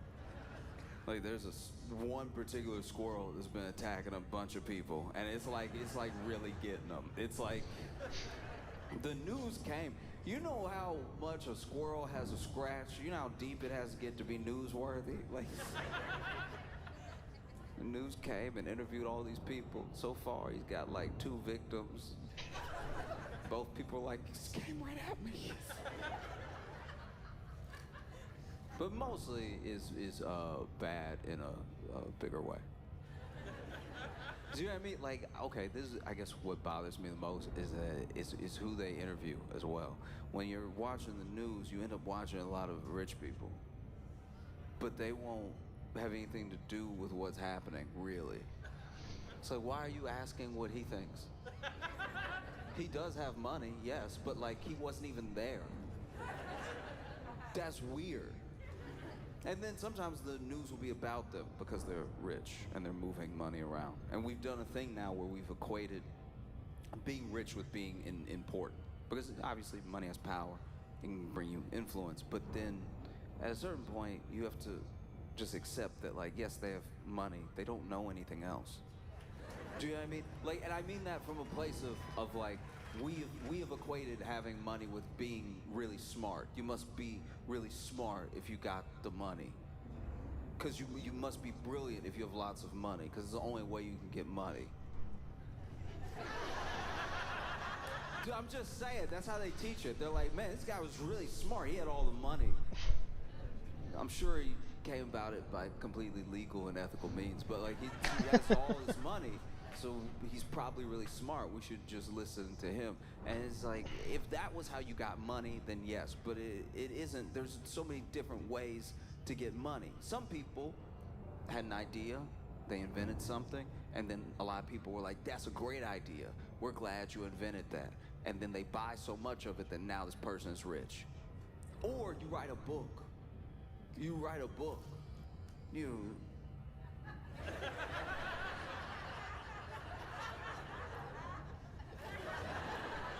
write a book and everyone likes the book, and then you put the book out, and then the book is $20, but then like millions of people like it, which is millions of 20s. Even after taxes, that's still millions of 20s. So now you're rich, but you wrote a book. You don't know about anything but the book you wrote. But somehow, every time we watch them in the news, we watch them in culture, we're like listening to them for an opinion that is not the thing that got them rich. Do you know what I mean? And that's something that feels crazier by the day, because crazier and crazier people keep getting rich. Do you know what I mean? Like, here's the thing. Okay, like someone like a William Randolph Hearst, right? Like someone who's like old rich, like black and white rich. Remember that? Just in the no color pictures of them rich. You know what I'm talking about? You can't find a single color picture.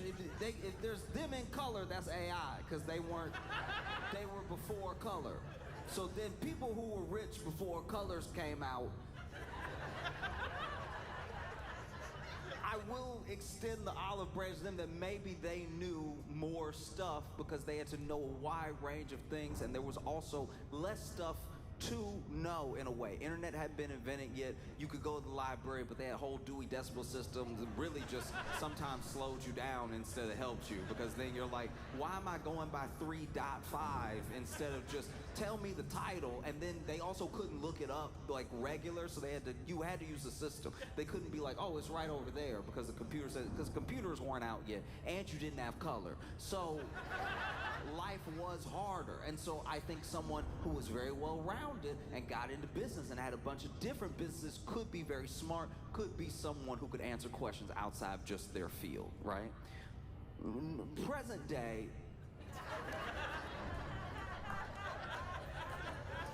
just present day is harder. It's harder to be smart about everything because everyone has access to almost everything. It also depends on how you made your money.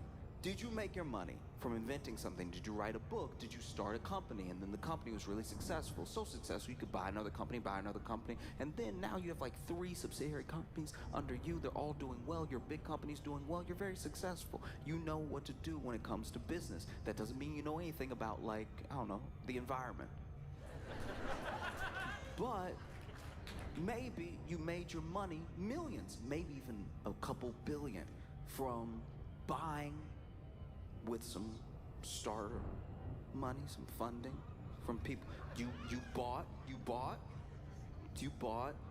like a pharmaceutical company, and this pharmaceutical company didn't really do anything, and none of the drugs really worked, but you told everybody that they did. You told everybody that they did. You told everybody in a level that kind of made you like a snake oil salesman, like, oh, it's gonna come out soon and it's gonna fix everything. And then people were like, it's gonna fix everything? That's crazy. Almost nobody ever says that, because that's pretty illegal to like tell people something's gonna do something, and then that's loop. fraud. So for you to be like doing fraud on the news with your full chest, your company must. It's got to be really about the do loop, that. the hyperloop. So then you get more investors. You keep doing rounds of investing. You build up the company, and then it gets to the point where you're like ready to go public. Public with nothing really. You don't even really have a company, and the drugs don't work. But you can either go public and then try to sell the company, you can just try to sell the company outright, and then now you get to leave with the money you made from the company that somebody else bought. You scammed. You were scamming. And some people are very good at scamming. Some people are very smart scammers. Like when you watch the documentary later about their scam, you're like, wow. Wow, incredible. Good scamming. It wasn't my money. Delicious. So some people have scammed their way into millions or billions of dollars. Some people have earned it in the way that you can earn it through creating something that people in the market want. So then that builds some money up. And some people just come from money. Some people already had money, but you just didn't know who they were because like their parents had sense enough not to try to be famous. So then they passed them a whole bunch of money, and then they showed up one day and they were like, I'm money. And then it's like, oh, okay, did he make all that money to just have money out of nowhere like that? It's like, no, he's actually really rich, and then you get what we have. You know, like I had a friend who was talking to me about Elon and was saying he's like this There it super is. genius. He's like this super nerd genius. And I was like, oh, what makes you say that? Like what? Like why would you say that or something like it? Like what makes you think? Like what makes you think he's a super genius? I'm just curious, right? I wasn't even hating. I was just genuinely like, what makes you say that? And he's like, just like Tesla and everything that he's trying to do with Mars and stuff. And I'm like, oh, okay. I mean, plenty of people try to go to Mars.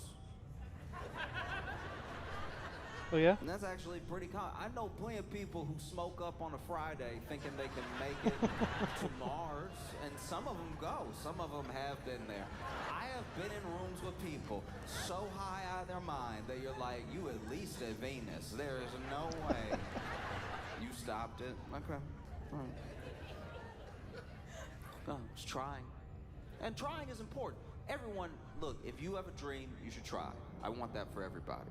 But trying isn't doing. He's not doing Mars. He's trying to go to Mars. He's trying to go to Mars. Also, Tesla, I wish he would. I'm pretty sure he bought that company, so he's smart enough to buy. He's smart enough to like use his money to buy something. I don't know if that makes you a super genius. So you can only equate like money with wisdom or being intellectual for so long before the bill sort of comes due. If you're so smart, what are you gonna do with it? If the answer is just make more money, then like we don't need you. You know what I mean? And I say this because I was watching. Okay, I was watching the news, and I don't even know why this was the B-roll that the news used, but it was a yacht, and I got mad. And I didn't even. I need to be clear here. I didn't get mad because it was like someone had a yacht and I want a yacht. I've joked about wanting a yacht. I don't want a yacht. What would I do with a yacht? Like, what would I even do? You know what I mean? I'm not mad that they had a yacht. I'm mad at the yacht. Do you know what I mean? Look, I don't care if you're rich and then you bought a yacht. I care that the yacht was dumb. This is a dumb yacht. This was, I think it was like $50 million, something like that, but it's $50 million already. $50 million on a boat. That's like technically not a boat, it's a yacht, but it's a boat. It still does boat. It's a boat. You just don't even, it's a boat. You need to be in water for it to do its job. It's a boat, and a $50 million, and then the boat had a pool. The yacht had a pool, so you basically spent $50 million on a bucket. It's a bucket. It's a bucket in the water. That's crazy.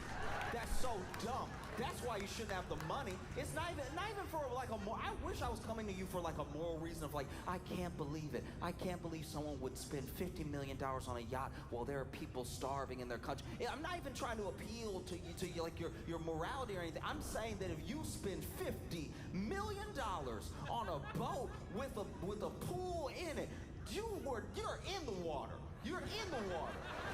The water's here. The water, you're surrounded by water, and you're like, no, but I don't want that water. That's why you should have nothing, actually. That's why I hope for nothing for you, because to need a pool, you're in the water. If you fell overboard, you'd be able to swim. You want to go for a swim? Just tip over. You'll be swimming. And instead, you had a pool put on a boat. You had a pool installed on a boat. You had different water in your boat with the water surrounding. That is an I don't want to get up to get the remote level of lazy to swim.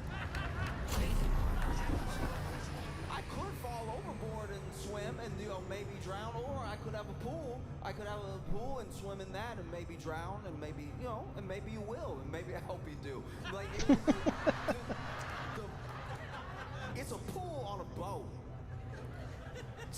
riddle.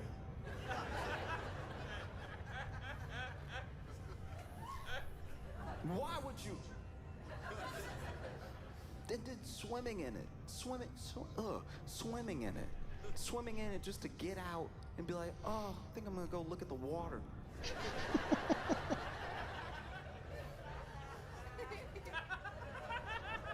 A yacht with an infinity pool on it.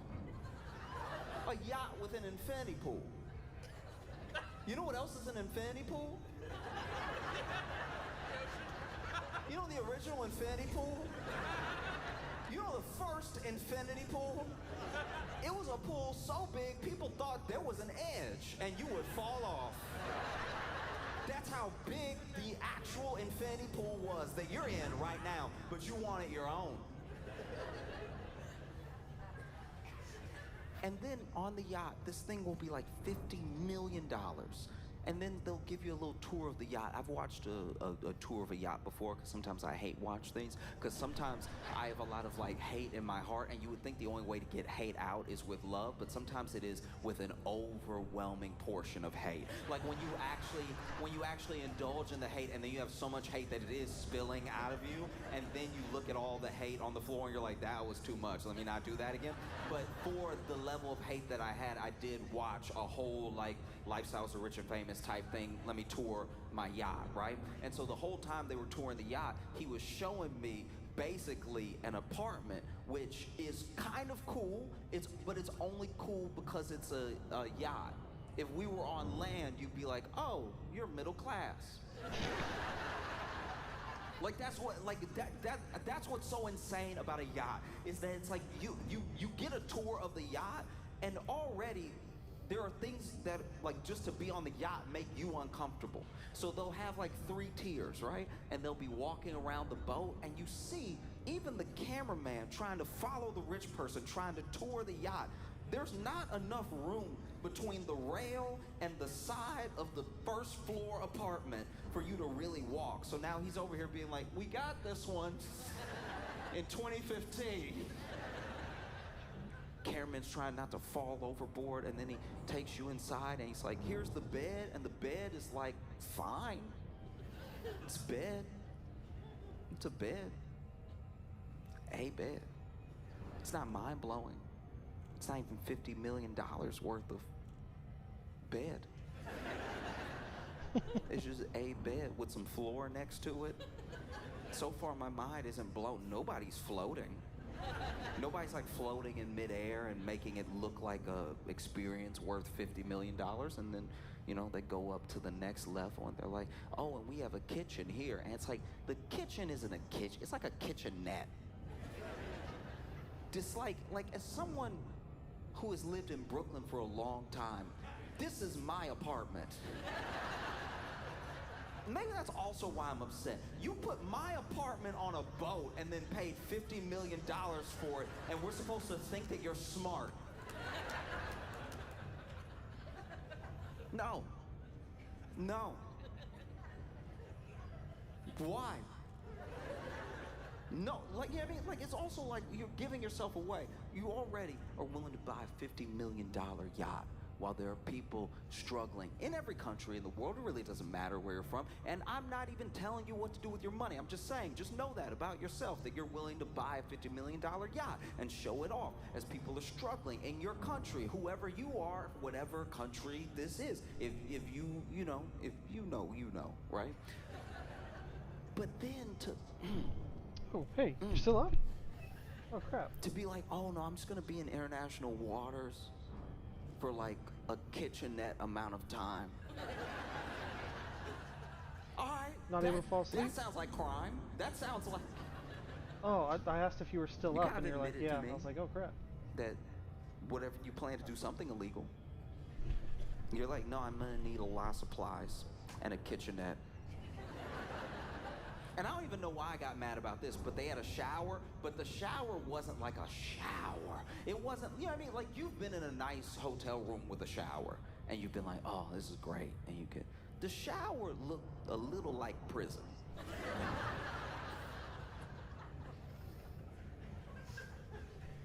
You know what I mean? Like, I've never been to prison, but I've watched some documentaries. And the shower, just like, because they were trying to make it sound like it had all these features. They were like, you know, you can get the waterfall. There's also, you know, a spout that shoots this way, and then you have the one that's like mounted into the wall that just shoots across. And I'm like, okay, if you say so. But in the world of showers, I've taken a lot of showers in my life, right? Every day, and the shower shooting across either screams high school gym or prison. Like, it's the shower shooting across, just a perpendicular shower is not luxury. Floor to ceiling glass, and glass as the floor and glass as the ceiling, so you can look down. So you can look down and be like, look at all the fish. Look at all the, what a mind-breaking, look at all the fish that are passing by. It's like an aquarium. It's like my aquarium. I guess the world is like my aquarium. It's like, no, you're in the aquarium, you idiot. You're the one. You're actually the one that's boxed in. You moron. You're the one that's in the glass. How does that appeal to you? You're the glass. Like, you're the fish. You're the fish. You are the fish. The fish are swimming by like, what is? Oh wow! I didn't know we got a zoo. I had no idea that we had a zoo. You're the fish. That's crazy. Just for the glass. All glass. And the fish swimming by, wondering, wow, even the fish are like, this is what you do with $50 million.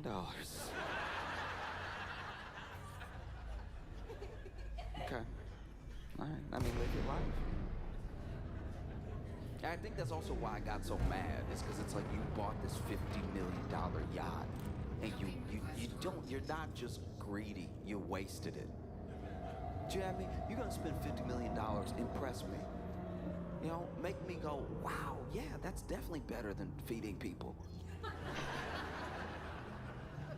Do you know what I mean? It's $50 million. You should be able to get some dope stuff for $50 million and not just have a Brooklyn apartment on water that's shaped like a bucket.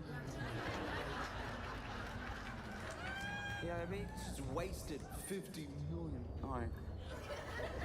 I'll let it go. I'll let it go. I'll let it go. I was angry enough about it, and I just needed to let it out. But it's like, at $50 million, like, just the land. You could buy acres of land. You could own a forest. You could own a forest and everything in it. You could go to a forest that you bought with your millions of dollars and walk right up to Bambi and be like, I own you now. Like, that's, you could do that. And instead, you're like, no, it's nice to almost drown in a boat.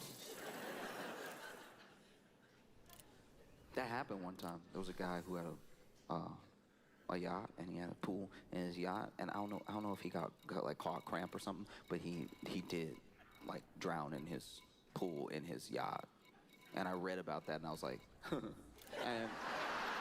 it's probably not a good response to have. That's not nice at all. You shouldn't do that. You shouldn't do what I did. But it did. The laugh escaped. It wasn't like, I wasn't reading being like, ooh, I hope I see that. I was just reading, and then it was like, oh, and he, oh, okay. Wow. Because it's just, it happened, I think, because we became so genuinely obsessed with money. Like, you know, the U.S., America, we start out as a sort of land of opportunity. People would come here for a fresh start. Usually, it was like a fresh start. It wasn't actually like this land. We have like a money-hungry revisionist history of why people came here. There were people that came here because of religious persecution and for like a fresh start. Because you could get off a boat and just tell them your name was Larry, and they'd be like, all right, and then they'd write it down. There was no, you know what I mean? Like, I don't even know if you get that in human history ever again, to just show up and be like, no, I'm Dave. I don't even know who you're. That's how we got, like, murderers. Like, there was a whole theory that, like, Jack the Ripper may have come to the U.S. That's how fresh of a start you could get. You could should flee London after some of the most horrific crimes known to man. Show up at Ellis Island and even say, yeah, I'm Jack. Like, just, you could even tell them that. And they'd be like, all right, good to go. Mr. Rapar?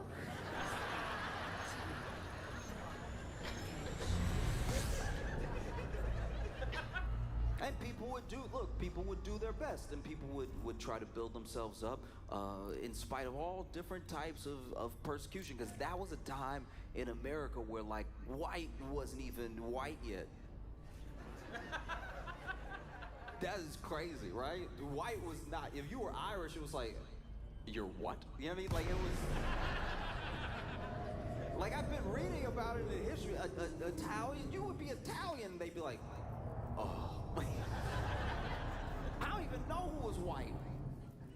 Looking back at it, it's like, I guess if you were British, but then if you were too British, they were like, I don't think you're loyal to this country. You was the accent all thick.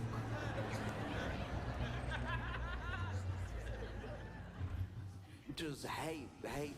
Everybody was hating everybody. Everybody had to build up as best as they could. They came here, especially people who came here with nothing, and then they built themselves. And look, this is where we really started to go awry, on top of already like having slavery and stuff like that. We started to build a system where as long as there was someone beneath me, I was like, I'm fine.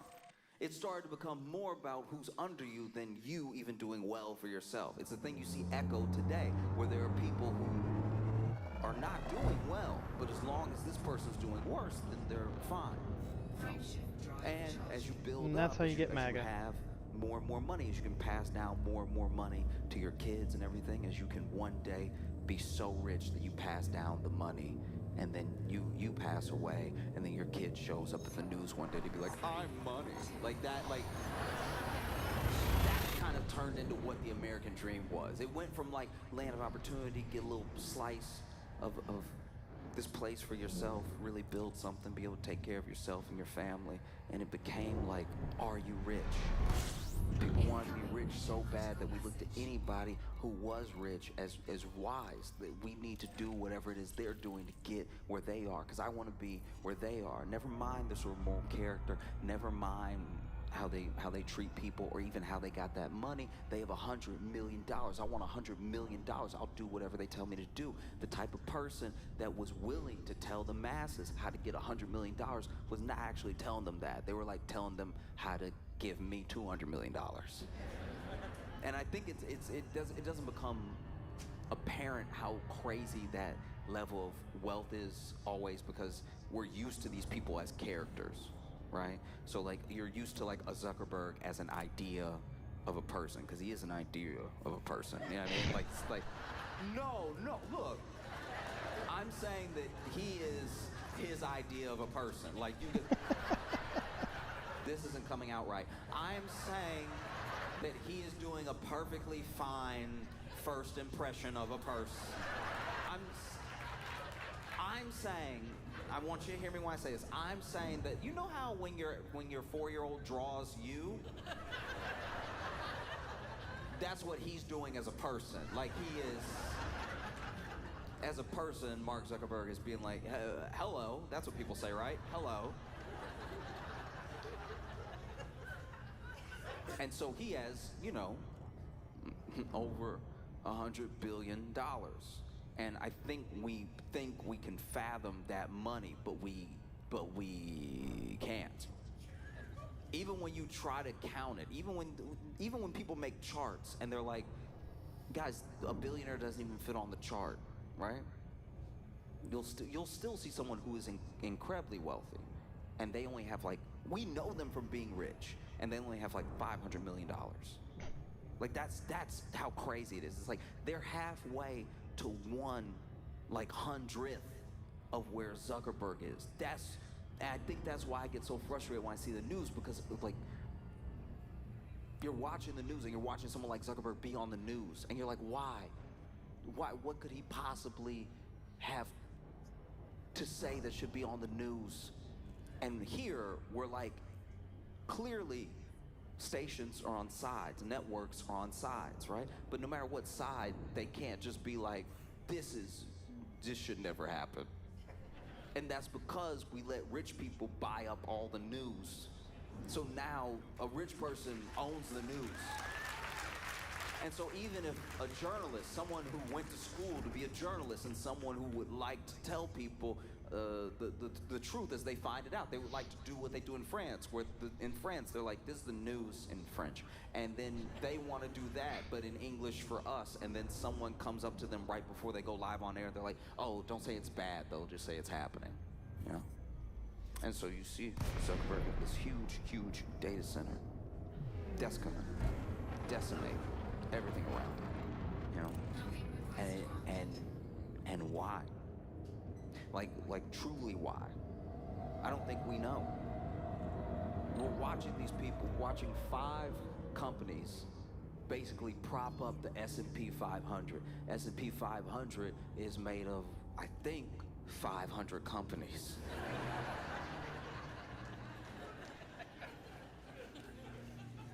Like, make no mistake, without those 5 companies, the market would be correcting. It would be wherever it is supposed to be because of how the other companies are doing, which is how most companies are doing, which means it's how most of America is doing. But we've propped it up with these 5 companies. These 5 companies have gone all in on AI, and they've gone all in on AI in a way that functionally does not make sense. You know, you look at Sam Altman, another candidate for person.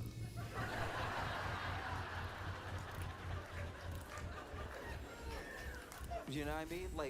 Like Sam Altman only looks confused when you ask him a moral question. No, it's crazy. It's crazy.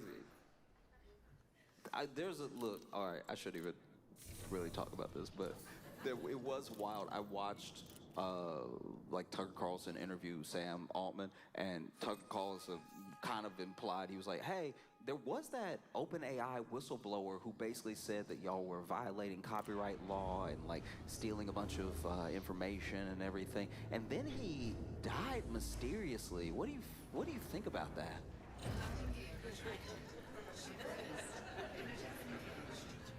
It's weird to watch Tucker Carlson unleashed on somebody you hate.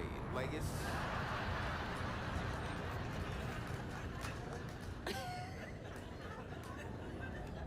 it's like when the bulldog that you've been scared of in your neighborhood your whole life finally bites your bully. You're kind of like...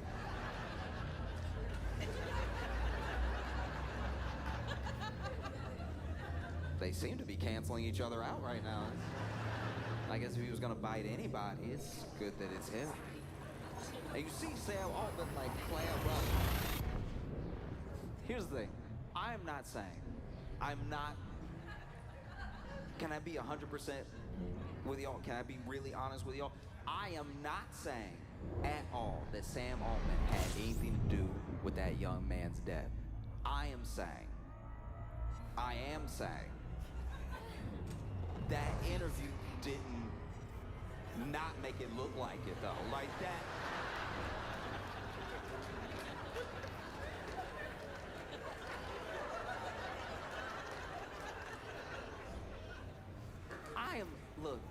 I try my best not to judge people because sometimes I don't even know what I'm gonna react like or do next in a certain scenario, right? And I think too often what we do to people is we say, I know they did this thing because of this thing, right? But all I'm saying is when you watch the interview,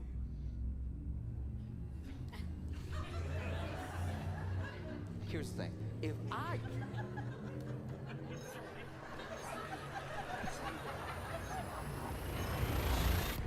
didn't like someone, right? I would be like, what? What kind of accusation is that? What are you trying to say? He asks him, and Sam is like,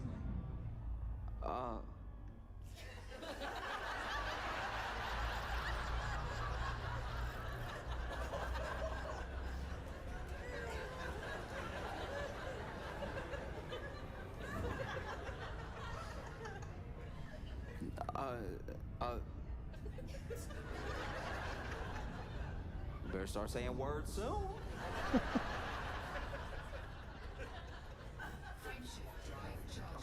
I'm just,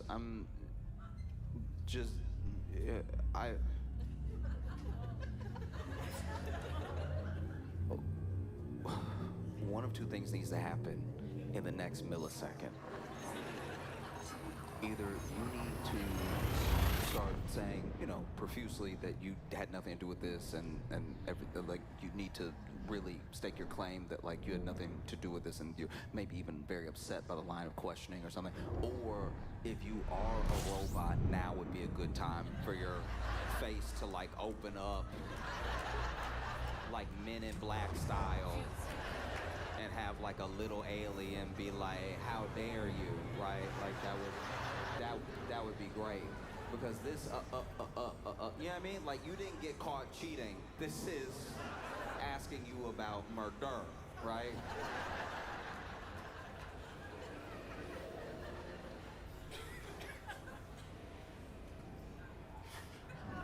No. None of that. Just a lot of, like, it was very sad, and we, actually, no.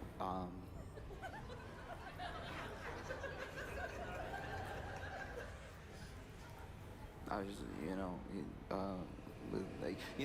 it's just, I don't even know how to react because I've never been accused. And then Tucker quickly goes, I'm not accusing you of anything. You know, Tucker be like, I'm not, hey. Tucker act like he on a roller coaster at his own interview. What? What?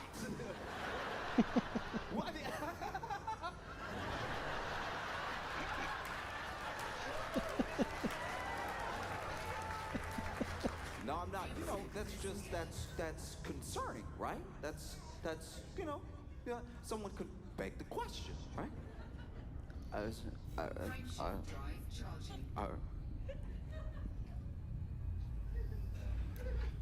And then, look, to be fair, I didn't watch the entire interview. Maybe he came out with a very convincing answer 20 minutes later. But the substantial portion that I watched didn't look great. And I don't know. We have, OpenAI with Sora, with ChatGPT. We have these large language models that are basically meant to take us to, like, the next level, and it doesn't seem like they're doing that.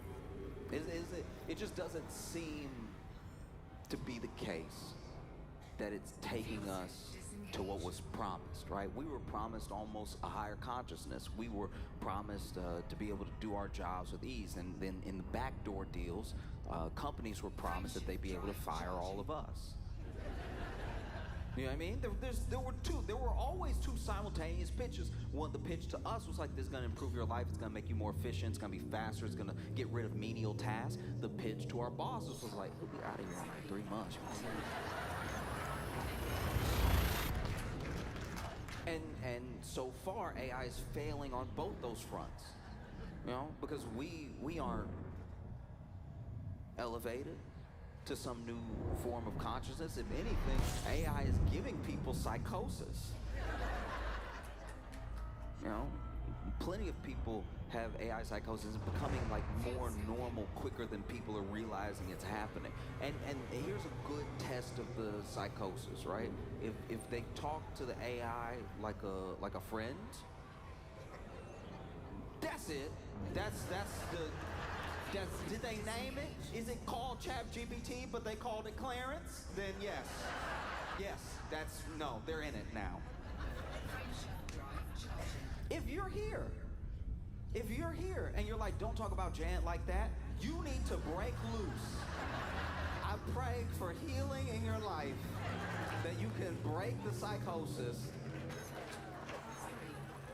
Because these large language models, they're imitations of what it would be like to connect with a person. It's not connecting with a person. It's doing an imitation of a person, and it's doing a better imitation of a person than we've seen so far. Even Zuckerberg can't touch the level of imitation of a person. This is why people think they're talking to a friend. And the understanding is that AI is gonna destroy the planet. It needs so much energy to make a video of Pikachu pulling a cop over.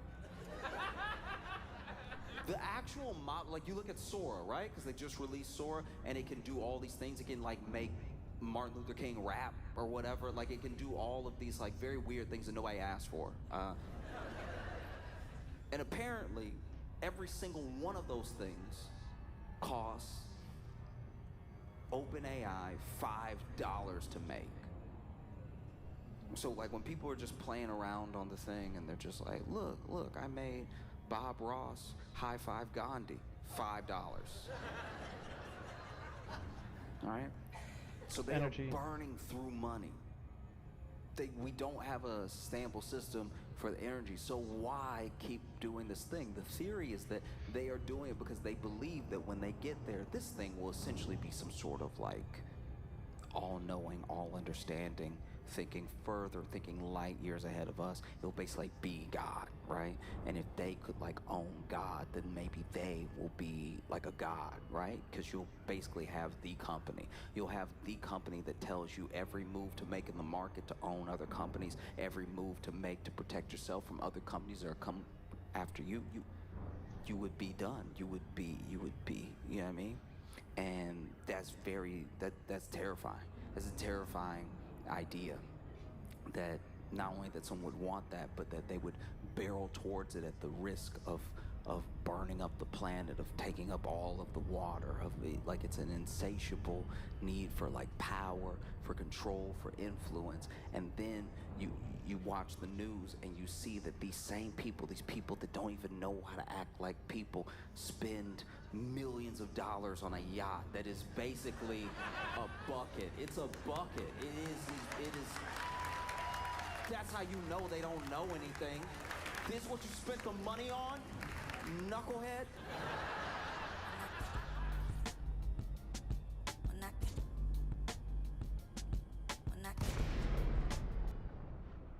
Please make it loud for Josh Johnson! Please make it loud. Come on. Please make it. Please make it loud. Please make it loud. Please make it loud for Please make it loud. Oh my god, I clicked that way too many times. Please make it loud. Please make it loud. Damn, how many times did I pick Please this? make it. Please make. Trump really might not be leaving in 2028. I think that the whole Trump is going to stay thing, Trump isn't going to step down thing, was originally seen as this inflammatory statement that Trump critics were making that didn't have any real basis. It was just characteristic of Trump. I mean, he did try to overthrow the Capitol when he lost in 2020, so it's not an extremely ridiculous thing to say Trump is going to try to stay president forever. While he was on the campaign trail, he literally said, all you need to do is vote in this election, you're never going to have to vote again. Like, it wasn't a crazy thing, but a lot of people in the commentary space were like, all right, cool your jets, everyone. Trump is obviously not going to go for 2028. But I don't know. I'm ready to start having the Trump isn't going anywhere conversation. Trump is very, very influenced by the people around him. This is not some rogue dark horse thinker who marches to the beat of his own drum. Stephen Miller has an unbelievable amount of influence over the president. Steve Bannon has always had a lot of influence over the president. Elon Musk, Peter Thiel. Trump is a puppet. Like, it seems like he's the puppeteer and there are totally people who just do whatever Trump says. But Trump isn't the mastermind here. Trump isn't any more the mastermind than the people who created Project 2025 and the AI overlords who are trying to get him to do whatever they say by helping him do crypto schemes. Like, Trump is easily manipulated. It could be Putin. It could be Bannon. Let's take a look at an interview that Bannon just did that I think was him tipping everybody's hand pretty clearly. Well, he's going to get a third term. So Trump 28. Trump is going to be president in 28. And people just ought to get accommodated with that. So what about the 22nd Amendment? Get accommodated with that. There's many different alternatives. At the appropriate time, we'll lay out what the plan is. But there's a plan, and President Trump will be the president in 28. We had longer odds in 16 and longer odds in 24 than we got in 28. And President Trump will be the president of the United States, and the country needs him to be president of the United States. We have to finish what we started. And the Which way is? we finish it through Trump. Trump is a vehicle. I know this will drive you guys crazy, but he's a vehicle of divine providence. He's an instrument. He's very imperfect. He's not churchy, not particularly religious, but he's an instrument of divine will. And you can tell this of how he's pulled this off. We need him that's for enough. at least one more term. That's enough from fucking Bannon. This is a very important part of Trump Volume 2's messaging and of the very clearly fascist nature of it. The messaging they use that is completely in line with other authoritarian dictators throughout history. Let's listen to Stephen Miller saying the exact same thing about Trump being some sort of divine, avatar of God our Lord designed to save humanity. Okay. That's enough for me for the night. Let me just say, Mr. President, that this country was going to die without you. This country was going to actually die without you.